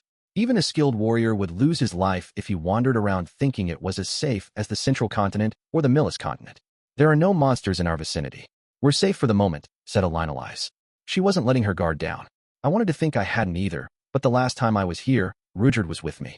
Perhaps that had softened my sense of danger, but I could at least make use of my experiences in Begarrett now. Also, I should warn you that there aren't many Millis faithful here. Their way of thinking is much different from yours, so try not to start any unnecessary fights," I said. "I already know." Cliff cut himself off and cleared his throat before continuing. "No, you're right. I understand. Maybe I sounded a bit too condescending, but Cliff had never been anywhere with this many demon folk. Picking fights over insignificant differences in opinion would only cause problems. This wasn't like when I was traveling with Eris. I wanted to avoid conflict as much as possible. "Cliff doesn't know demon tongue," said Alina, "so you won't have to worry." True, and Alina didn't know how to speak it either. She and her party had traveled this continent for nearly 2 years, but apparently, they let Roxy do most of the talking. Although Alina seemed to know some sexual terms. If Cliff heard about her daily life here, he'd probably faint. But that was because of her curse. "Master." Zenoba had crested the slope and was bellowing down at me. The concept of being careful was probably entirely lost on him. Not surprising. He could fall from a cliff and come out unscathed. "Do you see something?" I climbed up after him. Whoa. The edge of the slope abruptly dropped off to sheer cliff. My eyes widened in surprise at the sight that lay beyond. "Ooh, this is amazing. So this is what cities here look like." Cliff's voice was full of wonder. This was no ordinary cliff we were standing on. It was an enormous one. A whole city sprawled below us, nestled inside a crater. In the middle were the ruins of an iron castle. Wait, so this is where he thinks she is? I mumbled to myself sullenly. I knew this city. The crater acted as natural protection, preventing monsters from invading. At night, the magic stones embedded in the inner walls would light up, illuminating the city. I also knew the origin of the castle. It was once the headquarters of the demon world's great emperor, Kishirika Kishirisu. The place was badly damaged in a conflict during Laplace's war. It was now known as the Old Kishirika Castle. This city, Reincarnation, had left me with nothing but bad memories the last time I was here. Chapter 6. Search for Kishirika. Reincarnation was a city I had adventured in the last time I was in the demon continent, along with Rudeus and Eris. We were driven out of this place in the end, leaving me with a bitter taste in my mouth. Nonetheless, my experiences here hadn't been all bad. Reincarnation taught me not to overthink or worry too much about things. We made our way down the slope and circled the perimeter of the crater, heading for the city entrance. 2 guards stood watch just as when I last came here. Back then, I'd made Rudeus wear something on his head. "Hey, hold up." Cliff stopped short and looked at me. "There are guards here. Are we really going to be okay?" "We'll be fine. Towns in the demon continent never really turn anyone away." "Okay, but these guys feel pretty intimidating." He was right about that at least. These guards were clad in black armor with helmets that completely hid their faces. The armor looked rather sinister, with sharp points on it. The soldiers here hadn't worn such equipment during my last visit. Maybe they'd had a wardrobe change since then. Halt, they said when we tried to slip past them. Yes, what is it? I responded in demon tongue. It's about that woman you have with you. They eyed Elinalise. Cliff took a step forward as if to shield her, but Elinalise was unfazed. What are they saying? Well, asked one of the guards, conferring with his partner. They produced a sheet of paper and glanced between it and Elinalise. I sneaked a peek. It depicted a woman as bewitchingly beautiful as a succubus. She was tall with voluptuous breasts and wavy hair. It was in black and white, but admittedly, Elinalise did look a bit similar. Still, their breast size is totally different. It's not her. Yeah, she doesn't match. The guards put the paper away. Sorry to keep you. Go on then. Is something the matter? I asked. Nothing that concerns you. Their rejection was blunt enough that we quietly went on our way. Seems like they're looking for someone, said Elinalise. Apparently so. Had some criminal taken refuge in this town? Well, it surely had nothing to do with us, but we had to be careful all the same, lest we run into a serial killer in an alley while we were searching for Kishirika. Well, Elinalise continued, changing the subject. What should we do first? Let's get some money. We'll head to the Adventurers Guild first. All right. And so we did. Wow, this place is incredible. The open market near the entrance was enough to take Cliff's breath away. It was no less busy and bustling than I remembered. There were adventurers of all races here, many of them riding lizard beasts. But despite these differences, they carried on the same way as people in Sharia. Merchants squabbled with adventurers, townspeople milled about, perusing stores with great interest, and beggars pleaded with shop owners for charity and got a kick for their troubles. It was a sight you could see anywhere. Cliff should have been used to it, but the different demon races had seized his attention. There was one thing that caught my notice. Soldiers in black armor were stationed around the city. Each time they caught a glimpse of Elinalise, they pulled out that sheet of paper to check. It must have been easy to tell she wasn't the one they were looking for, even from a distance, because they never actually approached us. Master Cliff, it seems your wife is just as popular over here, I teased. Oh yeah? Is this going to be a problem? Assuming Miss Elinalise didn't do anything to get herself in trouble when she was last here, I'm sure we'll be fine. I shot her a look. Elinalise shrugged. I haven't done anything wrong. She refused to meet my gaze. Maybe she hadn't done anything wrong, but she had done something dirty. The Adventurers Guild was just the same as I remembered. The weather hadn't been terribly kind to it, but it had been dilapidated to begin with. When we headed inside, we instantly drew everyone's attention. Ah, how nostalgic. The last time I was here, we put on a little show and had everyone busting a gut. The people warmed up to Rudeus rather quickly after that. It was all for naught in the end, though. The other occupants quickly lost interest in us and turned away. A party with an elf and a bunch of humans was rare, to be sure, but it wasn't enough to keep people's attention for long. We headed for the receptionist and exchanged a number of renowned gold coins for some of the demon continent's currency. We received what was nearly 100 green or coins in return and tossed them into our money pouches without bothering to check the amount. In the past, counting out each coin had been a daily endeavor. Things sure had changed. Nah, all that's changed is that I've got more money now. After that, we put in a request with the guild to have people search for Kishirika. She looks like a young girl with purple hair and leather clothing. She also has a maniacal laugh that you can't miss and goes around calling herself the demon world's great emperor. Given the nature of our request, it was a low-ranked mission, but I added a handsome reward to it just the same. As I watched the receptionist tack it to the bulletin board, another flyer in the corner caught my eye. The search and rescue for Fitoa region survivors. The search party in Milis had disbanded, but the mission was still up. The contact information was also the same, referring people to Paul of the holy country of Milis. If anyone did turn up and made the trek all the way to Milis, they would be pretty devastated to find no one there to receive them. I had the receptionist change the contact information, instead directing people to Alphonse at the refugee camp. I assumed he was still accepting survivors.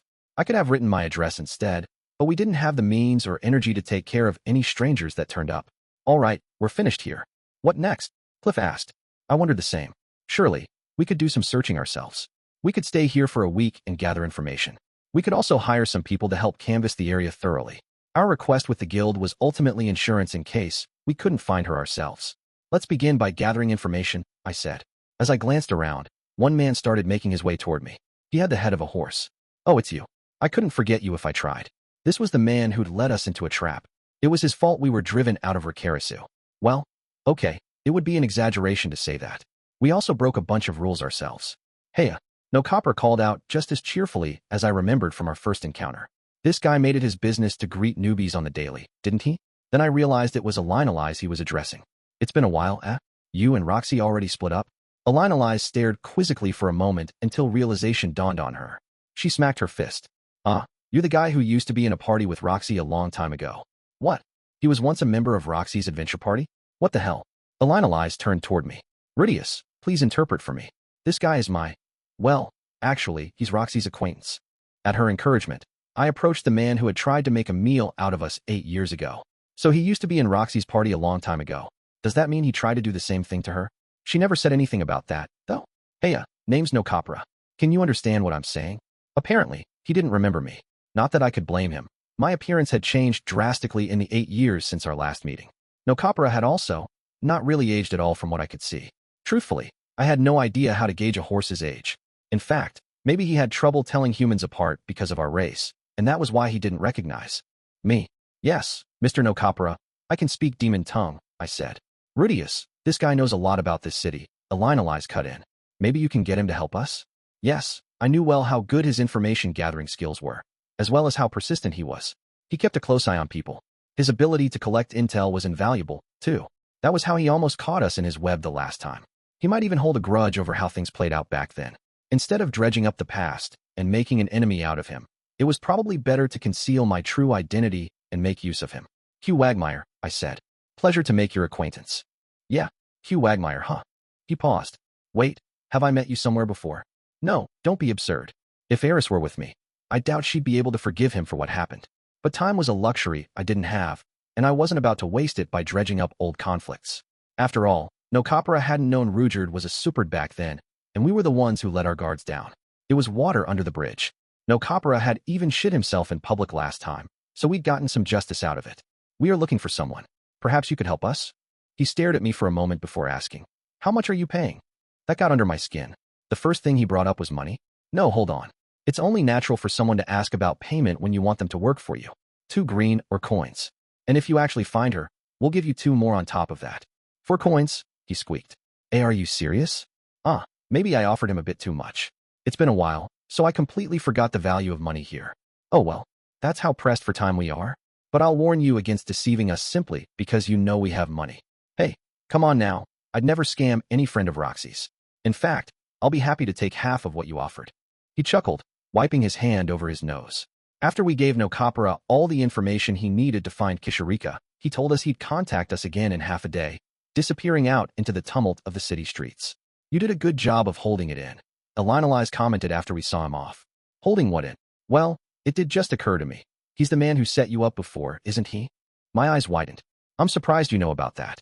Oh, you know, a little bird told me when I was here last. They said no Capra almost got himself killed after messing with Dead End. I don't think Roxy knows about it, though. I couldn't believe Alina's knew. Well, maybe it would be more surprising if she didn't. A super being driven from the city was pretty big news. It was mostly an unfortunate accident, I said. It was partly my fault for trying to take the easy way out. True, people like no Capra who used others for their own end gave me the creeps, but I was no saint either. I had no business judging others. If no Capra didn't recognize me, that was fine. I don't plan on getting revenge or anything. Although I won't be so forgiving if he tries to double-cross us again. They say if you touch Buddha's face 3 times, he'll lose his patience. Sadly for no Capra, I'm no Buddha. Fool me once, shame on you. Fool me twice, and there won't be a next time. By the way, what was all that about him being Roxy's former party member? Oh, that. Hearing about their connection left me conflicted. I didn't have the best opinion of no Capra, but knowing he'd spent time with Roxy before I knew her made me a little jealous. Oh well, who knows, maybe he was a decent guy when he was a kid. After all, no matter how good someone was as a child, there was no guarantee they'd grow into a good adult. There was a lot left on our plate while we waited for no Capra. First we had to find a place to stay.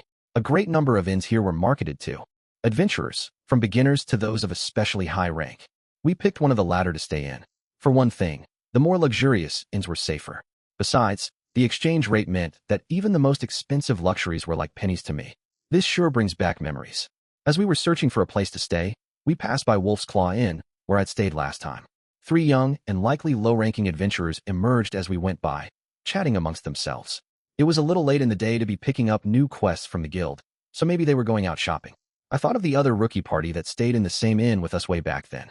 I wondered how Kurt and the others were doing now. A mistake I'd made had led to one of their deaths, but I hoped the others were still doing well. Nah, it's been 8 years. Who knows if they're even still alive? If they were, and I happened to run into them, though. It'd be nice to kick back and talk about old times. Hey, there's an idea. Maybe I should see if I can't get some help from P. Hunter, too. If memory served, their names were Jalil and Visquil. They were small-time thugs. This time I wouldn't be asking them to help locate a pet, but then again Kishirika was kind of like an animal. Who knows, maybe they could find her. I think I'd like to stop by a certain shop. I know the people who run the place pretty well. I would expect no less from you, Master. You are certainly well-connected. I wouldn't say that. These are about the only people I know here. I led the party to P. Hunter's pet shop. I had a general sense of where it was, though the memories had faded a bit. Fortunately, I had walked these same streets so many times when I was younger, and there were still landmarks I remembered along the way. But the shop looked completely different when we arrived at our destination.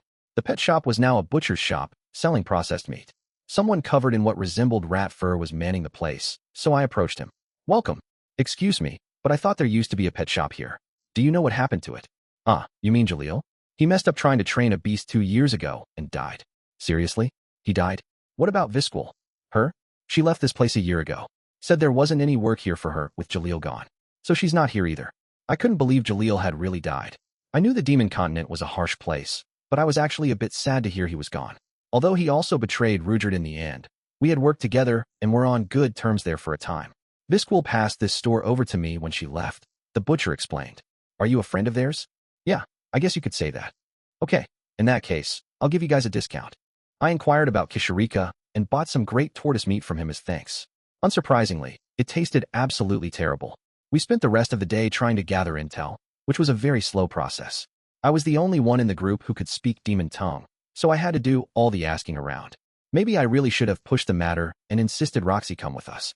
No, in reality, an additional interlocutor wouldn't have sped things up that much. All I could do now was count on Nokapura. At least he was an expert in this field. I had all but given up hope on finding any leads myself. And then, she looks like a little girl with purple hair and leather clothes. She also has a maniacal laugh that you can't miss and goes around calling herself the demon world's great emperor. Have you seen anyone like that? Ah, that girl.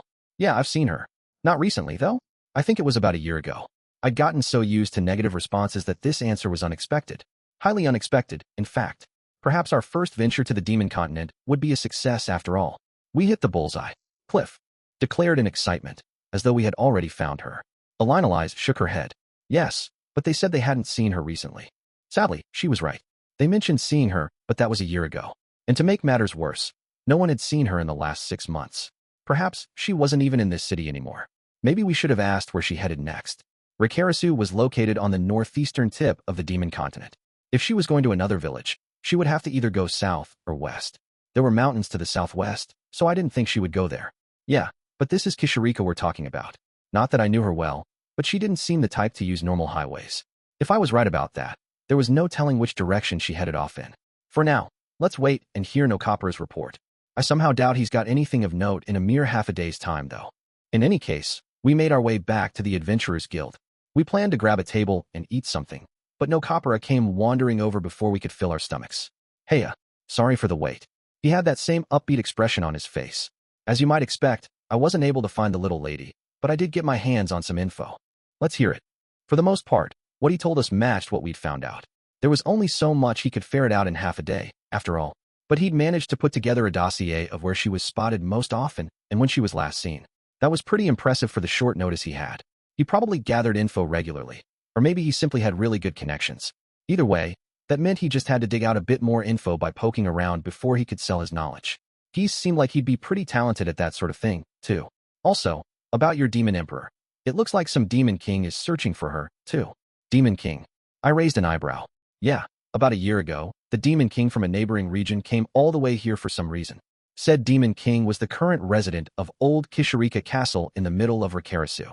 Those black armored guards scattered about the city were supposedly the private soldiers, knights, or elite bodyguards, whatever you wanted to call them, of this Demon King. Does their name happen to be Badigati? I asked. Nah, it's not Lord Batty. It's his older sister, Lady Atof, a terrifying Demon King. Huh, so Batty has a sister? I wondered if she also had 6 arms, was super ripped, and looked like a black Amazon. Terrifying, you say? He nodded. Yeah, she survived Laplace's war by dint of being an aggressive Demon King who solved every problem by the use of force. If you do anything she doesn't like, she'll immediately take your head off your shoulders. It was hard to picture that, considering how good-natured Badigati was. But if what he claimed was true, it was probably best not to approach her. Although if she was related to Batagati, she might also be immortal. In other words, maybe she'd been alive 7,000 years ago and might know a cure for Drine syndrome. Seeking an audience to ask her about it might not be a bad idea, though I had no idea if she'd agree to meet with us or not. While we're on that subject, has Batagati not returned? I asked. He hasn't. But hey, he is still a demon king.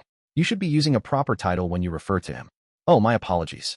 So Batagati had yet to return. Just where did he wander off to? Then again, he wasn't around 8 years ago either. Maybe gallivanting to and fro was some kind of hobby for him. After speaking with Nokapura, I updated the rest on what I'd learned. Zanoba pressed a hand to his chin and said, "Still, even if Lady Atof is looking for Kishirika, the picture they had looked nothing like your description." He had a point.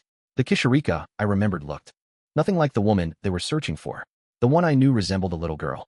In fact, it had never occurred to me that the picture those guards had was supposed to be Kishirika. There was some resemblance, though. Maybe that was what Kishirika looked like as an adult. Perhaps she had matured in the years since I saw her? Nah, that can't be. The people around town described her as a little girl, too. In that case, maybe this demon king had no idea that Kishirika looked like a child right now. It might be worth asking Nokapura about that. Hey, that sketch the guards had looked nothing like Kishirika. What do you know about that? Demon kings are fairly flippant when it comes to details. Lady Atof probably didn't bother to factor in the demon emperor's current age. Okay. Batagati was pretty lackadaisical in that respect, too. It wouldn't be surprising if Atof were the same. I guess we should go pay Lady Atof a visit and have a chat. I stood up and Nokapura panicked. Hold up, wait a minute. I'm telling you, Lady Atof is bad news. You're better off staying away from her. No, I'm afraid this is necessary. As long as we don't offend her, we'll surely have no problems. We wouldn't, would we? I certainly hope not. If push came to shove, I could fire off magic from behind the safety of my Zanoba shield. All I had to do was hit her with a good shot like I did Batagati, then make a run for it. Once we got away, we could hunt Batagati down and have him mediate as we begged for forgiveness. Yep, sounds like a plan. If you intend to seek an audience, I believe my title should come in handy. Zanoba stood up and chuckled. I didn't share his confidence. Maybe he was royalty and accustomed to using his position like that, but Ariel seemed a safer bet if we were taking that route. Hold up. After seeing how things went down with Perugius, maybe Zanoba is the more likable of the two. Ariel was desperate to make connections.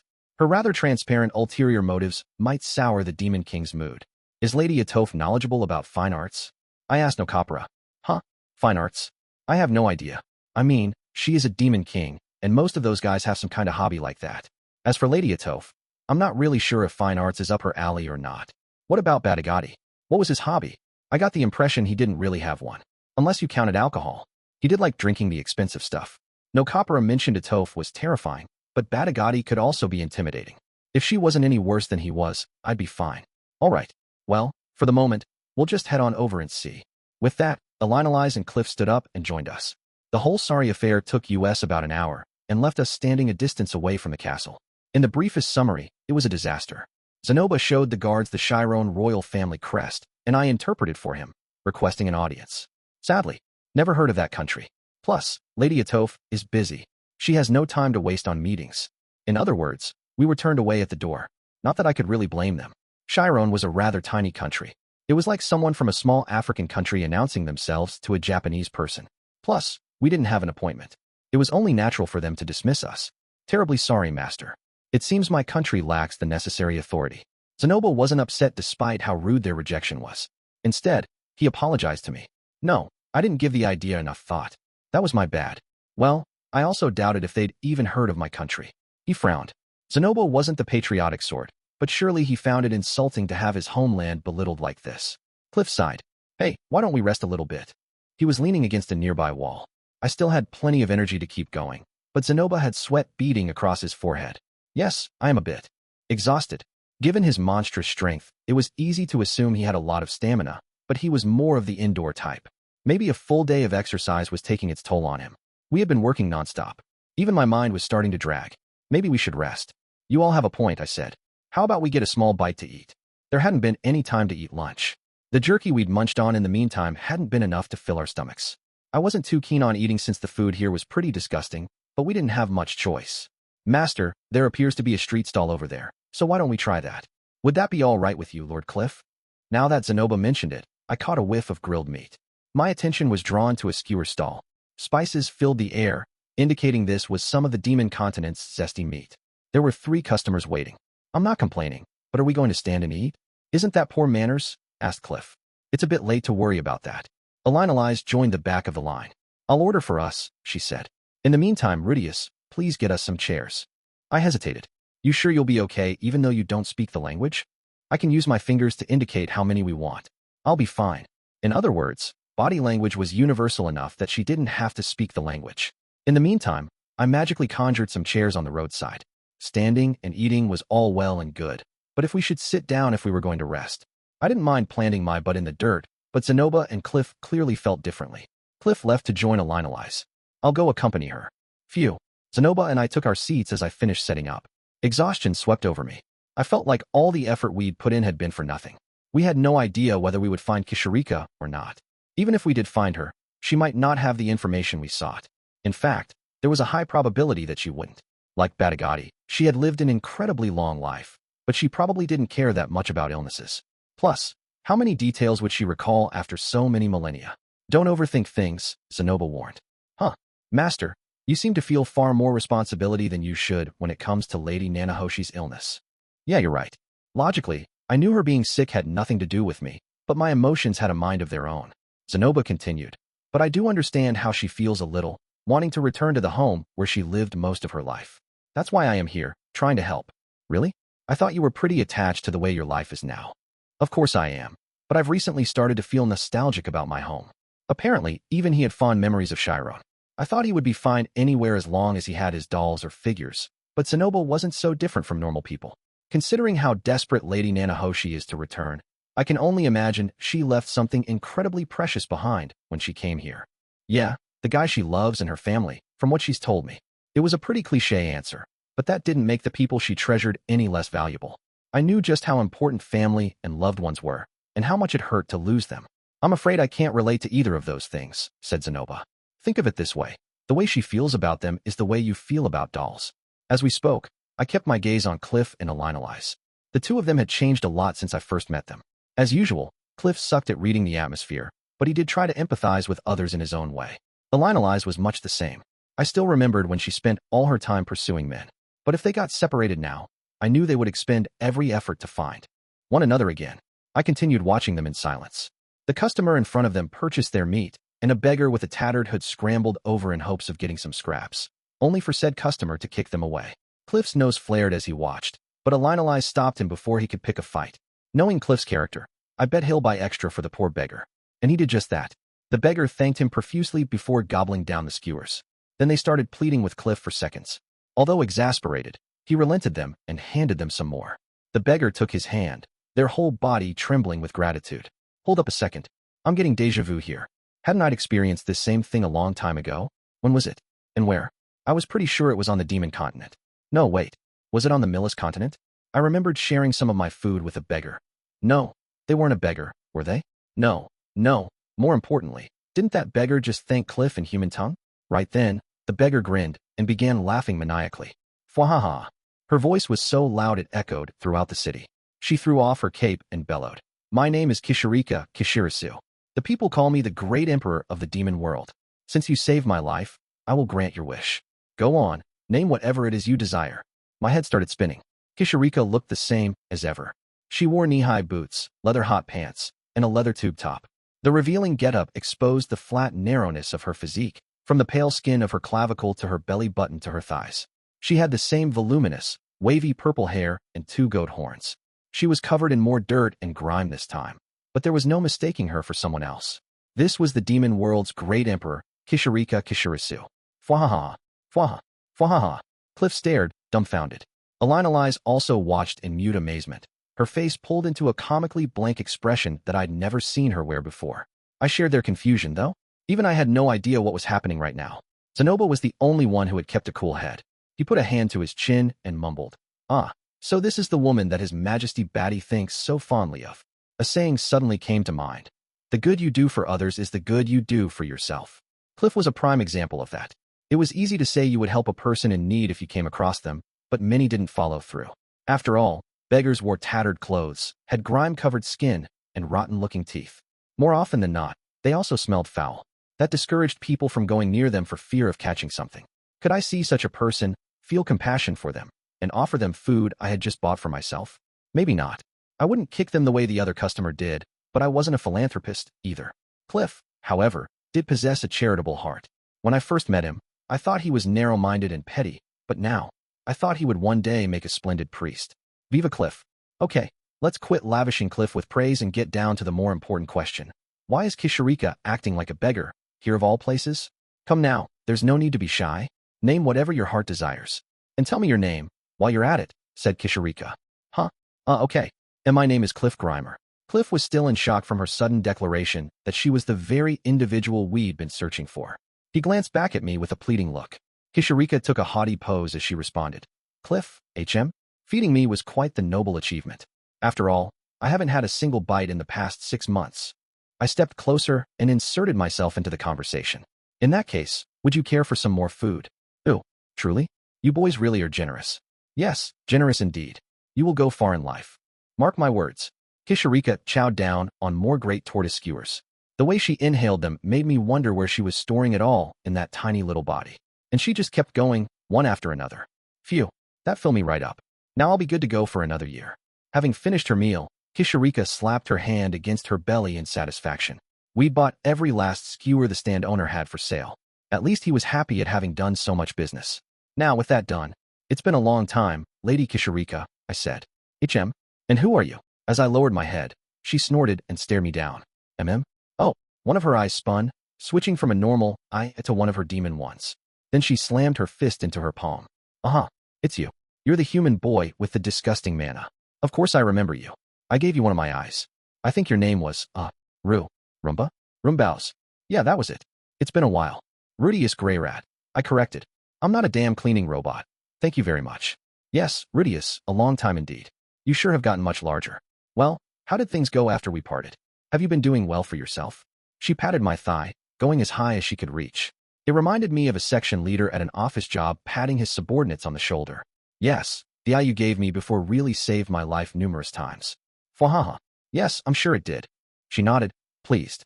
She really is way too easy to manipulate. However, I will only bestow my reward upon one of you. Just one. She whipped around and thrust her finger at Cliff. You, Cliff Grimer. State your desire, whatever it is. He gulped and stared back at her. In that moment, doubt crept into my mind. He wouldn't, would he? It was common knowledge that Kishirisu offered demon eyes as a reward to people, and Cliff had his own objectives. A demon eye might greatly help him create magical implements. Even I realized that, which is why I hope I'm wrong. In that case, please tell me how to cure Drine syndrome, Cliff said finally. Oh, an acquaintance of mine came down with it. They have managed to survive so far, but there's no indication that they'll recover on their own. If you know of some way to help them, please tell me. My shoulders sagged with relief. My worries were entirely unfounded, and honestly a bit offensive to Cliff. I would have to treat him to a meal when we got back home. Drine syndrome, you say? That name does bring back memories. I will admit, I am a bit surprised to hear of someone coming down with it in this day and age, though. Zenoba and I exchanged looks, nodding. It seemed Kishirika was familiar with the illness. Is it curable? A silly question. Of course it is. All you have to do is get some sakaz grass, make some tea from it, drink it, and you'll flush out the problem along with your poop. I grinned. This was perfect. There was a chance that Kishirika's memory was spotty and this grass wouldn't work, but at least we now had some information. By make some tea, she probably meant to decoct the leaves in some water and then drink it. Sakaz grass. I've never heard of that before. Where can we find it? Mayo, the Phantom City. Phantom City? Yikes. When the word phantom was used in the same sentence as city, it usually meant the place in question was difficult to find. Like you could only ever visit it in your dreams, or you had to wade through a desert to get to it, something like that. Just north of that city, at the tip of the Red WRM Mountains, lies a cave in the depths of a ravine known as the Red WRM's Tail. Tucked within its deepest, darkest folds is a bountiful harvest of sakaz grass. So we have to go to a cave in this WRM's Tail place. This felt like an RPG. After coming all this way, was she really going to send us on an errand quest to retrieve the grass? And we had to go to a cave located in a place called the WRM's Tail. If the name was any indication, we would probably be fighting some dragons along the way. That was a tall order. No, this isn't that bad, honestly. The worst-case scenario was not finding Kishirika and spending the next several years searching. Okay, but hold up. I knew of the Red WRM Mountains, but I'd never heard of a place called the Red WRM's Tail. So where exactly is the WRM's Tail located? Wise question. You see, at the end of the Second Great Human-Demon War, the The dragon god and fighting god's battle ended with a hole punched in the continent, wiping out the place that was once called the WRM's tail. What? So the place we needed didn't exist anymore? Also, this story she was feeding us was entirely different from what I had heard. History said the huge hole in the continent was a result of Kishirika's battle with the Golden Knight. That said, Kishirika didn't seem like the fighting type. Well, whatever.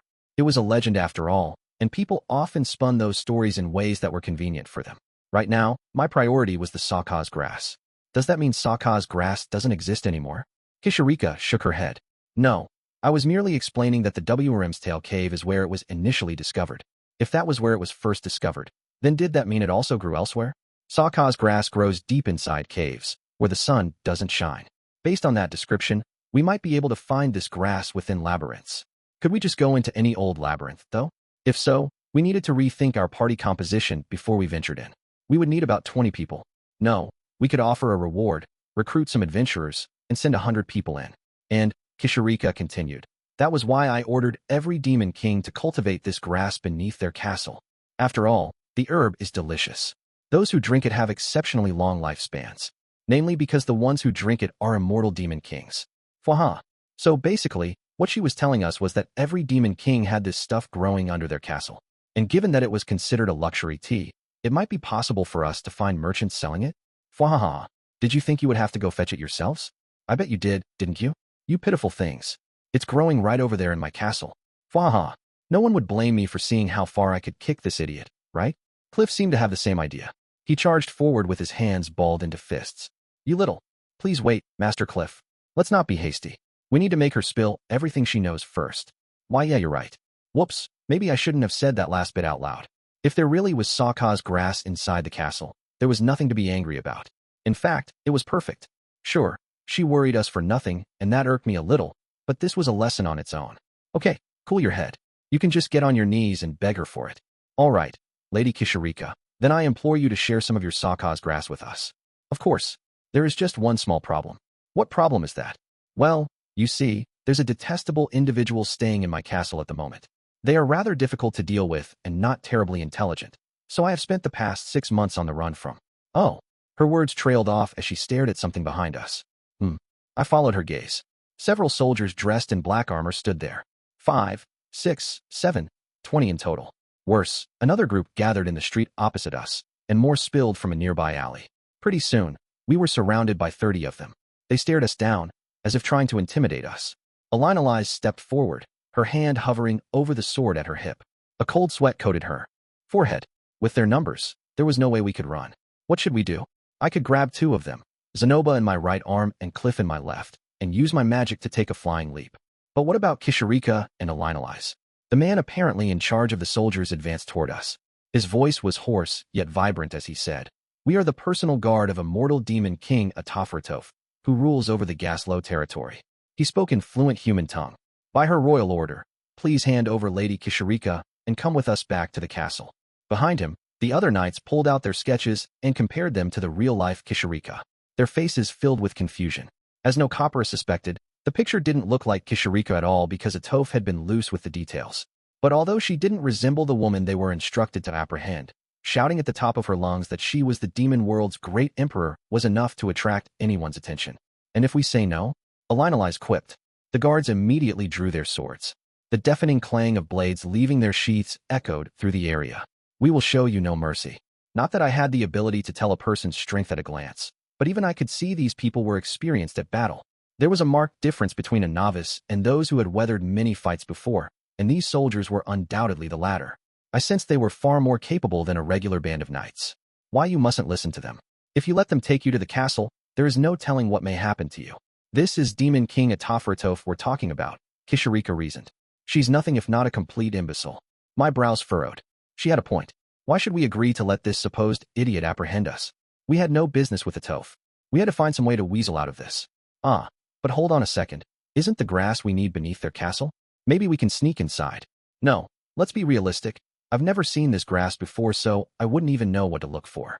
As I hesitated, the leader of the knights removed his helmet. I implore you. His hair was flaming red, and his face was weathered with age. He gave us a soft smile and lowered his head. "If you don't come, I'm afraid my lady will punish us. I swear we won't treat you unkindly. So please, The way he bowed like that was sincere enough. I used to be the kind of Japanese person who didn't care about refusing people, but not anymore. When someone spoke so earnestly like this, it was hard not to feel obliged to humor him. Don't trust a word of what he says. A tofu isn't the kind of person you can have a reasonable conversation with. Kishirika had cold beads of sweat pouring down her face. There was obviously more to this than she was letting on. I heard what you were talking about, said the old knight captain. We grow Saka's grass in the Gaslow territory as well, so we know how to cultivate it. If you desire, we can supply a potted one for you to take home. So please come with us. He continued to keep his head bowed. I sensed nothing but honesty from him. He and his subordinates could have just as easily captured us by force, but he was going out of his way to make it a request. I didn't know anything at all about Atof. The only demon king I knew was Badagati, but having a superior like Atof was undoubtedly difficult. While we're on the topic, I said, what does Lady Atof have against Lady Kishirika? If possible, I would like to know the reason why she's been chasing Lady Kishirika for the past 6 months. A year ago, my lady came to this city for a special flask of liquor that was produced in the Gakura territory, but Lady Kishirika swiped it and drank the entire bottle. The old guard captain sighed. My lady was greatly looking forward to that bottle, so she was enraged by this affront. She called us in from our stations back home and ordered us to search for the culprit. Sadly, we were unaware of Lady Kishirika's current appearance, and the sketch we had of her wasn't accurate enough to be of any assistance, so we were having no luck up until now. All right, I understand your situation. I clapped some cuffs on Kishirika, using my magic. Chapter 7. An audience with the immortal demon king. To sum it up, the old Kishirika castle was a picturesque piece of demon architecture. It was built with specially crafted iron stones, and while it lacked the intricate detail and elegance of Perugius's floating fortress, it was still a sight to behold. In fact, someone with more practical taste would probably like this better. Its only blemish was a sizable hole in the central tower. The place was a tourist attraction, so it was normally open to the public, provided you paid the entry fee, but the areas you could go into were limited. We were taken straight to the audience hall. Not the spacious, gaudy one used to dazzle sightseers, but a cramped one that saw more regular use. Knights in black armor lined the narrow hall, and their presence made it all oppressive and stuffy. The cherry on top of this displeasing cake was that the throne in front of us was empty. She sure is taking forever, I mumbled. Zenoba replied. Royalty require time to prepare before they receive visitors. Does that include you? Have I ever taken so much time to prepare that I made you wait for me, master? As much as you love the fine arts, you don't seem to have any interest in clothes. Zenoba grunted. It disheartens me to hear you say that. I thought you, of all people, would understand the care I put into my buttons and embroidery. You mean you fuss over that stuff when you're buying it or having it made, right? Not when you're getting ready. We had been waiting for at least 2 hours. Our senseless banter had kept me from being bored out of my mind, but the sun had already set. I wasn't complaining about standing around being exhausting, but I wish they'd given us seats while we waited. Zenoba and I were the only ones in the audience chamber aside from the guards. Elinalize and Cliff had gone off with one of the knights to retrieve the grass we needed from the castle's basement. Hey, where's Lady Atof? Is she coming? I've already told you. We sent someone to fetch her. Isn't she a bit late, though? Don't tell me she's outside the city. She's not the punctual type. Her sense of time doesn't work like the rest of us. Best if you give her a day's grace.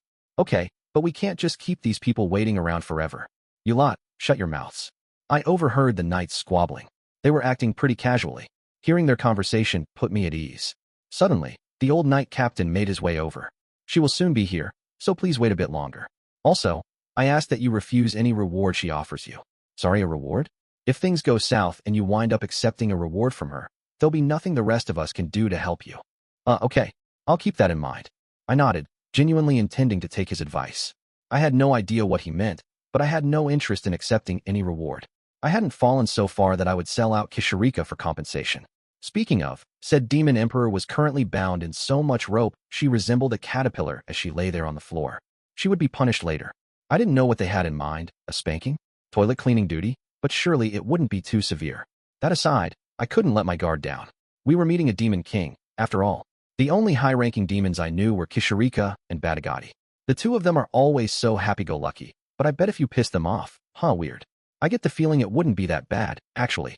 Move it. A voice sounded behind me. I glanced over my shoulder and saw a woman. Of everyone I'd met, she looked the most like your stereotypical demon. Her skin was a bluish-black, her hair white, and her eyes blood-red. She had wings like a bat, and a single, thick horn protruded from her head. Like the knights, she also wore black armor, although it was clear that hers had seen far more battle than theirs had. It was covered in scratches, and any decorative elements had long been ripped off. An enormous sword hung at her waist, one that looked far too large for her scrawny arms. Its sheath was far more extravagant than the other soldiers. She wasn't that tall, probably average height for an adult female. Taller than Ariel, but shorter than me. The most noteworthy thing about her was something else altogether. There was an aura of indescribable rage and hostility about her. If violence were a scent, she would wear it like a perfume, for it was obvious that she would use force on anyone who tried to disobey her. That reminded me of Eris. She was like a female knight. No, a knight captain, to be more accurate. It would be wise not to provoke her. Did you not hear me? I said move it, she reiterated. Oh yes, of course. I obediently stepped out of the way. Much better. Long locks of white hair swayed behind her as she strode to the throne and spun to face us. She sat down and, having removed the sheath from her waist, slammed the sword down between her legs, taking a kingly pose. She took a deep breath and bellowed. I am Immortal Demon King Atafratof Ribok. Huh. As I tilted my head in confusion, the black-armored knights hastily removed their swords from their sheaths, raising them as a show of respect and fealty to their liege. One of them abstained, however, and approached the throne. It was the old knight captain. Lady Atof, why did you come in from the front entrance? How many times have I told you to enter the throne room from the back door? The reason should be obvious. I enjoy entering from the front more. Your whims should not dictate your behavior. Don't you know that the best part of challenging a demon king as a hero is being able to waltz through their throne room before engaging them in a fight? What relevance does that have? Your father was once one of the 5 great demon kings. Oh, how he would lament to see the way you behave. And not only him, what would your husband, Lord Ribok, think? Shut it already. Atof pulled her sword from its sheath and thrust it at the old man so fast I couldn't follow her movements. The old knight captain drew his sword to parry her attack, but he wasn't quick enough. His helmet went flying as he collapsed backward. The other knights in the room rushed toward him in a panic. Stop hollering in front of our guests, snapped Atof. My old man would be rolling in his grave. The knight captain's helmet came rolling toward me. It was cracked right down the middle. What incredible power. I bent down to pick it up and found the inside coated in wet, sticky blood. Ugh, wait, hold on. That means her attack actually connected with his head. Seriously? Did she actually kill him? Very well, but I still implore you to be mindful. Despite my concerns, the old knight captain peeled himself off the floor as if he was completely fine. He bowed to Atof, wisps of smoke rising from his forehead.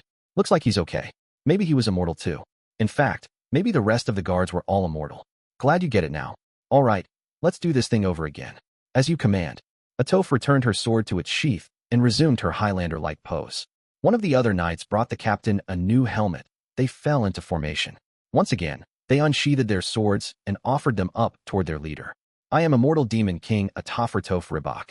Zanoba quickly took a knee and bowed his head, so I followed suit. I knew nothing about this type of etiquette and assumed I should just follow his example. First, allow me to thank you. We were able to catch this idiot thanks to you. Atof turned her gaze toward Kishirika. Our demon emperor was rolled up like a burrito. She looked resigned, as if she'd completely given up hope. I almost felt bad for her. We'd essentially spat on her after she helped us and gave us the answers we sought. Still, it was a necessary evil. We had our own objectives to fulfill. We had no references for her, so our search for it dragged on. You did well to find her for us. So it was just as I suspected. Lady Atof was loose with the details when she had that sketch made. Also, Atof continued posing as she stared off into the distance. Her voice trailed off, and she remained completely silent. 5 minutes passed with her frozen in place like that. Did her engine give out or something? More, what was it I was supposed to say next? A reward. You were going to give them a reward. Apparently, the old knight captain's name was More. Something about that name made me picture a guy smiling maniacally. Like muhaha. Yes, I do need to give them a reward, Atof mumbled to herself. No, that's not necessary. I recited the line I'd mentally prepared after Moore's advice. I assumed this was a formality. That was probably why he suggested I turn her down. Atof stomped her foot. Are you saying you don't want my reward? She glared at me, her eyes murderous. My legs began quaking. The enmity she exuded was no joke. It was on a completely different level from Linnea's and Persina's. It was the same animosity in Rugert's eyes when he glared at me. And no, I'd be happy to receive your reward.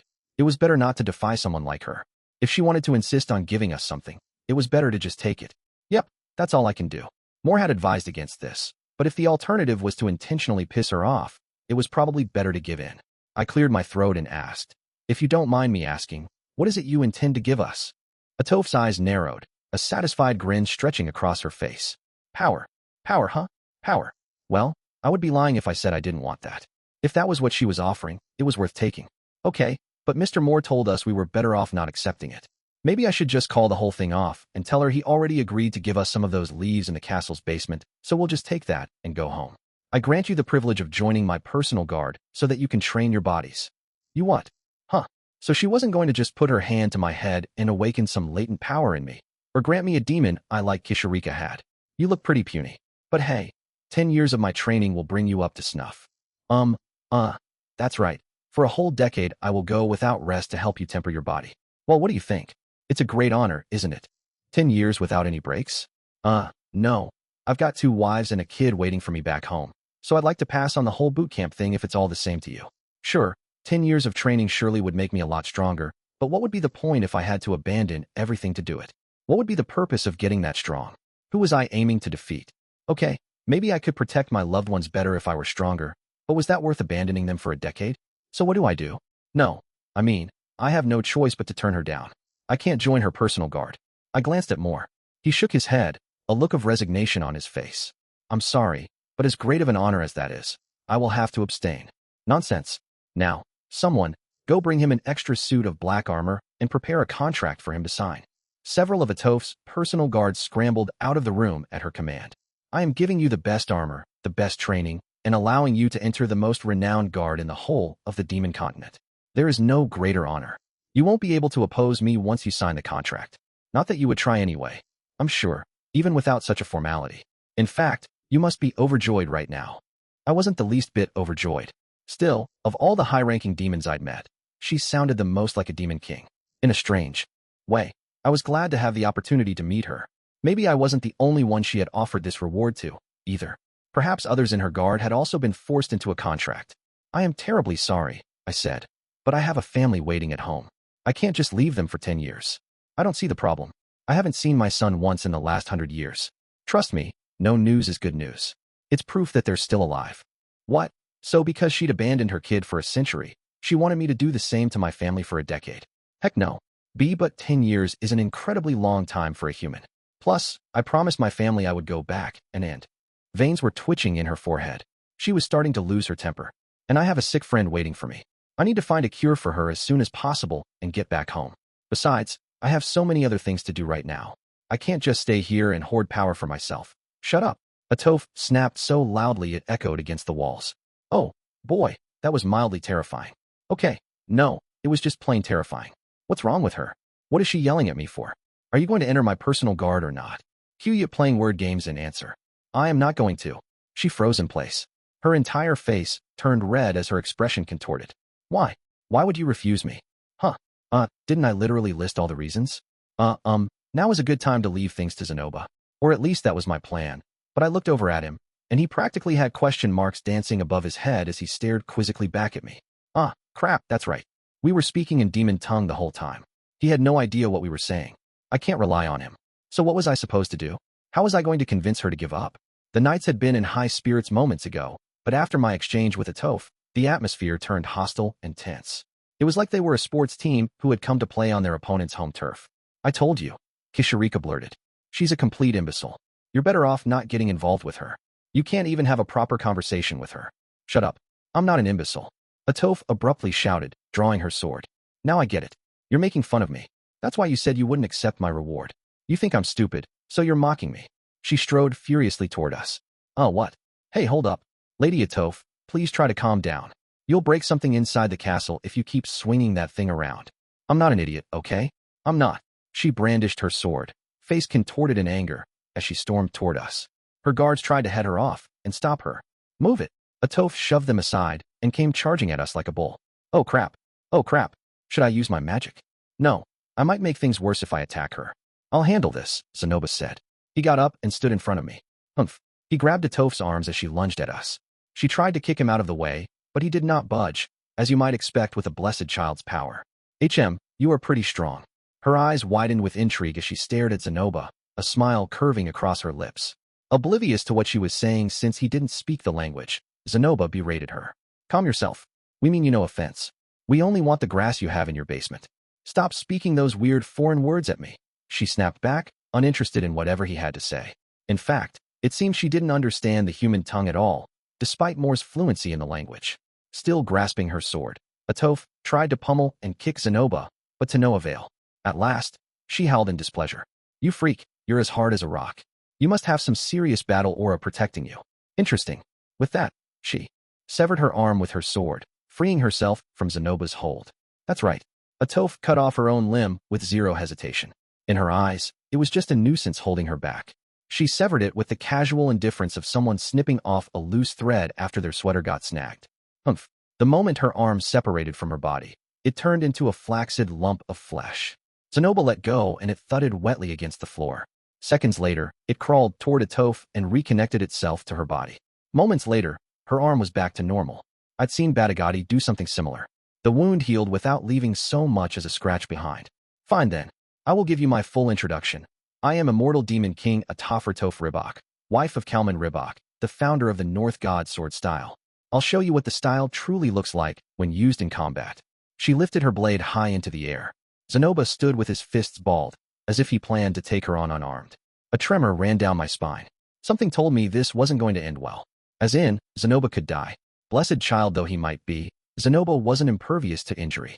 For example, I managed to scratch even the dragon god Orsted with my magic, powerful as he was. There were no absolutes in this world. Zenoba, for instance, was weak to fire. Also, while he might be resistant to physical attacks, that didn't mean they couldn't injure him. Ugh. I immediately started pouring my mana into a spell, intending to make it as fast and dense as possible. Casting Stone Cannon would take too long, unfortunately, but I had more experience using magic now than I did before. Fwahaha. Now die? This is the North God style's ultimate, electric. Purple lightning shot from my prosthetic arm. It crackled through the air, flashing so bright that we were momentarily blinded. Ugya. Atoph was struck backward, the sword slipping through her fingers. A numb, tingling sensation shot through my hand, all the way up to my elbow, but it was nothing to worry about. I hadn't poured enough mana into that spell to electrocute her. Huh. Not one to miss an opportunity when his opponent was defenseless, Zenoba launched his own attack. His fist landed right in her face. Jayaha. Her features contorted as she rocketed through the air, slamming into the castle wall. It shattered under the force of her collision, and Atoph went tumbling out along with falling debris. Ah, Lady Atoph. The knights bunched by the hole in the wall like a group of fussy sparrows. I made a mistake. I was so focused on protecting you, master, that I didn't hold back. I wonder if that killed her. Nah, I'm sure she's still alive. They did call her Immortal Demon King for a reason.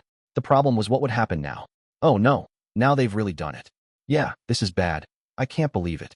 20 or so of the black armored guards crowded us, muttering amongst themselves. I was sure they weren't going to let us leave after what we did to their master. KH. I lifted my staff, ready to take them on. This was my fault. If only I had listened to Moore's warning, this never would have. Wait, was I really at fault here? I kinda don't think I am, actually. I couldn't have known she would react like this, and even if I had turned her down from the beginning, the result would have probably been the same. Anyway, I can save the blame game for later. Right now I have to figure out how to get out of this situation. And yet, as worrying as it was to have these knights surround us, they didn't draw their swords. They merely stared at us. Zenoba held up his empty fists. Perhaps I should have conjured a weapon for him before we got here. Now I didn't have the time. Perhaps there was a log somewhere in all the debris from the broken wall. You too. Moore strode over, acting as their representative. He was speaking in demon tongue this time. I must ask. You again, on behalf of my lady, are you sure you don't want to join us? We'll pass. I replied, without hesitating this time. Lady Atoph has an affinity for strong individuals. Considering you were able to stop her before she used her ultimate technique, and you sent her flying through the castle walls with a single punch, I'm sure she'll want you even more now. Big surprise there. All of the demon kings I'd met or heard of were like that. Not a single one of them was sane. That said, none of the guards made a move to apprehend us even though they knew Atoph would want us.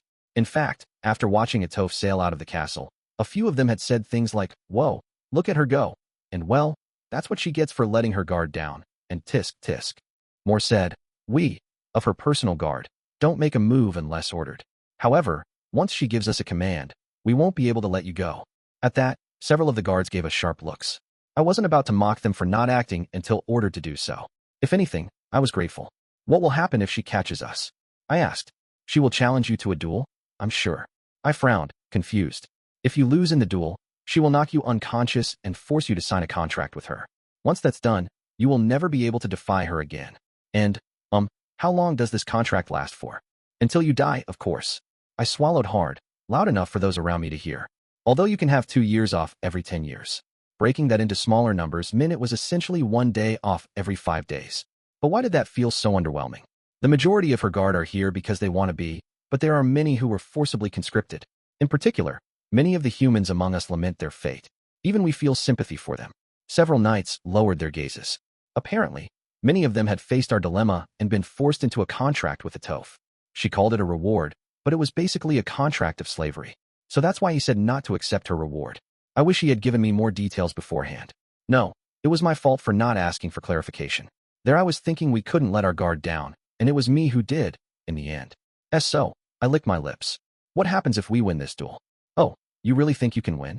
In the past 5,000 years, not a single person has beaten our master outside of North God Kalman and Demon God Laplace.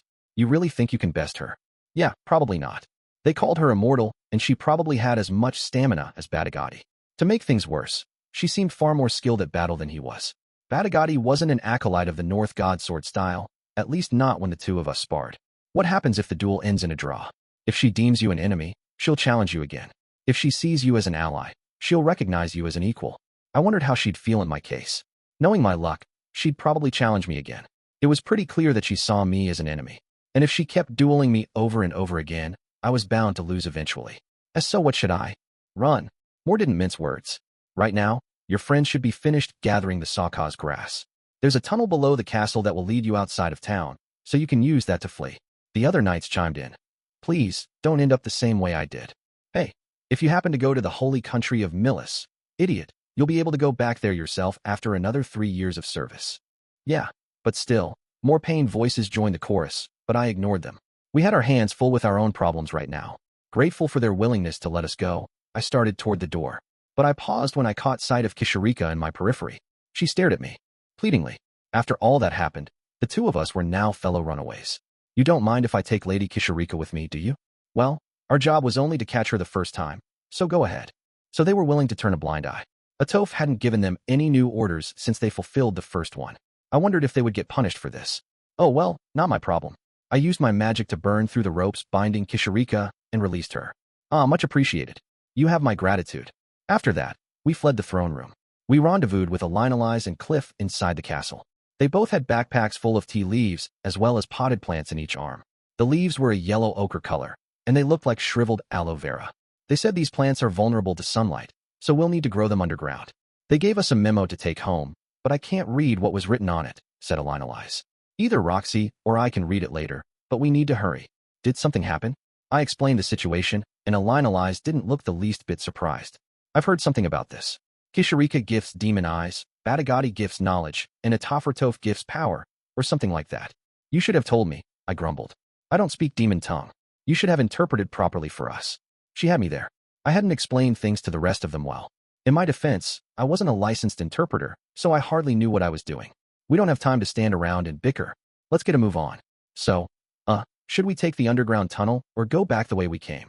Cliff's words brought my attention back to the pertinent issue at hand. Atoph was probably still rearranging her face after Zenoba smashed it in, but she could come at us at any time. No doubt, she'd be even more fired up after what we did to her. You should give up on the tunnel, said a voice from below. I looked downward at Kishirika. When we first met, we were about the same height, but I had shot up in the years since and had to crane my neck to look at her. I thought about not saying anything to pay you back for betraying me, said Kishirika. But Batty destroyed that tunnel during Laplace's war. Seriously? Indeed. That man you spoke with is a turncoat. Moore is Atoph's right-hand man, after all. He spews nothing but lies so he can rig things in Atoph's favor. Despite what he said, he probably started plotting against you the moment you fought her. I didn't fully trust anything she said, but she was likely right. He might have deceived us, intending to corner us when we discovered the underground tunnel was a dead end. Moore, you bastard. I can't believe you betrayed us. But hold on, even if he had deceived us, at least he didn't attack us while we were in the throne room. And although Atoph seemed to bully him as well, that didn't automatically mean he was on our side. Plus, he had provided the grass we needed a memo with instructions, so he wasn't entirely bad. Maybe we were the ones at fault for spurning his good intentions and straining his relationship with Atoph. I should have just handed Kishirika over, flat out turned down her offer, and hurried back home. Maybe that would have soured my relationship with Atoph, but I would have taken that over what we were currently facing. If he really is as shifty as you claim, wouldn't it have been better for him to capture us back in the throne room? I asked. This is Atoph we are talking about. She likes to chase her prey and corner them herself. Makes sense. So he's setting things up for her. That kind of finesse was probably important for a man in his position, serving a demon king like Etoph. Although I wondered if the other knights knew about his ulterior motives. So what you're saying is we should make our escape above ground, right? Indeed. The rest of her guard should be busy with inspections right now. That's right. They were conducting an inspection near the entrance when we came in. Etoph's entire personal guard would be gathered inside the castle right now, meaning the entrance was unguarded. But considering they let us take you, maybe they figured you would give us this information and lead us above ground. Or perhaps, unbeknownst to you, they've actually repaired that underground tunnel. If you're overthinking it that much, then it doesn't really matter which way you pick, does it? True, it was a gamble either way, guessing which route the enemy would use to pursue us. Miss Elinalise. I turned to her. Which one would you pick if it were you? If it were up to me, I certainly wouldn't pick the route that had a high chance of leading us into a dead end. Zenoba. Enclosed spaces are easier for me to fight in. And Cliff.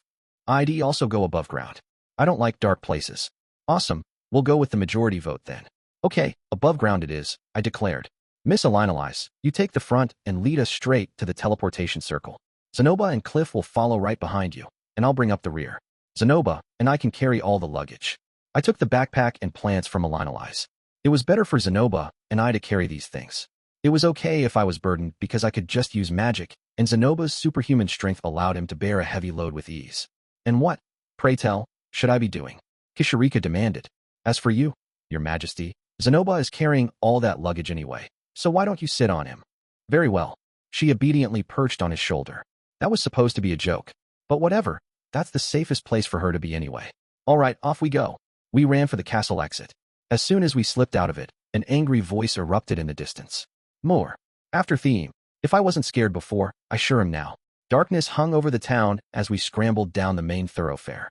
As much as I wanted to melt into the shadows, the whole area was too well lit. Light pouring from the crater's walls shone down on us. Picking the above-ground route had been the right choice.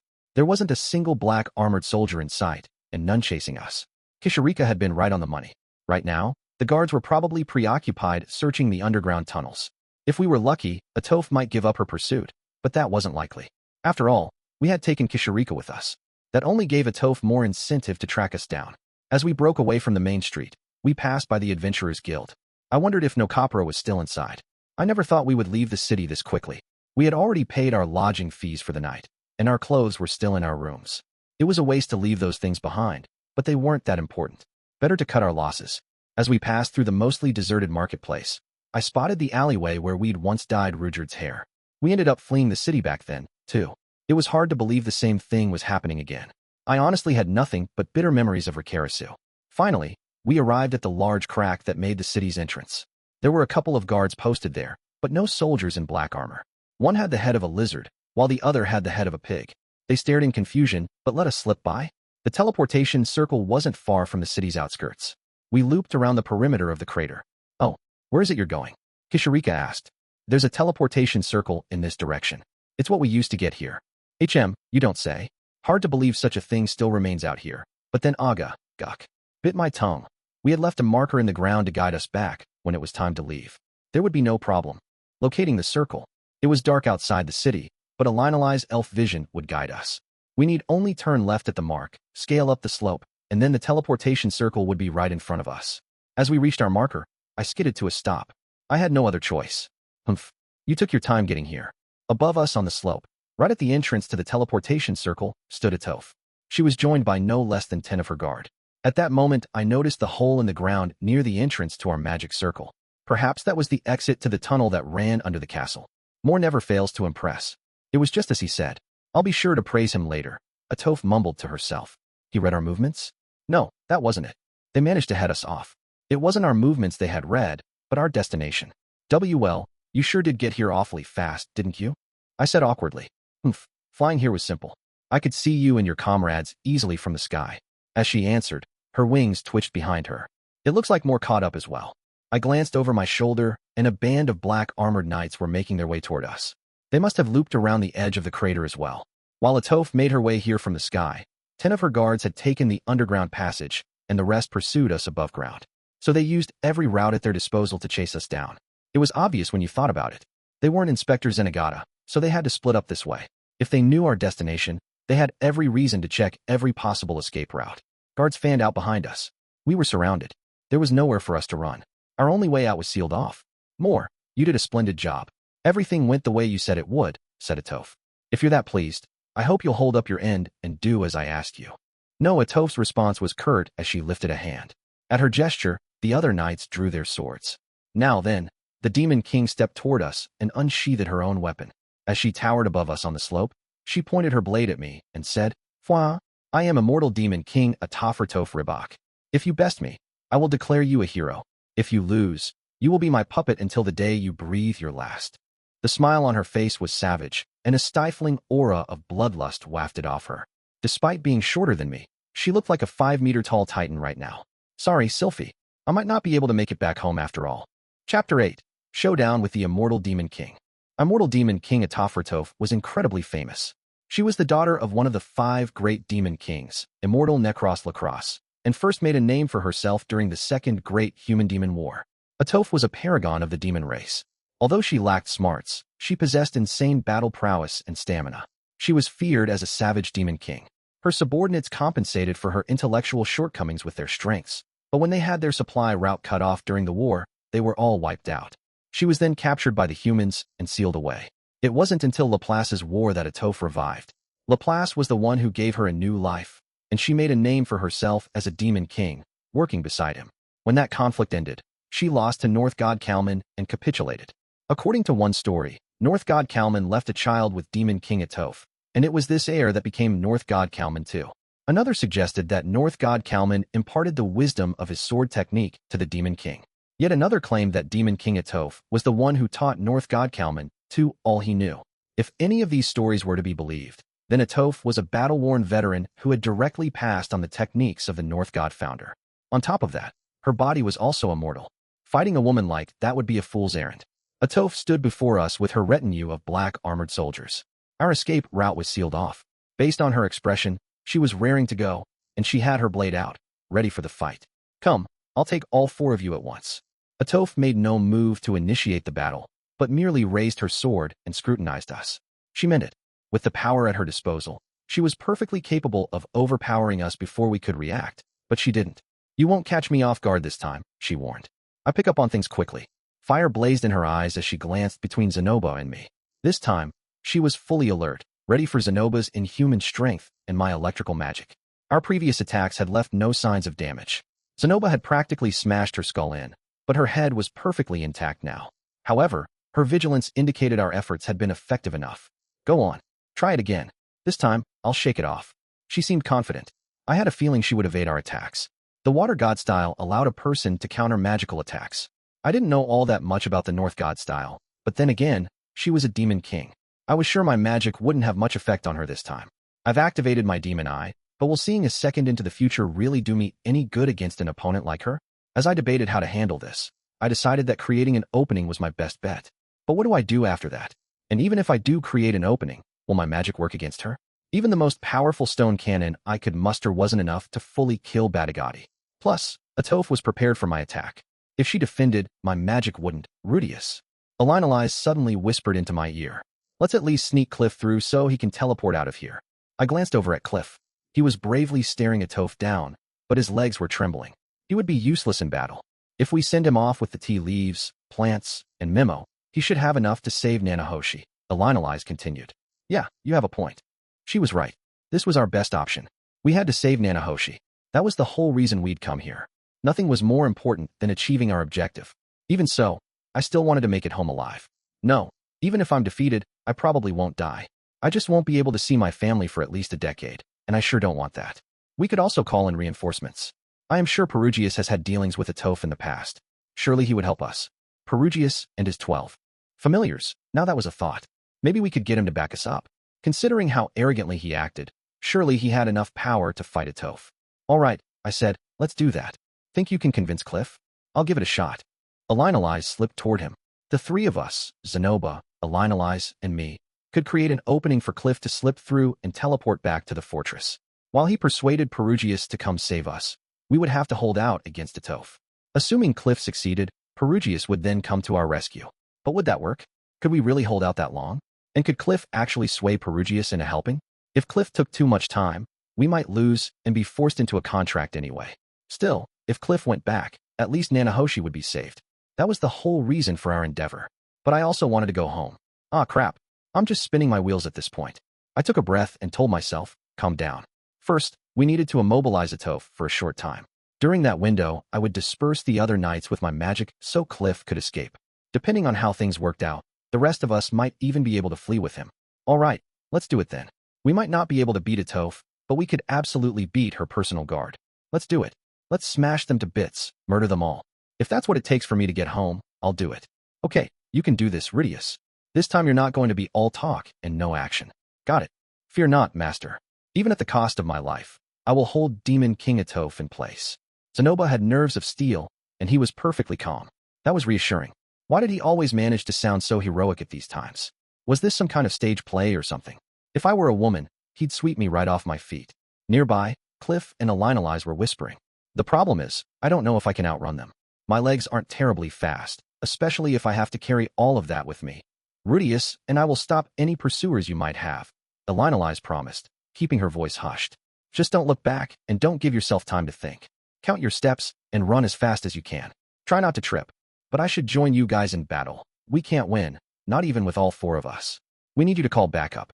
That's your duty in this fight, and it's an extremely important one. Okay, yeah, I understand. It was 30 strides to the teleportation circle from here. Not so close, but also not so far. If Cliff ran with everything he had, he would be able to make it. After a minute or two, Elinalize returned and said, okay, I convinced him. I glanced at Cliff. He nodded, wearing the determined look of a man dedicated to fulfilling his duty, and not that of a man running from battle. Elinalize had done well to tell him that his role was a key part of the fight. She was ever the smooth talker. I wouldn't have been able to convince him so handily. Zenoba and I will distract Atoph and create an opening, said Elinalize.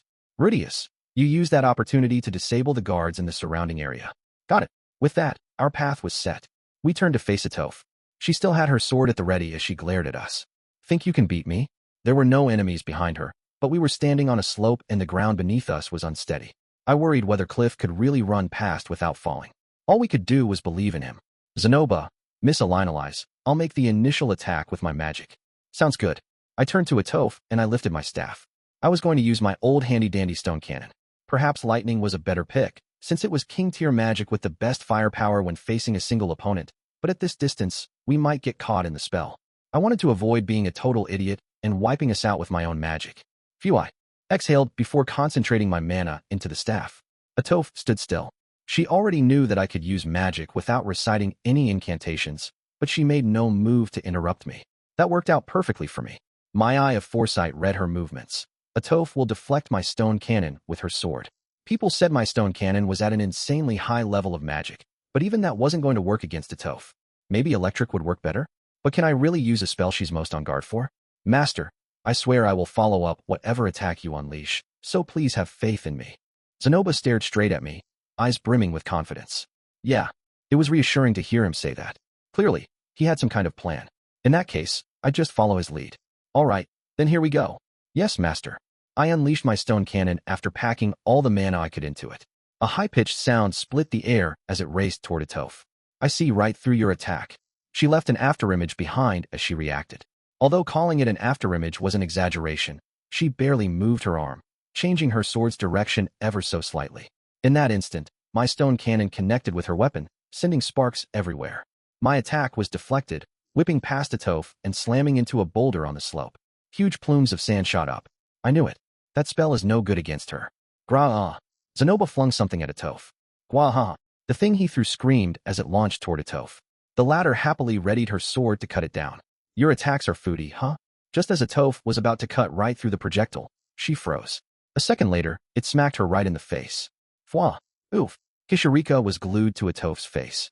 She had been riding on Zenoba's shoulder only moments earlier. Gross. You smell like shit. At least take a bath, you moron. Atoph howled. Excuse you, it's not like I wanted to. Hi-oa. Atoph didn't let Kishirika finish. She peeled the potent-smelling demon emperor off her face and hurled her into the air.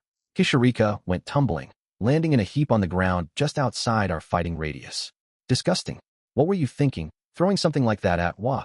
As Atoph yelled in exasperation, Zenoba clenched his fist and charged at her. Elinalize slipped behind him, hiding in his shadow. Crap. I could see where this was going. So you slipped past my defenses. I like your spirit. Howa. Zenoba threw his fist. The strength behind it was enough to make my hair stand on end. His punch cut straight through the air as it closed in on her face. Atoph tried to deflect the blow with her gauntlet. Gah, but she failed. His fist slammed against her glove, causing her to stumble as her armor warped under the force of his blow. Huh. Zenoba followed up with another swing. He took a large step and drove a fist toward her torso. Weak. Atoph grunted. His attacks weren't enough to force her back. Even with the awkward stance she found herself in, she still managed to swing her massive sword. A loud crack echoed as her legs bent, and she drove the full force of her sword into Zenoba's torso. Yurg. Zenoba's face contorted in pain as he dropped to one knee. Even my stone cannon wasn't enough to make him flinch, yet with a single attack, she had forced him to the ground.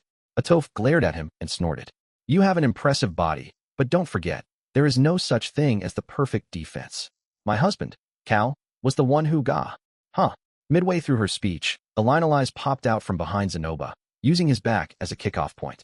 Her attack, backed by centrifugal force, sliced through the air as she connected with Atoph's bare neck. Her blade was deflected with a noisy clang. No skin would make that sound. Atoph must have been using battle aura to protect herself. I'm not finished yet. As soon as Elinalize realized that wouldn't work, she backed down. She brought her shield close as she redoubled her efforts, thrusting with her weapon. Invisible shockwaves surged in Atoph's direction. Humph. Atoph didn't even flinch. She only furrowed her brows in displeasure, as though some sand had gotten in her eye. Your sword is too weak. See, this is how you do it. Atoph canted from her hips and swung her massive sword at Elinalize. The latter took a step back in an attempt to dodge, but KHH. Elinalize lifted her shield at the last second. In the next instant, a deep sound echoed and Elinalize went spinning through the air. She rolled across the boulder-strewn ground and leaped back to her feet much like a cat. Fear shone in her eyes. Her attack had been ineffective. Atoph had created shockwaves merely by swinging her sword. If Elinalize hadn't blocked them with her shield, they might have sheared right through her. Your footwork is impressive, I'll give you that, said Atoph. If you train under me, you might, grah. Zenoba leaped up, throwing his arms open as he charged at Atoph. He wrapped his arms around her from the front, binding her in place, then lifted her up until her feet no longer touched the ground. Humph, you bastard, have you no shame? Putting your arms around me like, GUH. His arms were like a vice, squeezing her. Black blood came gushing out of Atoph's mouth. Apparently, this kind of attack was effective. Well, she was still an immortal demon king. Whatever damage she sustained would surely be temporary. Master now. His words brought me back to reality. He had Atoph restrained. This was our chance. Cliff, go now? Run. I poured all of my mana into my staff. I would use an all-out attack on the area and knock out all the enemy soldiers. Okay. As Cliff started running, the nearby knights snapped to attention and readied their swords. Sadly for them, it was already too late. Frost Nova. A chill surged from my staff. The ground crackled as it froze over, and icy fingers sped toward the knights surrounding us. GUH. While confusion overtook them, my spell locked their feet in place. Our victory was assured. I had caught them all off guard. They had no opportunity to shake off my attack. Or so I thought. A voice sounded out. Raging flames consumed my body. Burn in place. A wave of heat spilled from one man, enveloping the others. That warmth began to counter my Frost Nova. The man who had cast the spell had steam pouring out of his arms as he defrosted the ice. So it was more. The old knight captain had started his chant the moment I lifted my staff, allowing him to counter my spell only seconds later. I was shocked at the amount of magical power he possessed, as well as how quickly he finished his incantation. I hadn't pulled my punches with that spell. However, his magic only managed to free him and the two guards closest to him. The others were completely encapsulated in ice. There was still a great difference in our magical power, and I'd won that battle. And now I've killed for the first time. I'm impressed at how much magical power you possess, being able to freeze all of us. Everyone, recite the incantation for burn in place. As you command. Fire spirit who presides over all things between heaven and earth. As more shouted, the other shoulders began to chant the spell from within the ice they were trapped in. They're not dead. None of them died. It had to be the armor. Perhaps it gave them natural resistance to water magic. Well, crap. Grr. Atoph snarled as Cliff slipped past her. More, don't let him get away. Understood. At Atoph's command, More sprang into action. A few seconds later, the two other knights closest to him managed to defrost their icy prisons and rush after him. As if I'd let you get past. Elinalize darted out in front of the two, cutting off their path. Rudeus, you take him. More. chased after Cliff without a single glance backward. He moved quickly for a man in armor. Meanwhile, Cliff was shouldering a huge load. There were only about 7 steps between them. I turned my staff toward Moore. Stone cannon. Moore will use earth wall to try to block my stone cannon. No problem. I could still do this. I poured all the mana I could into my staff and unleashed my spell. Earth's God. As Moore continued running, he threw his hand toward me as he tried to recite his incantation, but my stone cannon blasted right through his arm like some kind of laser. His appendage, along with the armor that covered it, went spinning through the air. The loss of that limb did cause him to stumble, but he didn't give up his pursuit. Bestow upon me thy power, water spirits. Deep mist. Moore recited another spell, creating a mist that wrapped all around him.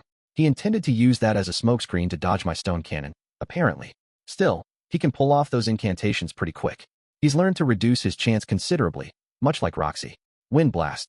The gust I unleashed dispersed the mist, but Moore remained undeterred. He showed no signs of losing his focus as he pursued Cliff. Perhaps that black armor of his also provided resistance against wind spells, too. Now what? There was only a short distance separating him from Cliff. I didn't have many more chances left. As I was racking my brain for ideas, my eye of foresight told me what was going to happen next. Moore is going to start chanting a spell as he continues running after Cliff. Spirits of the barren lands, answer my call and deliver unto me. Disturb magic. I'd practiced this with Sylphiette innumerable times. The magic shot straight toward Moore and interrupted the spell he'd been trying to cast. Impossible. Disturb magic? Surprised, Moore dropped his gaze to his hand. Even so, he kept running. There were only 5 steps between him and Cliff now. Cue Wagmire. In quick succession, I launched another spell at him with my left hand in order to cut off his path. Using the magic I was most accustomed to was a good call. My opponent might be a veteran, but the battle skills I had cultivated over the years still worked against them. Plus, I had gone through simulations such as this when I was practicing. Grr. The ground between Cliff and Moore turned swamp-like. The mud had the consistency of glue, clinging to Moore's feet. Although it seemed that would be enough to stop him. Unknown God, answer my call and raise the earth up toward the heavens. Earth Lance. Moore launched a spell at his feet. A block of land rose up, and he used it as a kickoff point to fly over my Q Wagmire. KHH. He wouldn't stop. He just kept moving. Everything I threw at him, he countered or resisted. So these are the abilities of a veteran mage. Rudeus, help Cliff. Hurry. The Lionel's called from behind me. I know. I shot her a brief glance. She was locked in battle with the soldiers that had been standing next to Moore. It was 2 against 1.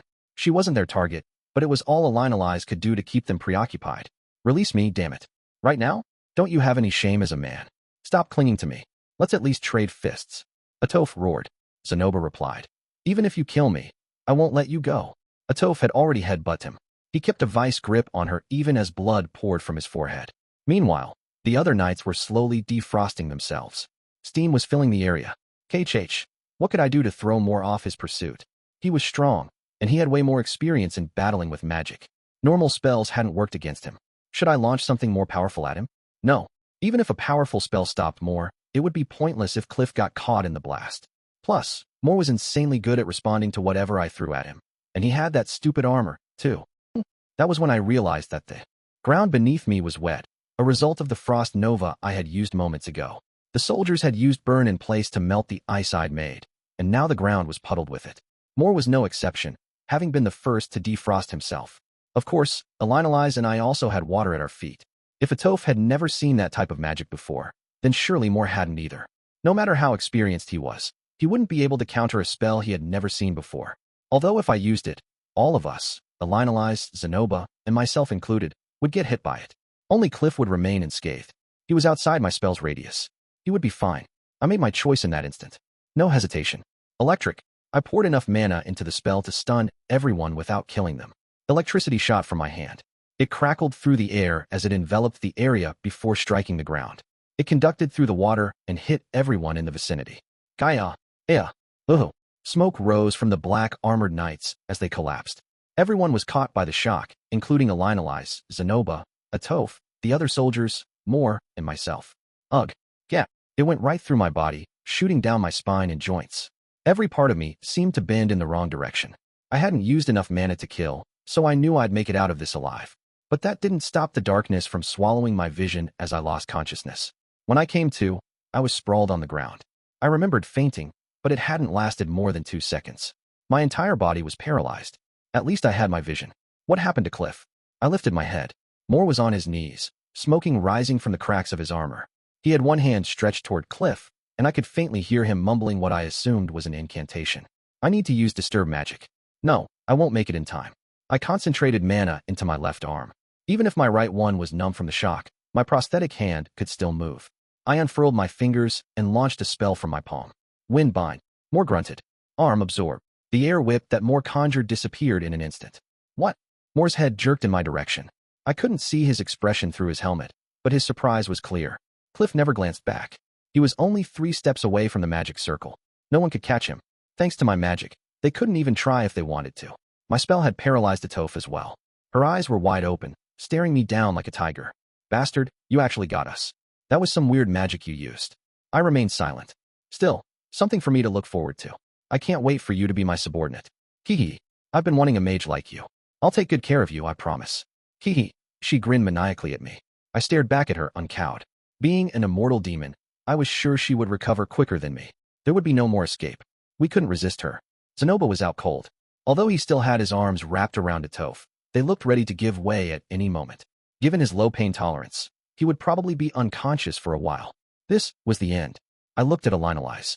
Her whole body was trembling as she tried to get to her feet. She had probably taken the same amount of damage as me, but she wasn't going to let that stop her. She hadn't given up yet. Once you give up, it's all over. The white-haired coach in Slam Dunk said that too. With a little effort, I could do the same. Come on, let's do it. Let's go home. I want to go back. I have to.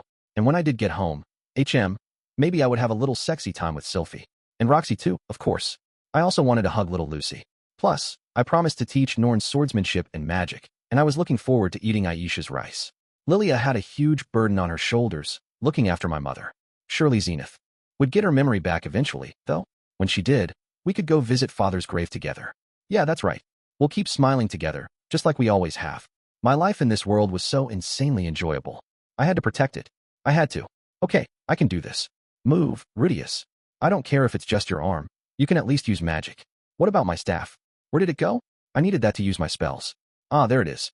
As it turned out, I had been lying on top of it. Sorry about that, Aqua Hirtia. I'm sure I must have been heavy. Anyway, I could do this. I just had to hold out until help came. That was all. There was no need to win. Please, Master Cliff. I know you probably hate Perugius's guts, but I beg of you, please persuade him. I don't care if you can't do it immediately, but if you could at least send some backup within the year, that would be awesome. Wah! Elinalise let out a strangled gasp. My head jerked up, and I followed her gaze. Cliff had just arrived at the entrance to the underground ruins, where he ran into one of the black armored soldiers. No way. One of them had been inside there this whole time? Why hadn't I considered that possibility? That gap was obvious enough. No matter how stupid Atoph was, of course she would investigate the ruins. A darkness spread inside me. The emotion that overcame me was one I was very familiar with, despair.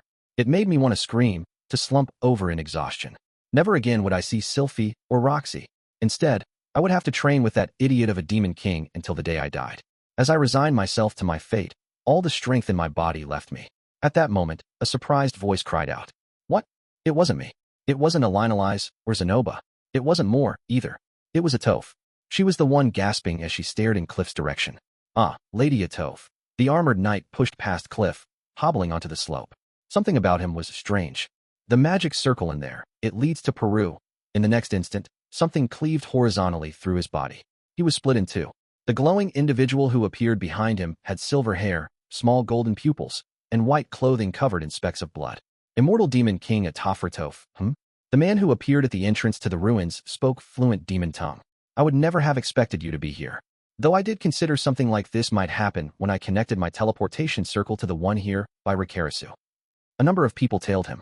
2 that I recognized were Aramanfi the Bright and Silveril of the Void. I had yet to learn the names of the others, but there were 6 of them in total.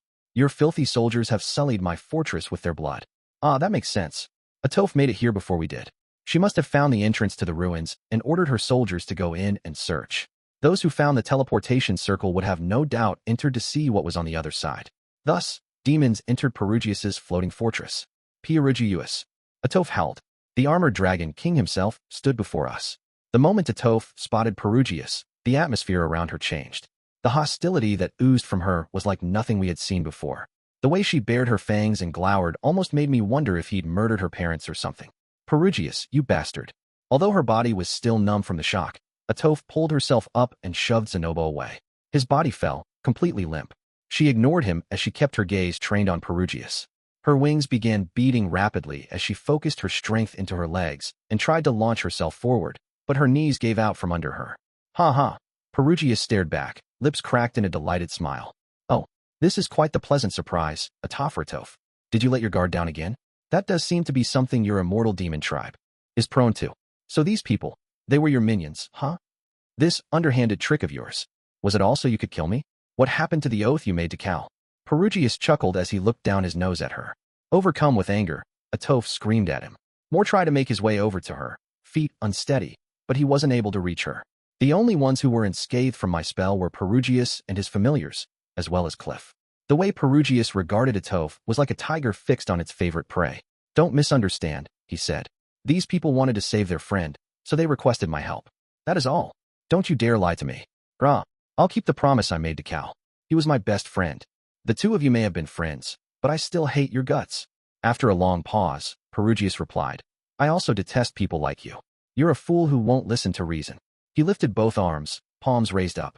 Atoph's face turned pale. And no, you wouldn't. He ignored her protests and began chanting. This dragon lives only to serve.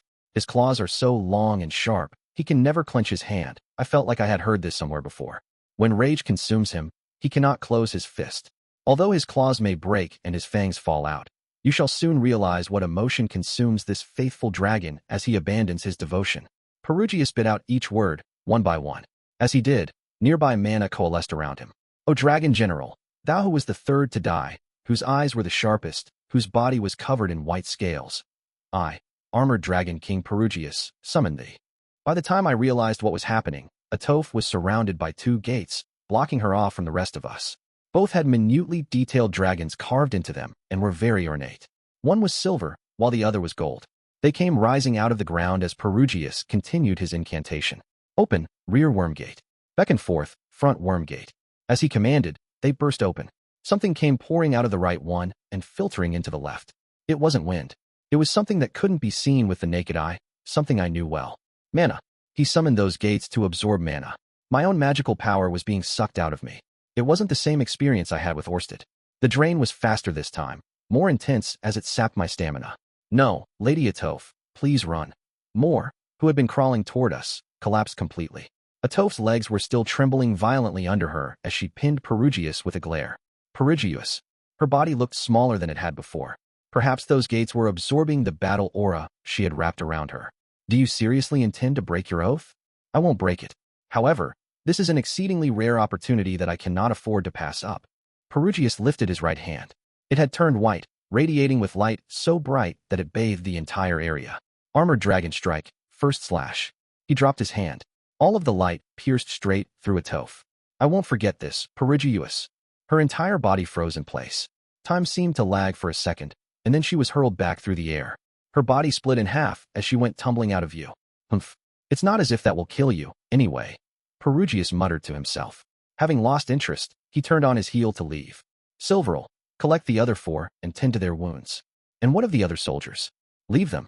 I see the demon world's great emperor Kishirika is among them as well.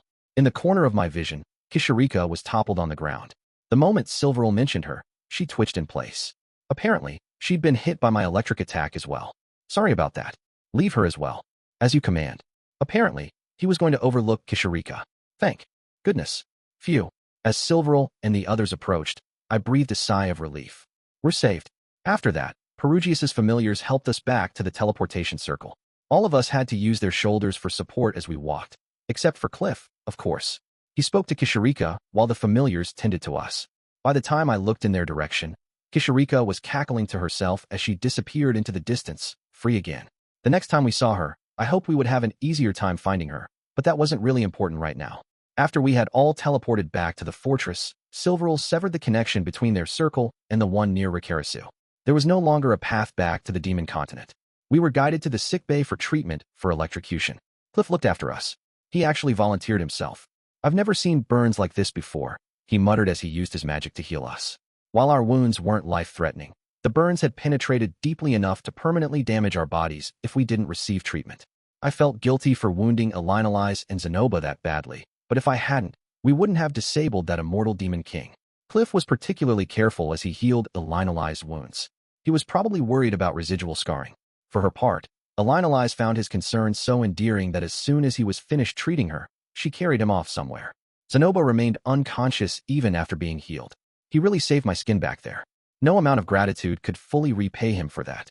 As priceless as friendship was, I had to thank him for all he did. I would be sure to convey my appreciation when he woke up. Once I was fully healed and could move again, I went to see Sylphie. She was lying in bed, reading a book, but when I entered, she looked up and tilted her head. "What's wrong?" Without answering, I silently slid into bed and wrapped my arms around her. She let out a cry of surprise, which stabbed me in the heart. It felt like rejection. Although hurt by that, I still hugged her tight. Atoph's laughter still lingered in my ears, as did the despair I'd felt when my entire body was so numb, I couldn't move. I knew I wasn't going to die in that fight. Atoph was holding back, and even her knights hadn't come at us with their full power. The magic Moore used wasn't dangerous enough to kill, either, but that hadn't made it any less terrifying. If Perugius hadn't come when he did, Atoph would have captured us and made us sign her contract. I would never get the chance to hold Sylphie in my arms like this again. Nor could I see Lucy as she grew up. Or Roxy, or Norn, or Aisha. None of them. That thought alone shook me to my core. Enough that my entire body trembled with fear. There was nothing more precious than the warmth I held in my arms right now. Suddenly, a hand brushed over my hair. Sylphie was stroking my head, combing her soft, dainty, warm fingers through my hair. She happily returned my embrace. She didn't even ask for an explanation. She simply hugged me back. That was enough for me. With my arms wrapped around her, I fell asleep, relieved. Chapter 9. A Day in the Floating Fortress. TWO days flew by in the blink of an eye. After regaining consciousness, Zenoba merrily toured the castle, enjoying all the handicrafts within. Being able to mill about freely had him in high spirits. I was relieved that he'd fully recovered from my electric spell. If he hadn't regained consciousness, I wouldn't know what to tell Ginger. Cliff, on the other hand, had changed. Immediately after the battle, he'd spoken with Kishirika, and I'd wondered what that was about. It turned out they were discussing his reward for helping her before, a demon eye. He got the eye of identification from her. It allowed him to look at any item and understand its characteristics. He chose it so that he would be able to help if anything like Nanahoshi's illness ever happened again. As always, Cliff was nothing if not heroic. That heroism, however, wasn't helping him to master the eye. He was struggling with it. Apparently, everything he looked at came with a name tag and an explanation. To him, the whole world was flooded with text. He couldn't walk around without a Linalize guiding him by the hand. I was sure he would master it eventually. When he did, people would surely call him Cliff the Wise. Until then, he'd probably have to wear an eye patch. Next was Nanahoshi. We decocted the tea leaves we brought back from the demon continent and had her drink the tonic. Not too long after, Nanahoshi began complaining that she had to use the restroom. Yuruzu helped her to the sick bay, and, well, to preserve her honor, I'll spare you the details. Let's just say she was on the mend. How are you feeling otherwise? I asked. Nanahoshi was still bedridden. Her complexion had improved considerably, but the fatigue still remained. She'd also lost a lot of weight. It was as if everything she had in her stomach had been flushed out, leaving nothing but a skeleton behind. I'm feeling quite a bit better. To be on the safe side, she would need to rest another month, but at least she was in better spirits now. Her expression was different from her usual tense one. Rather, she looked like she was dazed from having just woken up. Her hair was a disheveled mess, sticking out in every direction.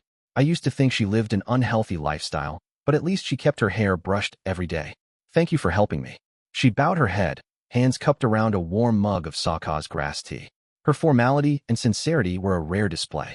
I truly appreciate you shouldering so much risk to go get these tea leaves for me. You, really helped me out. There was something deeply unsettling about hearing her talk like that. Nah, I'm sure she's just feeling weak, so she's kind of out of it. No sweat. You looked after me last time I was in trouble, too. I said some pretty insensitive things to you, and yet you helped me without ever resenting me for it. I don't even know how to begin to thank you. She gave me an apologetic look.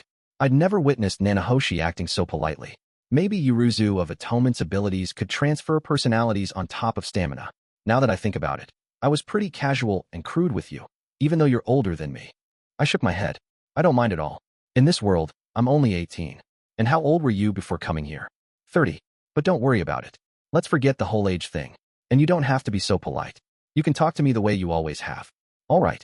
Her expression was serene as she slowly nursed her drink, as if she could feel the immediate effects. I cleared my throat. I am sure they already told you, but your sickness won't go away entirely. Yes, I know. Nanahoshi wasn't fully cured of Drine syndrome. Saka's grass would temporarily break up the mana building inside her, but if left untreated, it would accumulate to the same levels it had before. Since she wasn't from this world, she didn't have the immunity to the syndrome that the rest of the people here did. Fortunately, drinking Sokka's grass tea daily would keep it from building up. There was also the possibility that even a little magic could make her sick. The next illness she came down with might be something even Kishirika didn't know, something even more ancient than Drine syndrome. As long as she was here, she couldn't entirely avoid mana. It was everywhere, in the atmosphere, in the food we ate. Nanahoshi, you have to return home. You can't die here. Yeah, I'll do anything I can to help you secure a way to get back. But I shook my head. I don't need your gratitude or anything. Although if I get myself into trouble along the way, I hope you'll be there for me in return. Nanahoshi started sniffling as the tears welled up in her eyes. She let out a muffled sob, her voice barely above a whisper as she said, "Thank you." I patiently waited for her to stop crying. She continued sobbing for a bit, her eyes red and swollen. She spoke in a nasally voice as she said, "But I will go home." "Yeah, I'm sure you want to get back as fast as you can." "No, I mean, I might not be able to repay you for everything before I leave." "Wait, so she wants to repay me for everything before she goes home?" "She's more conscientious than I gave her credit for. There's no need to pressure yourself like that. You've helped me out before too, after all. I did that to thank you for helping with my research." "All right, then I would like some detailed advice on a small matter." She frowned. "What small matter? For instance, what does a girl around my age want?" "Sylphiette and I have a long future ahead of us. We're married and have a child, but I still don't know what's going through her head. Given that you're about the same age, I thought you might know something about what Sylphie's thinking." Nanahoshi stroked her chin and stared down at her blanket. She seemed to be seriously considering the matter. "She sure is dedicated to paying me back." "You don't have to answer right now," I said. "You can wait until we have a fight, or I want to make up with Sylphie or something." "All right." Nanahoshi nodded, her expression sincere. Although she was close in age to Sylphie, there was much that separated them. They came from different worlds and Sylphie was married. Nanahoshi couldn't understand her completely. Even I had no idea what the guys my age were thinking. "In that case, we'll leave it at that. I'm sure your body is still weak, so take your time recovering." "Yes, I will," Nanahoshi replied. "Thank you." I left the room. If I hung around with just her for too long, I might make Sylphie jealous again. She was cute in that mode, but I took no pleasure in giving her anxiety. I never wanted to make her second-guess my love. The fact that I had yet to succeed in doing that was a failure on my part. As I strode down the hallway, evening sunlight poured in through the windows. The sunset is beautiful no matter which world you live in. I wasn't so fond of heights, but the view from the floating fortress's spacious garden was tempting. From there, I could look out at the sea of clouds as the sun ducked behind the horizon. Even I liked a little pampering on occasion. With that thought in mind, I made my way outside. The shrubbery was perfectly trimmed, and there were dozens of flowers I had never seen before. As the sun sank beneath the clouds, it bathed the area in radiant light, making it look like a mirage. If I brought Sylphie to a place like this and whispered sweet nothings to her, how would she respond? Knowing her, she would probably turn bright red, drop her gaze to the ground, and squeeze my hand. Surely her reaction would be an adorable one. All right, once Sylphie fully recovers, let's give it a try. I wanted to do the same with Roxy, but alas, demons were forbidden from entering the fortress. Also, it probably wouldn't go over very well, considering Roxy's personality. She'd probably stare blankly at me and say, "You know you don't have to use those corny lines with me, right?" She'd be willing to sleep with me regardless. She was frank that way, even though she didn't look it. But that ain't it. It ain't about sex. I just want to be lovey-dovey. I wanted us to watch the sunset together. Roxy would say, "It sure is beautiful, isn't it?" And I would reply, "Yeah, but not as beautiful as you." And then she would blush and act embarrassed. That was what I wanted to see. Well, she isn't here anyway, so I'm out of luck. As I walked, lost in thought, I spotted a table at the edge of the garden. 3 people sat around it. And that was when my master used his magic. This purple light shot out of his right hand, and it charred Atoph's body, paralyzing her in place. So it was his magic that weakened her that much. Lord Rudeus's magic does seem to know no bounds. Zenoba, Ariel, and Perugius were having a nice chat. As the evening sunlight washed over them, they seemed to be enjoying their conversation. Luke and Silveril waited nearby, though they weren't participating. They merely stood and listened in on Zenoba's conversation. Master Elinalize and I did get caught in his attack, but I don't think there is another mage in the world that can use such a spell outside of my master. I hear it resembled lightning, Perugius replied. But if it was able to paralyze Atoph, as you say, it must have been quite potent. And what happened after that? How did the battle end? Ariel asked. Unfortunately, I'm afraid I lost consciousness at that point, so I'm unable to. There's the man himself. Zenoba's gaze found me, so I had no other choice. I bowed and made my way toward their group. Good evening. Are you having a tea party? Yes, master. Lord Perugius said he wanted to know how our battle with the Toph transpired, so I was explaining the finer details to him. I see. I glanced over at Perugius. He seemed in much better spirits than when we first had an audience with him. I heard that it was your magic that weakened the Toph so greatly, Rudeus, he said. No, that was largely thanks to Zenobia locking her in place. If I had aimed my spell at her without his help, she may have deflected it. I see, yes. Hee. That image of her still lingers in my mind. His face cracked into an obscene grin. Does he really hate Toph that much? He was in a good mood. You seem to be quite chipper, I said. Of course I am. Never in my wildest dreams did I think I would get an opportunity to exact revenge on someone who has given me grief so many times I have lost count. Revenge, you say? Yes. A grudge, if you will, that's lasted a number of years. He was probably referring to the war that happened 400 years ago, Laplace's War. Perugius was a young adventurer at the time, but he aided the humans, fighting on the front lines. Toph had also spearheaded some of the demon's forces, acting as a general. Perugius encountered her many times on the battlefield. Since he was young and inexperienced, he wasn't able to beat her, instead sustaining life-threatening injuries at each encounter. Two people who saved him back then, the dragon god Eurupan, an older brother-type figure to Perugius, and North god Kalman. Perugius could only grit his teeth in frustration at each loss. He planned to eventually take revenge on Toph, but then North god Kalman married her. When Kalman died, he made the two swear an oath that they wouldn't kill each other. Thus, Perugius never went back to the demon continent, destroying his chances for revenge. He had almost given up hope on ever striking back at Toph, but this timing was more perfect than he could have imagined. He took a shot at her without her coming after him in return. That was what had him on cloud 9. I must thank you for that, said Perugius. You did a splendid job. Are you sure it's okay that you broke your oath to North god Kalman? He forbade us from killing each other. I am sure he wouldn't fuss over some one-sided pummeling. Beating up a defenseless opponent for something they did centuries ago seemed pretty barbaric to me. Although that spoke volumes about the depth of the grudge they shared. It appears I may have misjudged you a bit. I should give you some kind of reward, said Perugius. I don't really need a reward. No thanks. Count me out. I do not want power, not like Toph offered. Ah yes, once Nanahoshi finishes recovering, I will personally teach you how to use summoning magic. I hesitated. I'm not going to be stuck here and unable to return home for the next decade if I agree to that, right? Do not compare me to Toph. Oh, well, as long as I could go home, there was no reason to refuse. I didn't want to know more about summoning and teleportation magic. Plus, I might face a similar crisis in the future. It wouldn't hurt to learn other ways to fight, just in case. I wasn't fond of conflict, but in this world, you needed a modicum of strength to escape danger. I thought it would be enough to protect my family, but after the Hydra and what happened this time, it was pretty clear I wasn't powerful enough. I wanted to think that situations where I would have to fight anything of that level would be few and far between, but better safe than sorry. Lord Perugius, do you think you could possibly do some training with me or teach me how to fight better?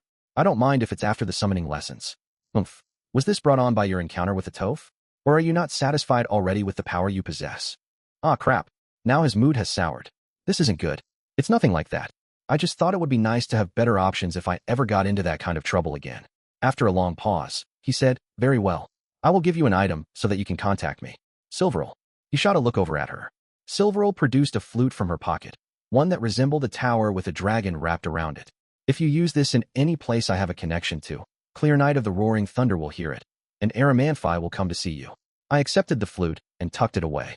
It sounded like he would come to help me if I ever needed it. That wasn't a bad solution either. Seems the sun has set. I glanced back. The evening light had faded. Now the moon was hovering in the sky. Strangely enough, the area around us wasn't dark. That was thanks to the blue glow the flowers in the garden gave off. This table is made from illuminators, Perugius explained. Go on, have a seat. Why don't we continue to chat for a bit? Obediently, I plopped down. The dwarves' craftsmanship was really at its height prior to the Second Great Human-Demon War. Indeed, if the dwarves hadn't lost their homeland during the conflict, they might still be making masterpieces now. Perugius was actually an interesting fellow once he got a talking with him. He possessed great wisdom and loved the fine arts. He was also a man of culture who had an appreciation for creative work. The dwarven race has endured, at least. They possess such dexterous hands. I am sure they will one day produce another craftsman capable of creating superb work.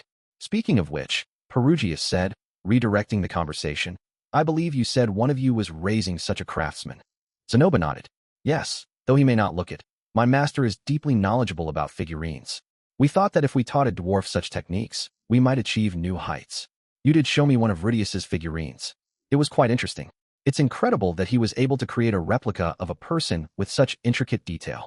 The two of them were enjoying their conversation. Sadly, I lacked the level of knowledge they possessed, so I wasn't able to keep up with them.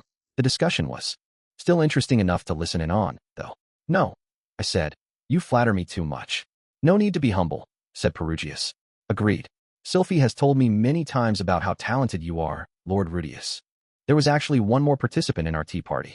While the other two merrily conversed with each other, she tried to jump in with her own suggestions and knowledge. Sadly, her attempts were fruitless. These two were so hardcore that she, like me, could not hope to keep up. It's not just magic. Lord Rudeus is knowledgeable about the arts as well. He truly is an amazing person. Thank you, Princess. Acting as a third wheel in the conversation was none other than Ariel Anemoyajura. She desperately wanted Perugius's help, but she was at a loss on how to gain his favor. I smiled uncomfortably as she showered me with exaggerated praise. For the better part of the conversation, she had turned into a robot that awkwardly inserted herself and parroted the same generic lines. It was obvious she had nothing of substance to add to the conversation. She's got a long road ahead of her. Incidentally, Lord Perugius, we were thinking of putting some of these figurines on the market soon. Might we ask your honest opinion on the idea? Zenoba blurted out. He reached for a box that he had left at his feet, one I had seen before.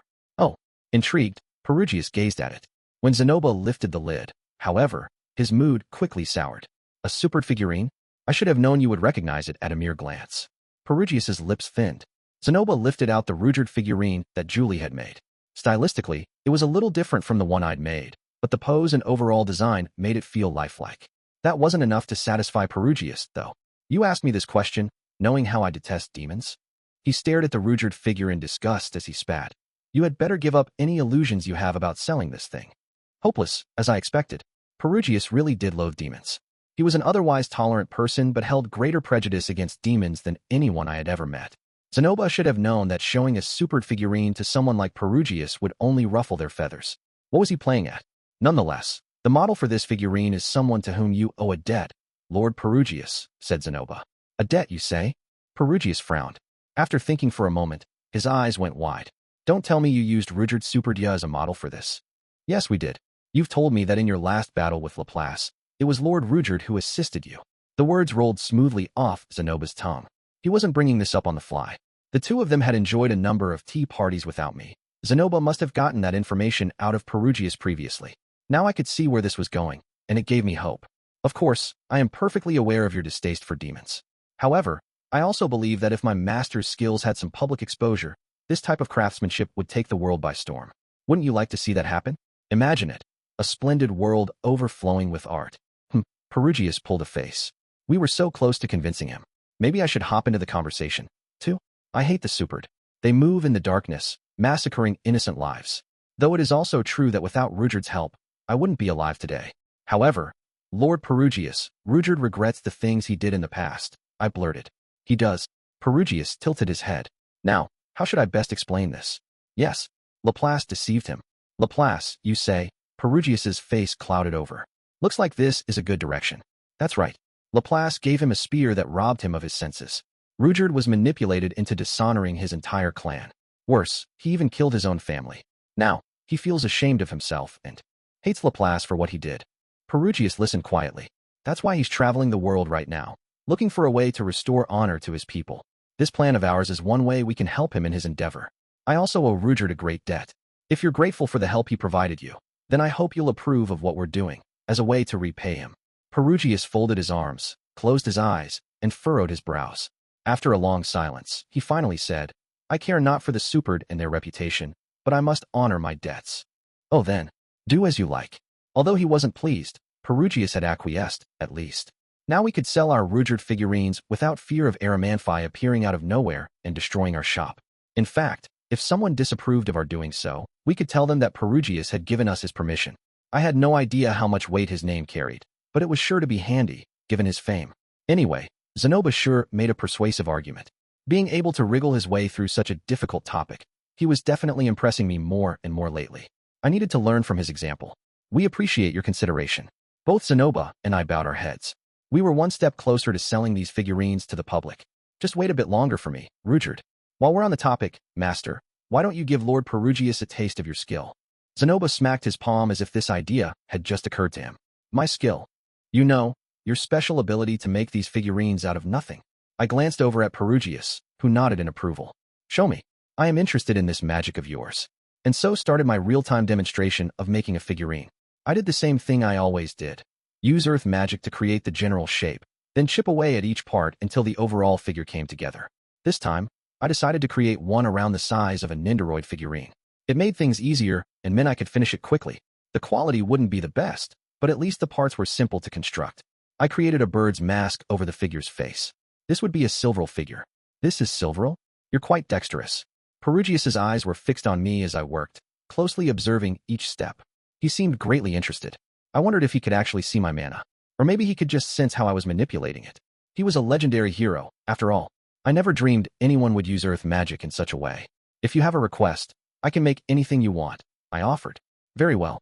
In that case, bring me one high-quality figurine you make, and I will buy it from you. Nice. Now we had a regular customer. Considering we had no idea where Batagati had disappeared off to, securing another business opportunity like this was important. In that case, Ariel spoke up, joining the conversation. We also have some splendid craftsmen back in the Azura Kingdom.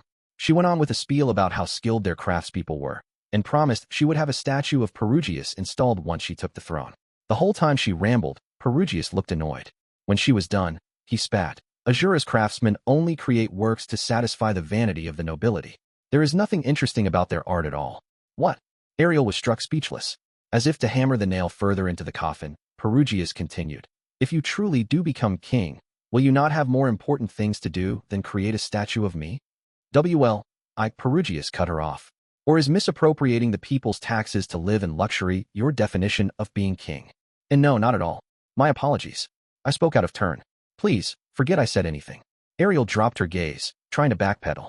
It was hard to believe this dejected person normally overflowed with charisma and confidence. Still, the way Perugius coldly rebuffed her was uncalled for. Did he really hate her that much? Had what she said really got under his skin that badly? Wait, Ariel Anamoy Azura. Perugius called out as she tried to slink away. His oppressive gaze bore into her. What does being king mean to you? What does a true king possess? Well, they're wise, listen to their cabinet ministers, and don't forget their position in society. Wrong. Perugius shook his head, not even letting her finish. The Azuran king I knew was a true king, but he was nothing like you describe. Which king? The man who took the throne in the wake of Laplace's war, my sworn friend, Gani's Freen Azura. I had heard a bit about King Gani's before. He was the last surviving member of the Azuran royal family after Laplace's war. He became a great ruler who brought the country together after it was ravaged during the conflict. The fighting took a great toll on the Azuran lands, but his skills as a monarch kept the country from descending into civil war. I have heard that King Gani's was a great ruler. I doubt I could ever follow in his footsteps. Perugius shook his head again. He was not great. He was a coward who hated conflict and was always running away. He couldn't study to save his life, possessed no skill in battle, and he was always sneaking out to some pub to ogle the women there. He had no ambition to take the throne, but he had the most important quality a ruler can have. That, I believe, is what made him a true king. What quality was that? If you can bring me that answer yourself, then I will give you my support. So this is the trial he intends to give her. He's testing Ariel, to see if she's someone deserving of his assistance or not. The most important quality a king can have, Ariel echoed, stroking her chin as she stared at the table. She was probably trying to remember the stories she had heard of King Gani's. Sounds like to me the guy was just a complete idiot. Or maybe he was a genius in disguise, similar to Oda Nobunaga? Rudeus. Perugius turned to me. What do you think? I'm afraid I would have no idea how to answer the question, given I'm not royalty. What a dull reply. You don't have to contemplate the answer. Just say whatever comes to mind. That's still kind of a tall order. A king, huh? What was a king supposed to be in the first place? I knew they appeared a lot in fantasy stories, but what did they actually do? They were someone at the top.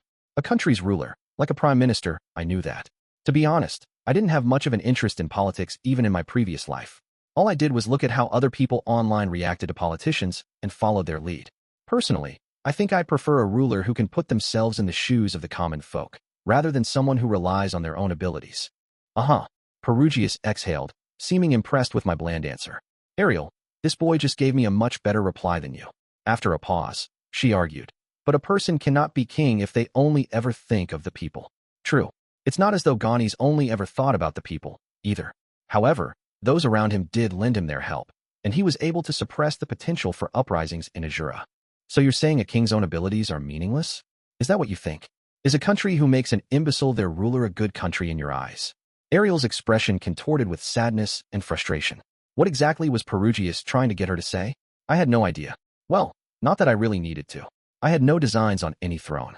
Perhaps Perugius was actually trying to test Ariel's determination and character. Maybe there wasn't a correct answer. Still, is a king so great that it's worth going through all this trouble to become one? You should think long and hard about this, Ariel Anamoyajura. After a brief pause, Perugius said, Now, then, it is late. Why don't we return to the fortress? With that, our tea party was over. I would long remember the way Ariel looked as we made our way back inside. Her shoulders slumped forward as she shuffled along with Luke close at her heels. Chapter 10, Turning Point, Part 4. Teehee days flew by after that. Once Sylphiette had sufficiently recovered, we returned to Sharia. The sun was setting by the time we arrived at the house. I felt strangely nostalgic standing in front of our estate, even though only a few days had passed since I saw it last. We're home. Yeah. Welcome home. Hey wait, big brother. The moment we burst in through the front door, Aisha came scrambling into the front room. She looked utterly dumbfounded, which wasn't surprising after the speech I gave about possibly being away from home for a long time. Are you done already? Did you save Miss Nanahoshi? Or was it hopeless? Aisha asked anxiously. I reached over and ruffled her hair. Whoa, hey. Aisha gasped, sounding like a bad actor reading a line from a script. She didn't look the least bit displeased by my display of affection. What's with you all of a sudden? Nothing. Nanahoshi is fine now. I'll explain in a minute. Is Roxy already home? What about Norn? Norn is still at school. Miss Roxy is in her room, I think. As for my M.O., she paused and corrected herself. Mom, Miss Lilia, is doing the laundry. Mother, Lady Zenith, is resting now. All right, so Norn is still at school. Sorry to add more to your plate, but could you fetch Roxy? Aye, Captain. A few minutes later, Roxy came down the stairs. She must have been nodding off at her desk because her hair was a disheveled mess and there was a red imprint on her cheek. Welcome home, Rudy. How did it go? I'm about to explain that. But before I do, I slipped my hands under her arms and lifted her, wrapping her tightly in my embrace. We did promise that I would do this when I came home. What? Although initially caught off guard, Roxy gingerly looped her arms around me and returned the hug. Welcome home. I'm glad to be back. After that whirlwind adventure, I was finally home. And that's what happened. I recounted everything to them. It was a lot. I didn't go into thorough detail, but I did include everything pertinent. I took particular time in relaying everything I learned in relation to Zenith's curse. We would need to keep a careful eye on her. I'll continue staying at the floating fortress for now, but I'll come home at least once every 3 days, I said. Ariel and Sylphiette were also going to stay at the fortress until their efforts came to fruition. Sylphiette also intended to return home every few days. None of us would be able to attend school, but, well, as long as we showed up for homeroom, surely it would be fine. I hadn't taken any classes lately anyway. Very well, Lord Rudeus. I shall take proper care of the house and Zenith in your absence, so you need not worry, Lilia assured me. I had put quite the burden on her shoulders. Anyway, that was the end of my report. Our family meeting was adjourned. Phew, I'm completely pooped, said Sylphie. I think I'm going to rest. What about you, Rudy? I'm going to hit the sack after taking a bath. Should I wait in bed for you? Nah, don't worry about it today. All right. And with that, I left Sylphie to rest. I realized I'd had nothing but cold baths for the past few days. I missed soaking in warm water. I headed straight for the bath and used my magic to warm the liquid in it. Manual water warming robot room bows. Activate. I really should rinse myself off before I hop in, but, oh well.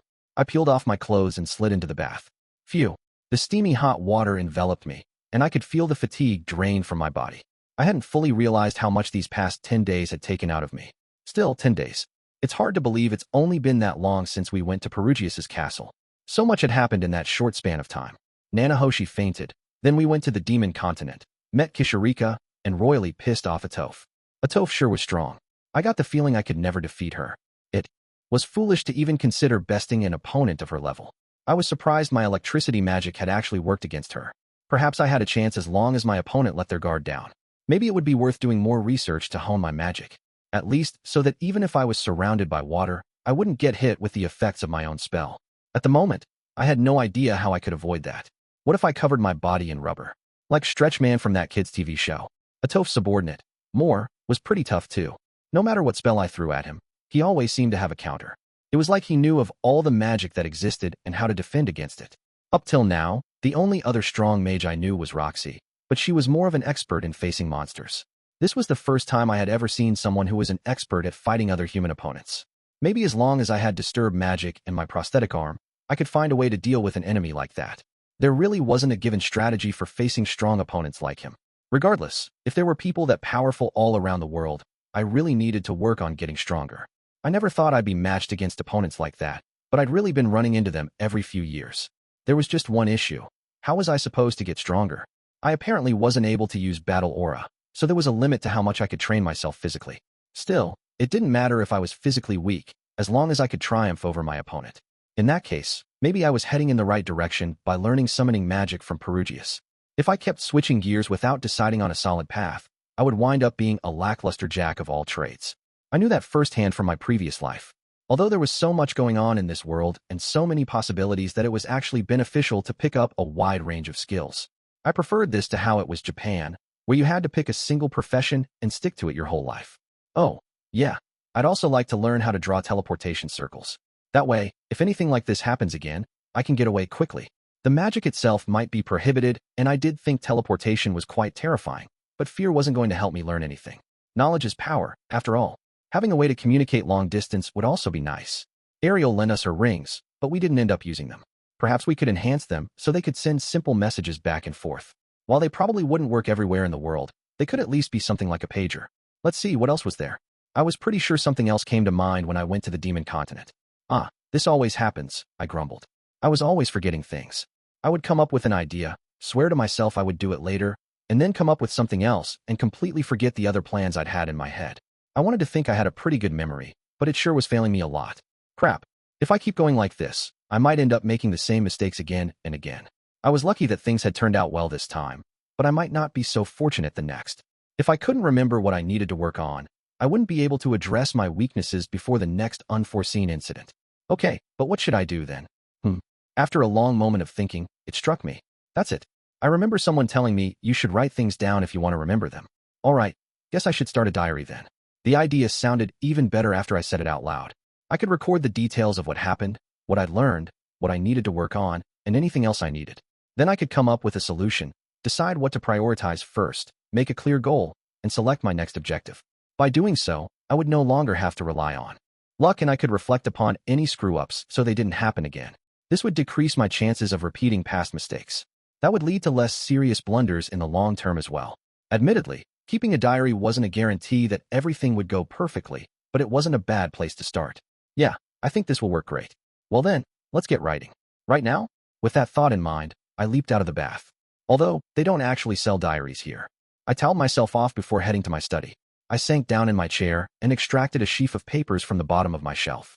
While it might not be a bound diary, I could still write on them just the same. Recording things was the most important part.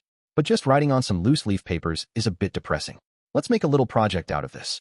Not that starting in style was the be-all and end-all, but it couldn't hurt to dress up the appearance of my new diary. I gathered up the loose papers and placed them on my desk. I used magic to punch holes through the edge. Then, I used my earth magic to create rings to insert through them. Next, I needed 3 boards and a hinge. I could throw them all together in book form, so they could open with my sheets of bound paper inside. And with that, my binder-style diary was complete. How much do you think it cost me? Nothing, completely DIY. Okay, well, the paper did cost money. Wonder if anyone here would buy a hole puncher if I made one for sale. It was worth writing down at least. If I didn't note all my ideas, I'd eventually forget about them. So, how do you go about constructing a hole puncher? No, I had more important things to write down first. Where should I start? How long had it been since I last kept a diary? When I was a shut-in in my previous life, I tried one of those text websites, but I didn't keep up with it for very long. I might go down that same path if I wasn't conscientious about this. Fortunately, this body of mine was pretty receptive to routines, so I would probably do it automatically as long as I made it a habit. Okay, I should probably stop that. It sounds weird to talk about this body in the third person as if it's not my own. What I should have said was, I'm the type who does things diligently as long as I make them a habit, so it shouldn't be a problem. Much better. As I had that inward back and forth, I started scribbling down the events from the past 10 days. I was yawning by the time I finished. Before I knew it, I was overcome with drowsiness. The area around me was all white. There was nothing but an utter lack of color. I knew this place well. I had seen it when Perugius used his teleportation magic to warp me through space. But where exactly was I? I had never given it much thought before, but I started to wonder if this was an actual place somewhere in this world. That aside, I wish I wouldn't return to this form every time I come here. I was back in the body I had before I reincarnated, back to when I was a hopeless, overweight shut-in. I had no intention of avoiding the truth that this was once my life, but it still disgusted me. I didn't look like this while Perugius was transporting me. Heyo. All of a sudden, he was there. His blank white face had a thin smile on it, a mosaic layered over him. In the instant I saw him, it was like the memory of what he looked like was wiped from my mind. It was the man god. Been a while. Yeah, sure brings back memories. Guess it's been 2 years, huh? Has it been that long? The last time I got your advice was before I headed off to the Greyrat continent. So yeah, 2 years. That's not that long, though. When I was an adventurer, you didn't show your face once in 3 years. Now there's some nostalgia. I was quite the degenerate back then. Yeah, you seem to be doing comparatively well for yourself now. Guess so. I got married, and I'm getting along well with my family. Definitely enjoying my life way more this time around. And you got to know Perugius as well, I see. Perugius, huh? He sure is amazing. In my previous life, I would have never dreamed I'd someday meet someone like him. And he took a liking to me, too. You know, he said he'd buy a figure off me if I made a good one. I never got close to a level where I could sell my stuff before I reincarnated here. Atoph also took a liking to you. Yeah, that one I'm much less happy about. Although I guess my training has paid off if she was that interested in me. I've worked on my physical strength and my magical skills. If Roxy had never taught me king-tier water magic, I would have been in some serious trouble this time. My electric spell was pretty effective against Atoph and her guard. It sure was. That magic you used was incredible. I'm sure you could even use that against Orsted. Against Orsted? There isn't much magic out there in the world that can ignore battle aura and paralyze a person's body. That makes sense. I guess people here don't have a way to defend against electric shocks. But still, this is Orsted we're talking about. He'll just use disturb magic to render my magic ineffective. Even if your power doesn't outmatch your opponent, that doesn't mean you can't still claim victory. You have a point. Wait, no? Impossible. Me being able to use a bit of strange magic does not change the fact that Orsted would flatten me like a pancake. Besides, I have no interest in fighting him. I have nothing against the guy. Oh, really? Anyway, you really helped me back during the whole Greyrat ordeal. I'd be lying if I said I didn't have any regrets, but it wasn't all bad. Although I didn't end up following your advice. Well, that was your choice. Just out of curiosity, what would have happened if I didn't go? If you didn't go, your father would have found some way to save your mother, and he wouldn't have died. On top of that, you would have had 2 beastfolk princesses to yourself and lived happily ever after. What the hell? So you're saying he only died because I went? That's right. Because you were there, he was determined to show off in front of you, and that's what screwed everything up. Okay, but still, that can't. If you had left things alone, he would have gathered his comrades to save your mother. Roxy, too, of course. So what? You're saying everything I did was pointless? And hey, when I got to her, Roxy was almost at death's door. I find it hard to believe she would have been fine without my involvement. She really would have been fine without you. She was fated to survive, after all. What do you mean by that? What is this fake crap? Explain yourself. Remember that merchant you saved? If you hadn't been there, his delivery would have been greatly delayed. The day he arrived, a certain adventurer went walking around the marketplace and bought his merchandise, magic stones. However, if the merchant hadn't arrived, that man would have bought something else. Such as what? Such as a map of the teleportation labyrinth. Oh, come on. Why are they even selling something that conspicuously convenient? After failing to entice people to join him at the guild, Geese would have come up with a scheme to bolster their numbers so they could conquer the labyrinth. In the process, he'd sell a map of the teleportation labyrinth for cheap. Now I get it. You're saying he'd sell the map he made. It's true that there are few people who would want to go in with Paul and the others, but there might be some who would think they could navigate it themselves. So you're saying the guy who bought the map would gather up his comrades, go into the labyrinth, and save Roxy? Precisely. He would run into your father there at the entrance, and they would all go in together. As luck would have it, they would find Roxy, too. And you're saying that because they would have more people with them, it would make it easier for them to get through the labyrinth, and they would be able to rescue my mother? Correct. Although it would have taken them much longer than it did you. About 2 years, to be precise. Since it's been about that long since you went, it'd be right about now that they'd be getting her out of there. That's kind of hard for me to believe. It all seems way too convenient. Maybe, but such is the way of fate. All right, I guess you have a point. They do say truth is stranger than fiction. I guess that means it would have been better if I hadn't been there. Damn it, that's depressing. Although if that happened, I guess I wouldn't have been able to marry Roxy. True. She would have fallen for the man who rescued her instead. Although he would have turned her down. Well, it doesn't seem so bad when you think of it that way. I do love Roxy after all, though it did result in Paul's death. It makes me feel pretty conflicted to think I had to lose him so I could get married to Roxy. It's not like I regret our marriage. Just that, if I had a similar relationship with Linnea and Priscina, I imagine I would have been happy with that outcome, too. Not that I'm fine with being partners with just anyone, but if I had gone down that route, I probably wouldn't have known any better, wouldn't have known that I could have been with Roxy instead. Ah, damn it. It's in the past now. Yeah, you're right. Regrets won't do me any good. I decided to go to Greyrat, and that's it. Right now, I am happy. The choice I made might have been a mistake, but that doesn't change how things are now. I have regrets, but I don't think it was all bad. You sure are optimistic. Anyway, what's the reason for your visit today? Something else troubling coming my way? No, nothing too big. It's less advice and more like a favor. A favor? From you? Now that's unusual. You've never asked me for anything before. Even I sometimes need to call in a favor. Okay then. Whatever it is, say it. Doesn't seem like it would be bad to listen to what you have to say and follow your advice every now and then. I think I've been a little too distrusting of you. Oh, really? It pleases me to hear you say that. Well, you have gone to great lengths to help me. In fact, I feel bad for doubting you so much before. I just thought you were getting your kicks from watching me suffer. That's why I acted that way. You wound me. Given my name, you should realize I'm a god, after all. True, I do get bored and want to watch when something entertaining is going down, but I'm not in the habit of leading people astray just to take pleasure from their misery. Yeah, I thought so. There aren't many people like that. Agreed. So, what is it you want me to do? Nothing too important. I just want you to go down to your basement when you wake up. Check and make sure nothing odd is down there. If you don't see anything, then don't worry about it. Anything odd? Why would? Nah, never mind. I got it. I won't question you this time. I'll just do it. Hee. All right then. You have my thanks.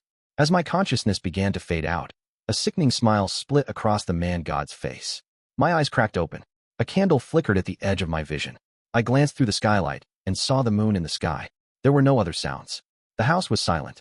I had fallen asleep in the midst of writing my diary. A bit of drool had dribbled down my chin and onto the half-written page. Guess I'll be rewriting this.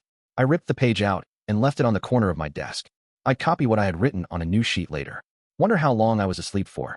My body feels so sluggish, it's like I've been out for days. As I got up, something fell from my shoulders, a blanket. Sylphiette or Roxy must have draped it over me. Whoever it was, I appreciated the gesture. All right then. I still remembered the contents of my dream. The man-god had told me to go check out the basement.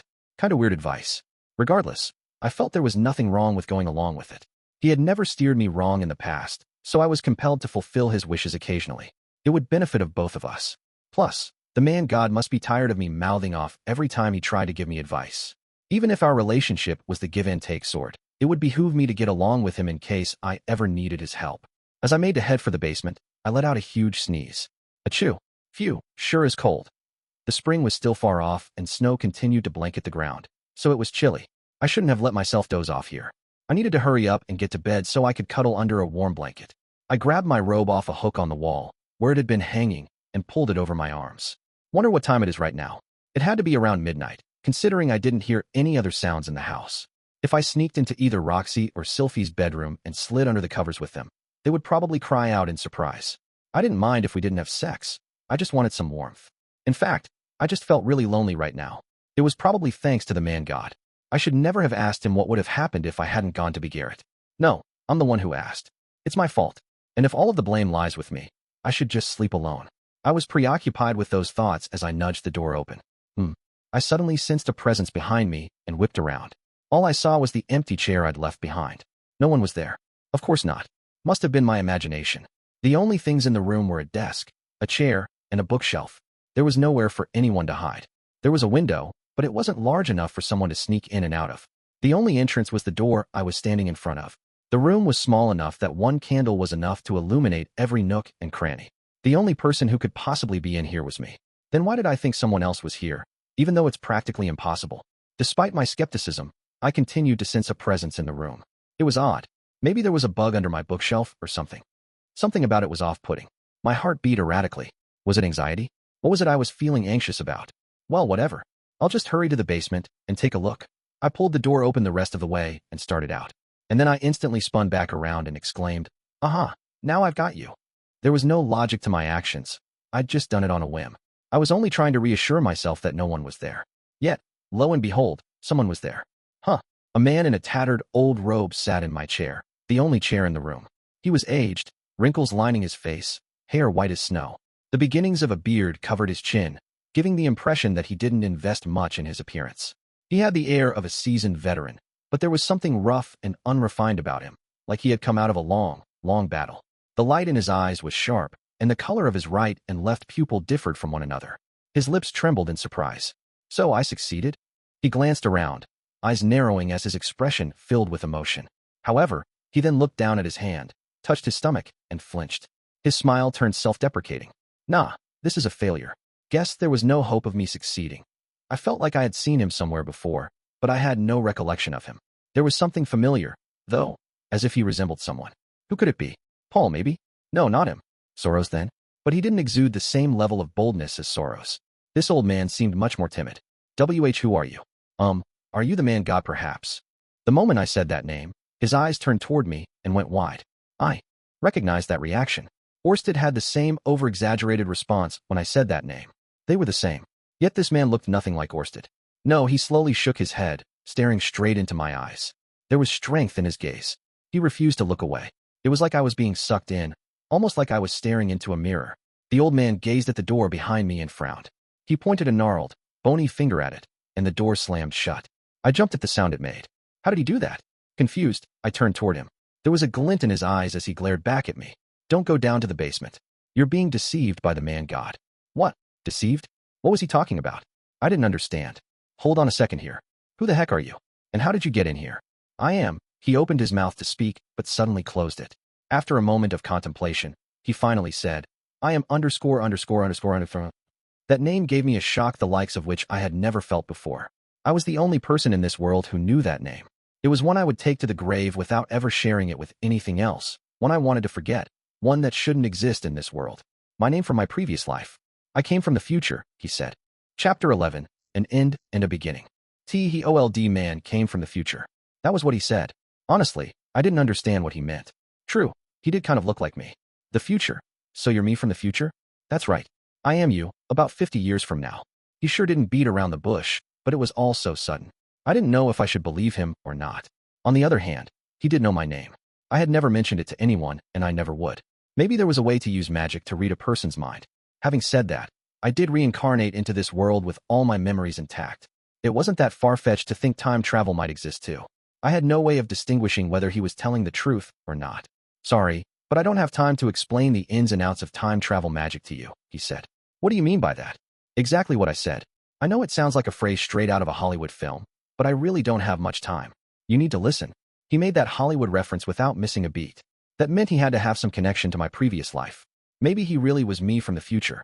There was a glint in his eyes and a darkness lurking within. Frankly, he looked like someone who killed people daily. There was such a coldness to his gaze, as if he cared very little about other people's lives. Was this the person I was destined to become in the future? It couldn't be. It was too hard to believe. Yet the expression on his face was earnest. Okay, let's just assume that he is me 50 years from now, and at least listen to what he has to say. There is nothing in the basement, he blurted. At least, I went down there and thought there was nothing. I felt at ease in the following days because the man god said there was nothing to worry about if I didn't find anything. The old man's face contorted in disgust. But I was wrong, and I can tell you why now. He tapped a finger, his left index finger, against his forehead, as if recalling the incident. Wait, what? Is that a regular hand? Listen up. I think there's probably a rat down in the basement. A sick one. It probably has purple teeth, almost like a magic stone. I have no idea where it came from or when it got down there. Most likely, it sneaked into my luggage while I was in Perugius's floating fortress. It doesn't really matter where it came from, though. The old man opened his hand and smacked his fist against it. You'll startle the rat when you go down there, and it'll run to the kitchen. There, it'll rummage through the leftover food you've got sitting out. Aisha will find it dead there the next day and dispose of it. I remained silent and simply listened. Aisha will get rid of the leftovers by feeding them to a stray cat. His left hand isn't a prosthetic. Is this guy really me after all? Or did he find some way to restore his lost arm in the intervening 50 years? However, before then, Roxy will get peckish and come downstairs to grab a little bite of those leftovers. As a result, she'll contract the illness the rat carried. What? Roxy will get sick. The mention of her name brought my focus back to the conversation. Petrification syndrome. I felt like I had heard that name before. That's right. It's supposed to be an illness that one can only cure with god-tier detoxification magic. It was an incurable disease that would slowly turn the infected into magic stone. But where exactly did I hear of it? We didn't realize at first. After all, it's exceedingly rare for someone to be infected with petrification syndrome. The pathogens can only take refuge within a life budding inside another person. Wait, do you mean? Yes, an unborn child. The disease only affects pregnant women. I was shocked when I discovered that later. What? But Roxy isn't. She is pregnant, he said. But that's not surprising. The two of you have had sex. It's only natural. Wait, Roxy is pregnant? Wow. It was extremely joyous news, and yet, it was being delivered in the grimmest way possible. For some reason, some rats are resistant to the disease and act as carriers of petrification syndrome. You'll recognize them at a glance. Their teeth have turned into purple crystals. They transfer pathogens to anything they bite into. It can only be orally transmitted, and the pathogens don't survive for very long after leaving their host. It takes half a day at most before they die out. Plus, it's not very contagious since only pregnant women are affected. The pathogens take up residence inside the fetus and transform it, thereby turning the mother's body into stone. And Roxy was going to come down with this disease? If you carelessly go down to the basement and drive that rodent out, Aisha will complain to you the following day that she found strange rat remains in the house. 2 weeks later, you'll hear about a cat who was infected by petrification syndrome. Roxy will come down with a fever shortly after. I hesitated before finally asking, and what will happen to her? She will die. His reply was so blunt and to the point that it left me speechless. Roxy will slowly lose her mobility until she's confined to a bed. Her feet will begin to turn to stone, and it's then you'll realize she has petrification syndrome. And she never got better during your time? Didn't you try to cure her? Sadness washed over his face as his eyes dropped to the floor. I was so desperate to help her. I even went to the holy country of Milis. I learned the incantation necessary to cure her, but so much happened along the way and it took me too much time. When I finally got back, it was too late. Her body was already halfway gone, and she was dead. No, that can't be. He immediately lifted his head, that fierce glint back in his eyes as he stared me down. The incident will be linked to something that happens 30 years from now. It's all because of what the man God says. Don't be misled by him. You have memories of your previous life, so you should understand. He is the root of all evil in this world. The final boss. But why is he after Roxy? I still don't know the answer to that. However, I do know that he is moving with some objective in mind. The last thing he said to me was this: "Thanks to you being such an idiot, everything went exactly as I planned." He clenched his teeth. Damn it, the man God actually said that? Still, as for what his goal is, maybe Orsted or Laplace might know. I didn't get a chance to meet them these 50 years. There's a high chance you won't be able to either, even if you look. Even Nanahoshi didn't have a clue where to find him. At the mention of her name, his face sank. Maybe she really didn't know. I never asked her, but maybe you could give it a try. Even if she doesn't know exactly where he is, she is intelligent enough to think of all kinds of contingencies, so she may be able to come up with something. What ended up happening to Nanahoshi? His lips thinned, and he didn't answer. The sad look on his face said all I needed to know already, but after a pause, he finally replied. At the very, very end, she failed. I messed up trying to comfort her, and then, so she never managed to make it home? Then she must have fallen into despair and taken her own life. Okay, I don't need to hear any more. Yeah, I don't want to talk about it either. He lifted his chin, trying to regain his composure. There is something else, and it's important. You'll learn about this 10 years from now, but the man God isn't actually called that here. What do you mean? He's a god of the humans. In other words, the god of men. Everyone who's heard of him knows him that way, as the god of men. Only those who have actually met know his name, the man God. Why he's chosen to refer to himself that way is beyond me. I assume it's his way of messing with people. That made sense. So that was why some people, Orsted, had such an exaggerated reaction to the name. The only people who knew it were those who had met him and been deceived by him. On the surface, he only seemed to say things that benefited me. The old man clenched his hand again. Hatred burned like a raging fire in his eyes. Intense bloodlust radiated off, and yet for some reason, I didn't find it terrifying. He hasn't told you a lie yet, up until this point. Not as far as I, or you, rather, can tell.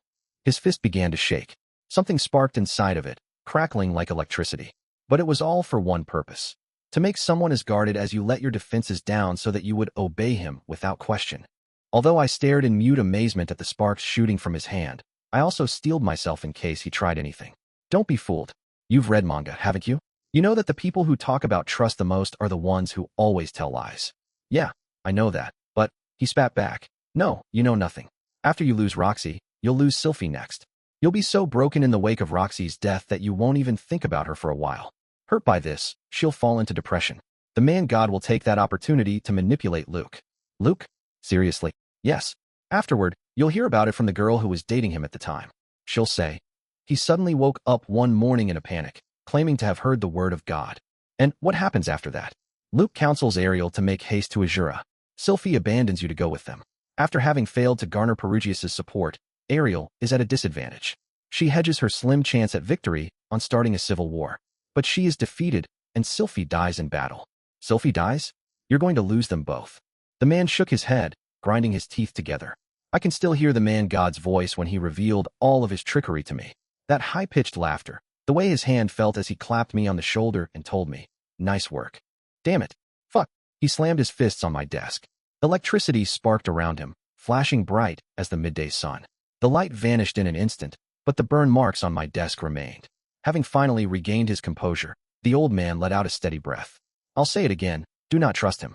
You will regret it. After he finished speaking, the old man clutched at his stomach. His complexion was worsening as I watched. I don't have much time left. But I guess even having said all this, you probably don't know what to do now. His face was deathly pale. Dark circles were appearing beneath his eyes. The old man sucked in a breath, struggling to exhale. He almost looked like he was on death's door. Was he sick with something? First, let's see. Yes, Eris. Hearing that made me frown. I want you to write her a letter as soon as you can. Tell her you may have cheated on her a little, but you still love her. No, I don't, I quipped. She's the whole reason I had ED before. Forgive her for that. You're a man, right? You should be able to do that much. I scowled. He let out a self-mocking laugh. Well, I couldn't forgive her. The two of us didn't get along so great for a couple of years. What do you mean by that? She nearly killed me countless times. She would follow me wherever I went, and each time she found me, she would go on an all-out attack. Well, still, she did pull her punches. She was perfectly capable of killing if she truly desired it. But she never targeted me when I was at my weakest. In fact, when I was in trouble, she would lend her help from the shadows. Almost like Vegeta from the Dragon Ball series. Vegeta, seriously. Anyway, she's not like the prince of the vegetable kingdom. She just wants to be with you. She's always loved you. Because of those feelings, she's always poured maximum effort into everything she does. However, she is also terrible with words and doesn't know how to express herself, so all she can do is talk with her fists. That's all well and good, but I already have 2 wives and a kid. Sure, I may have loved Eris at one point, but that's all in the past now. It's a past I still need to settle maybe, but it's over now. I already have Sylphiette and Roxy. No problem. Sylphiette is pretty open-minded. As for Roxy, she doesn't even think she's worthy of you, so she'll forgive you for it. Eris will be fine too, if you explain things beforehand. Besides, you really do still love her, don't you? Oh, but I should warn you. Expect a punch from Eris. That's just the type of woman she is. I get what you're saying, but you get to surround yourself with 3 women who love you. Sounds wonderful. What's wrong with that? Don't tell me you're not man enough. Don't talk about it so flippantly, as if it has nothing to do with you. I have no one left, he said. I'm telling you this because you are me. His words carried a strange weight to them, but I still have a responsibility to look after Roxy and Sylphiette. If you want to talk about responsibility, you owe Eris some, too. She's been doing her utmost for you this entire time. She's just crap at expressing herself, so you haven't realized it, but she's never stopped trying for your sake. If you think you owe responsibility to other people, then what about her and all the effort she's put in? Ghislaine will hit you with those words as you stand in front of Eris's corpse. Eris's corpse? So Eris dies too? Yeah, protecting me. Think it was when I was challenging Atoph again. That demon king was more fearsome than I expected. I let my guard down. He spoke as if they were distant memories, his lips curving into a frown. Just how strong am I in the future if I can afford to let my guard down against someone like Atoph? Is this guy really me? It's starting to feel even more suspicious. You have to send that letter. Understand? If you don't want the same regrets, do it. It might not be too late if you start now. Okay. I guess if you feel that strongly, I can send it. But where to? The Sword Sanctum. You've probably realized that's where she is by now. The Sword Sanctum wasn't all that far from Sharia. He was right. I did have a feeling she might be training there. All right.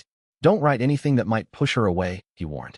If she falls into despair, it'll be the death of you. I know. I knew exactly what kind of person Eris was. Or at least, I used to know.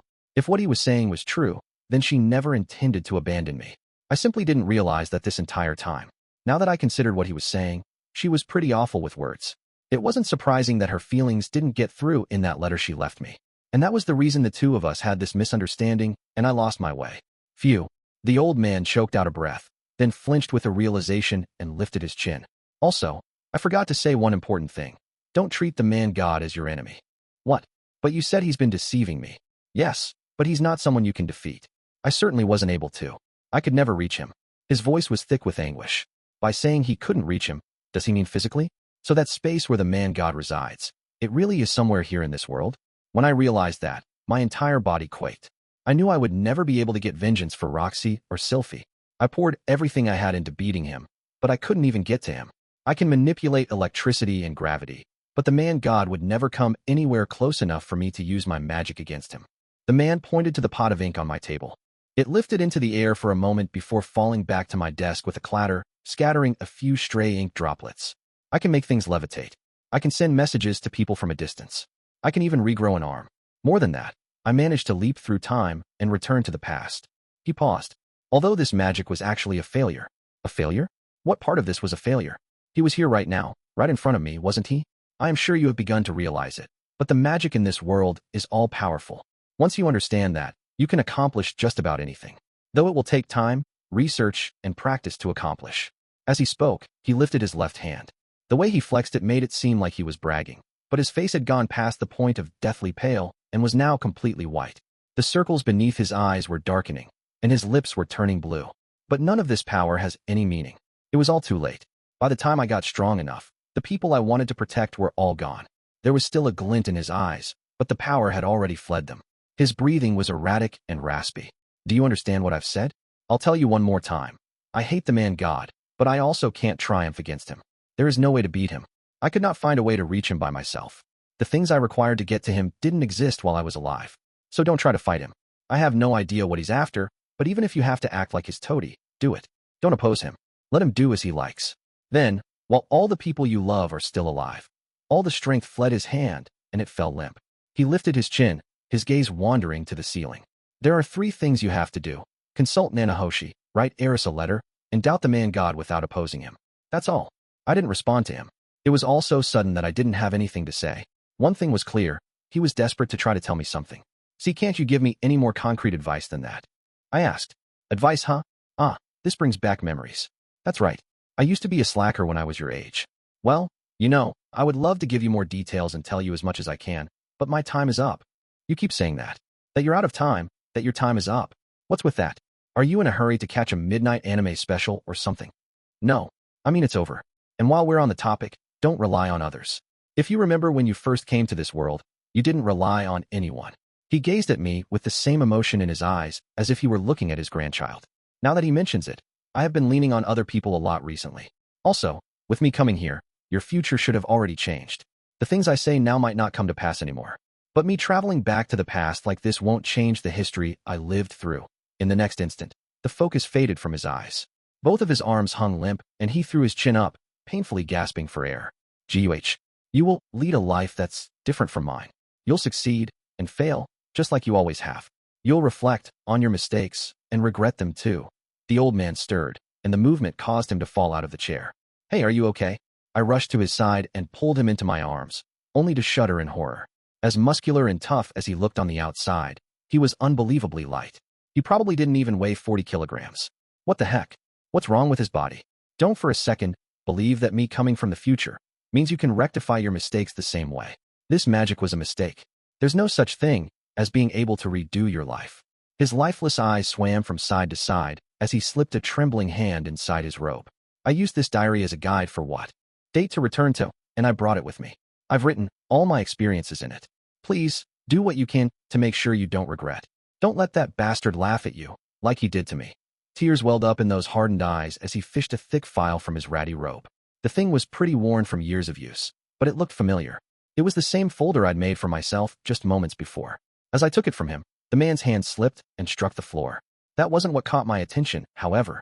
When he pulled out his diary, I caught a glimpse at the inside of his robe. Where there should have been a stomach, there was nothing. What is that? What's wrong with your body? My magic was incomplete. I wasn't able to bring my entire body when I traveled back in time. What? But you just said you could even regrow your arm. I don't have any mana left. Sorry. If only Cliff were still alive, then maybe this would have gone smoother. Just a little bit longer. I have some more info, sorry. You've already done enough. You don't have to say any more. I don't want you to have regrets, or for things to go the way the man God wanted. Why at a time like this? When there's so much I still need to say. But I came all the way back here. If I could at least have a glimpse of, the man's eyes were no longer looking at me, or anything else, for that matter. What he was saying made no sense. It was just a stream of vague babble now. A black shadow spread beneath his eyes, as if the shadow of death was hanging over him. So this is what a person looks like before they die. No, as they're dying. Oh. For an instant, his eyes regained focus. They were looking at something over my shoulder. The old man lifted a trembling hand past me. Sylphiette, Roxy. Damn it. You're both as adorable as ever. A single tear spilled down his cheek as the light disappeared from his eyes completely. All the strength left his body, and his neck fell limp. He was dead. I glanced over my shoulder, but the door was still shut tight. The man had made quite a ruckus, so I wondered if someone had woken up and rushed down to see what all the fuss was. The old man must have just been hallucinating as he took his final breaths. No sooner had I thought that than thundering footsteps came down the stairs. I hurriedly exited the room, just in time to see Roxy and Sylphiette coming to investigate, each with a candle and weapon in hand. Rudy, I heard voices and some noise. Is someone here? Is it a thief, perhaps? The two of them looked relieved the moment they saw me, but they still had their guards up. Should I tell them about the old man? I hesitated. No, I shouldn't. No, sorry, I said finally. It was just me being half asleep. I had a weird dream and used some magic.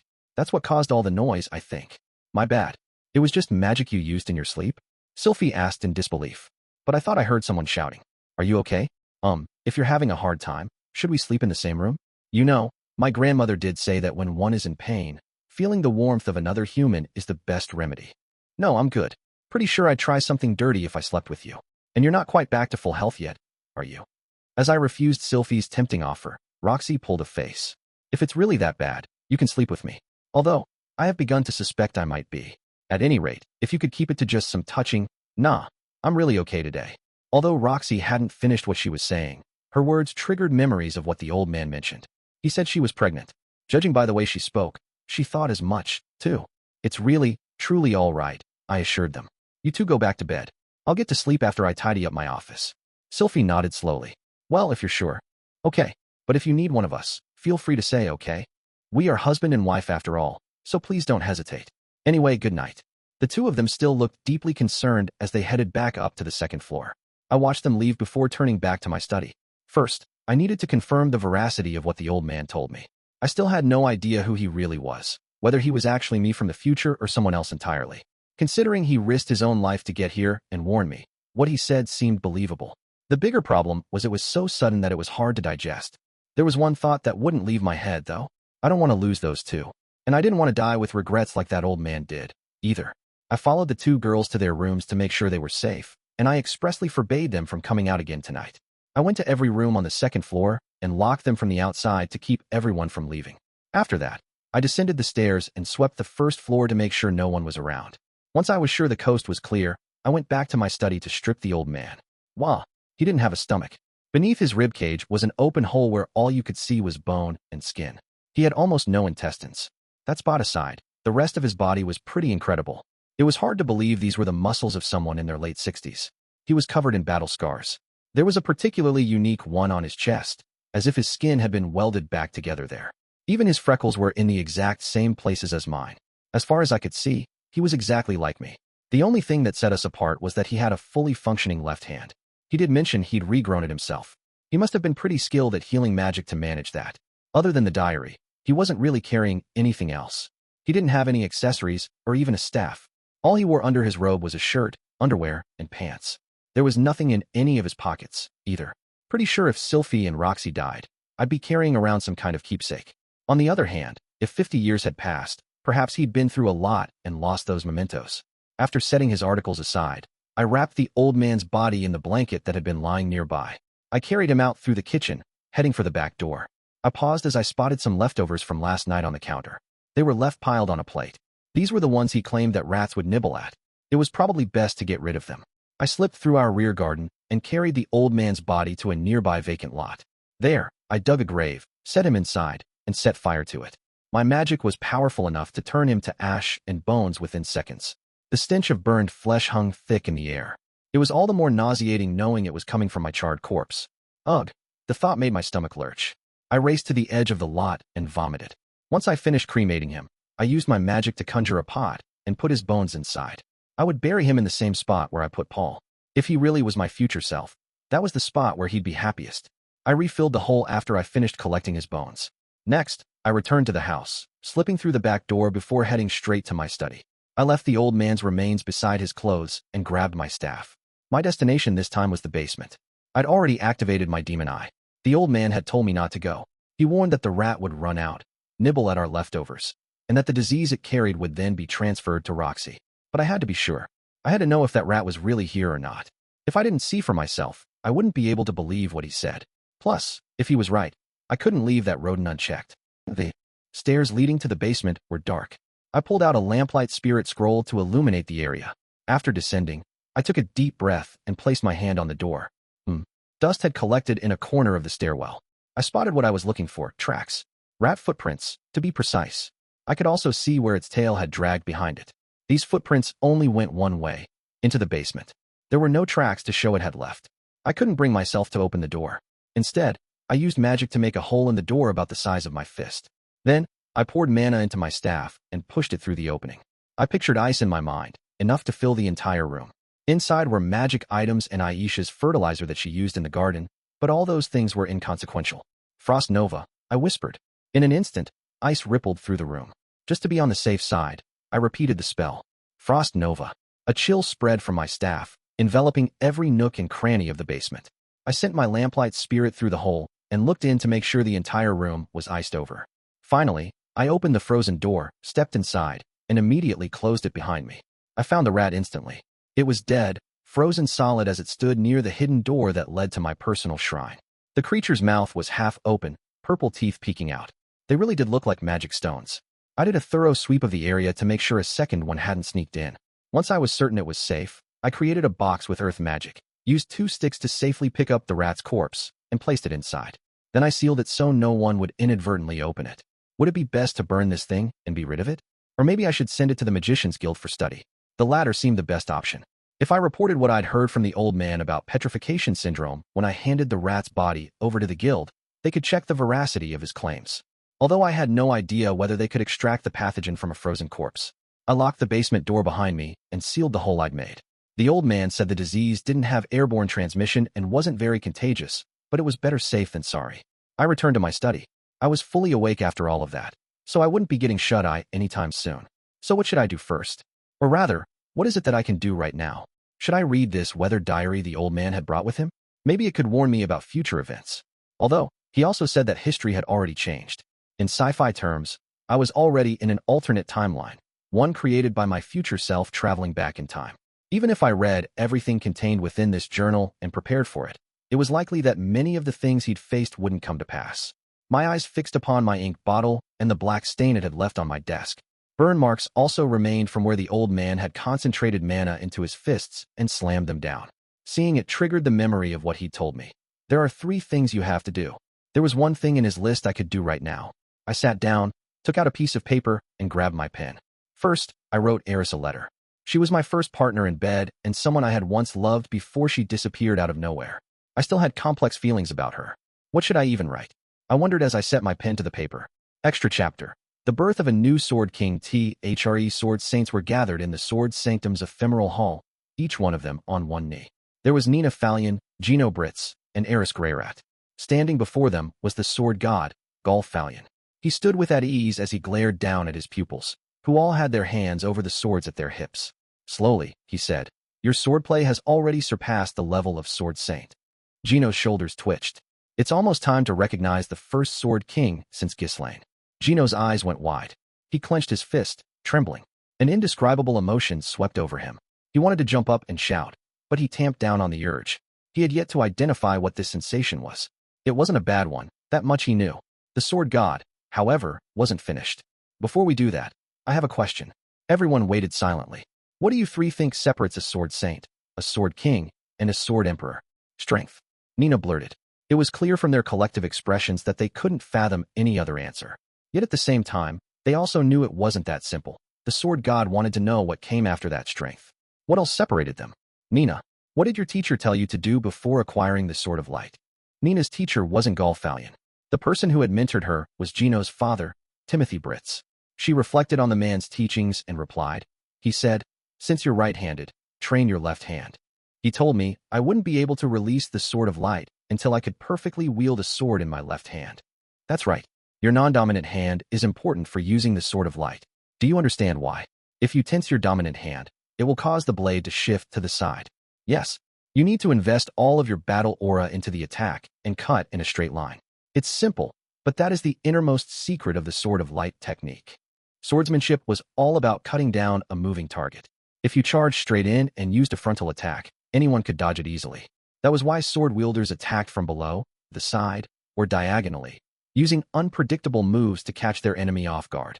However, the first sword god was different. He didn't need those tricks. Instead, he cut down everything by moving faster than his opponent could react. This secret is embedded in the sword god style's history. Gaul struck his nails against the hilt of his sword. Each generation of sword god has worked to slowly unravel the inexplicable techniques the first sword god cultivated.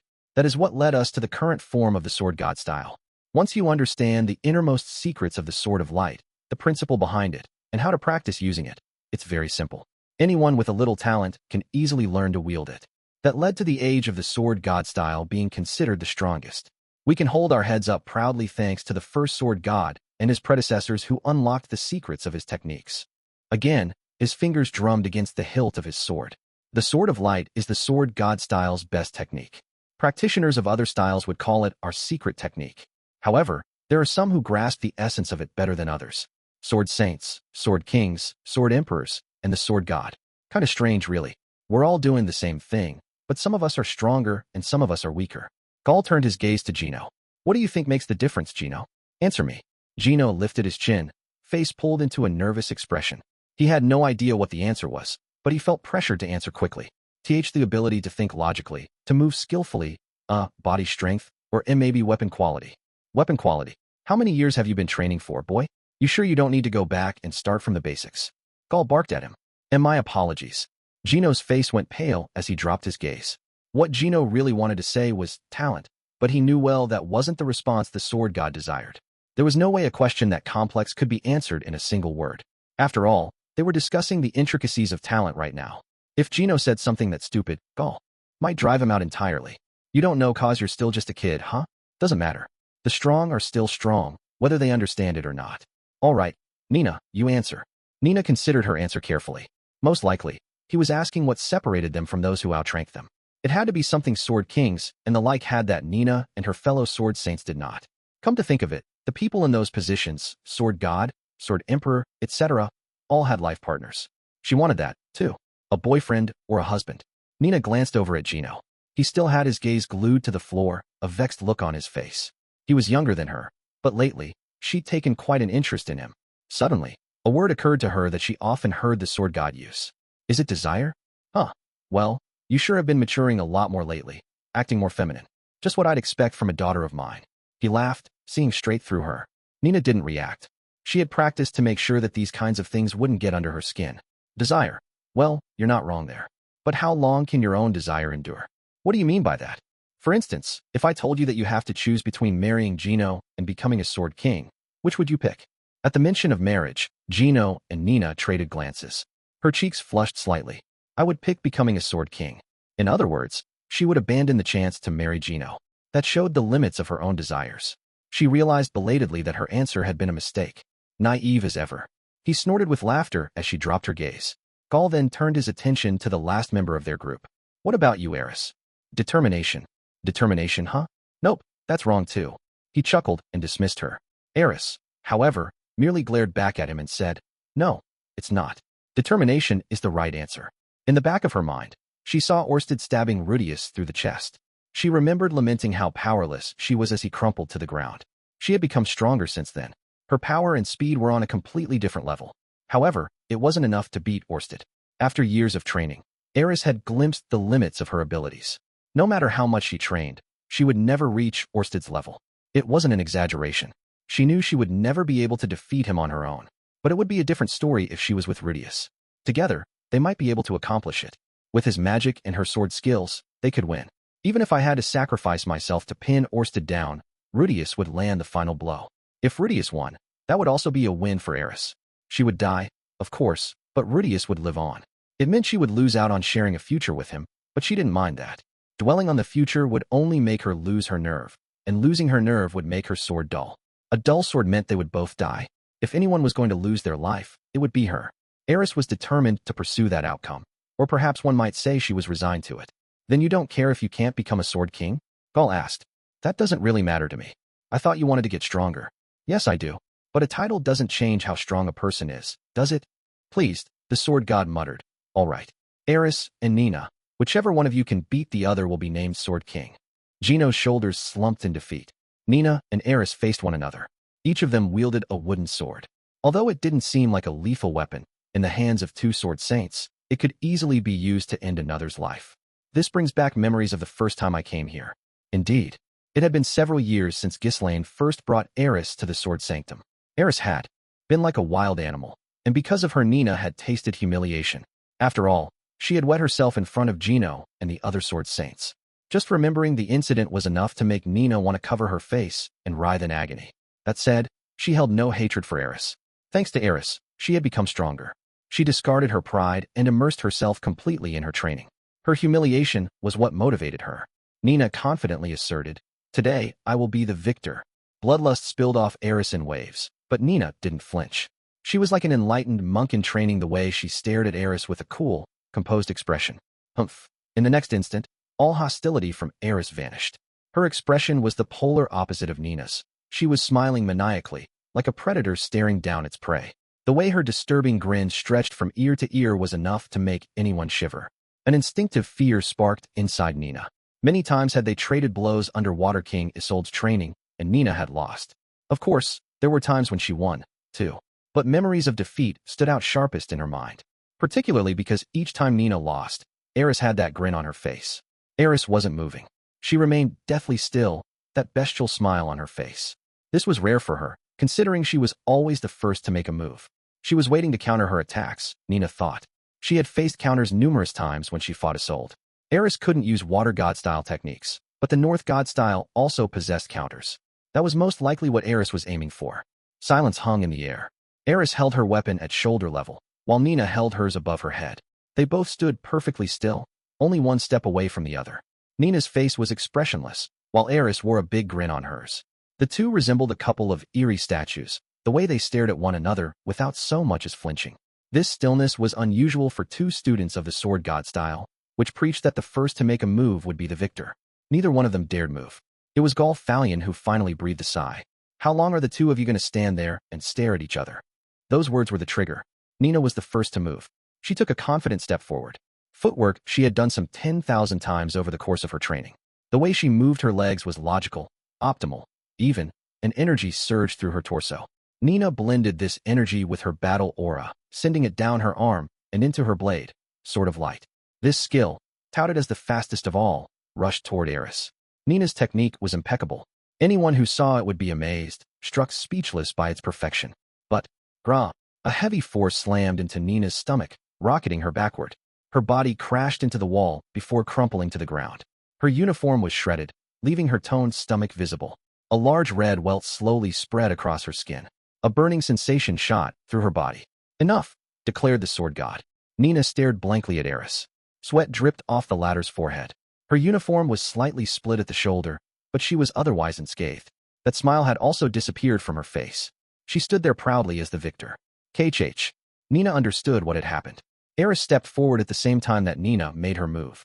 And while Nina swung down from above, Eris dropped her body low and released her own Sword of Light from the side. What Nina didn't understand was why. Her own technique should have landed first. She'd made the opening move, and her sword was ever so slightly faster than Eris's. Moreover, she had swung from above, which was the fastest attack position. Even accounting for some slight miscalculations, her attack should have landed before Eris's. But their battle didn't even end in a draw. Why was she slumped against the wall while Eris remained standing? "You don't need overwhelming power to beat a person," Eris said quietly. Nina didn't understand. Eris had used a North God-style technique. Ordinarily, Sword of Light was overkill on most opponents. Eris had diverted its power into speed instead. She made it so her attack was only just lethal enough to knock down her opponent, which made her execution that much faster. It wasn't just brute strength, but the distribution of her battle aura. This was a technique she learned from her training with the North Emperor. The added speed it gave her was honestly negligible, compared to how much attack power she sacrificed to achieve it. Yet this difference, little more than a hair's breadth, was what it took to claim victory. "Magnificent, Eris. I give you the title of Sword King." Nina slowly peeled herself off the floor. Her face contorted as her stomach throbbed with a dull pain. She completely outdid me. Because they were using wooden swords, she had merely been thrown back and bruised. If Eris had used a real sword, it would have plunged right through Nina's heart. A comparatively weak attack, considering the normal power of a Sword of Light could cleave a person's body in two, but it was still enough to kill. As Eris had only sustained a tear in the shoulder of her uniform, that was more than enough to qualify her as the victor. Nina had lost completely. Nina sighed and sat on the floor, stretching her back out. She'd lost this duel in every way. The opening move was hers, and she was still defeated. I lost, completely and utterly. It's over.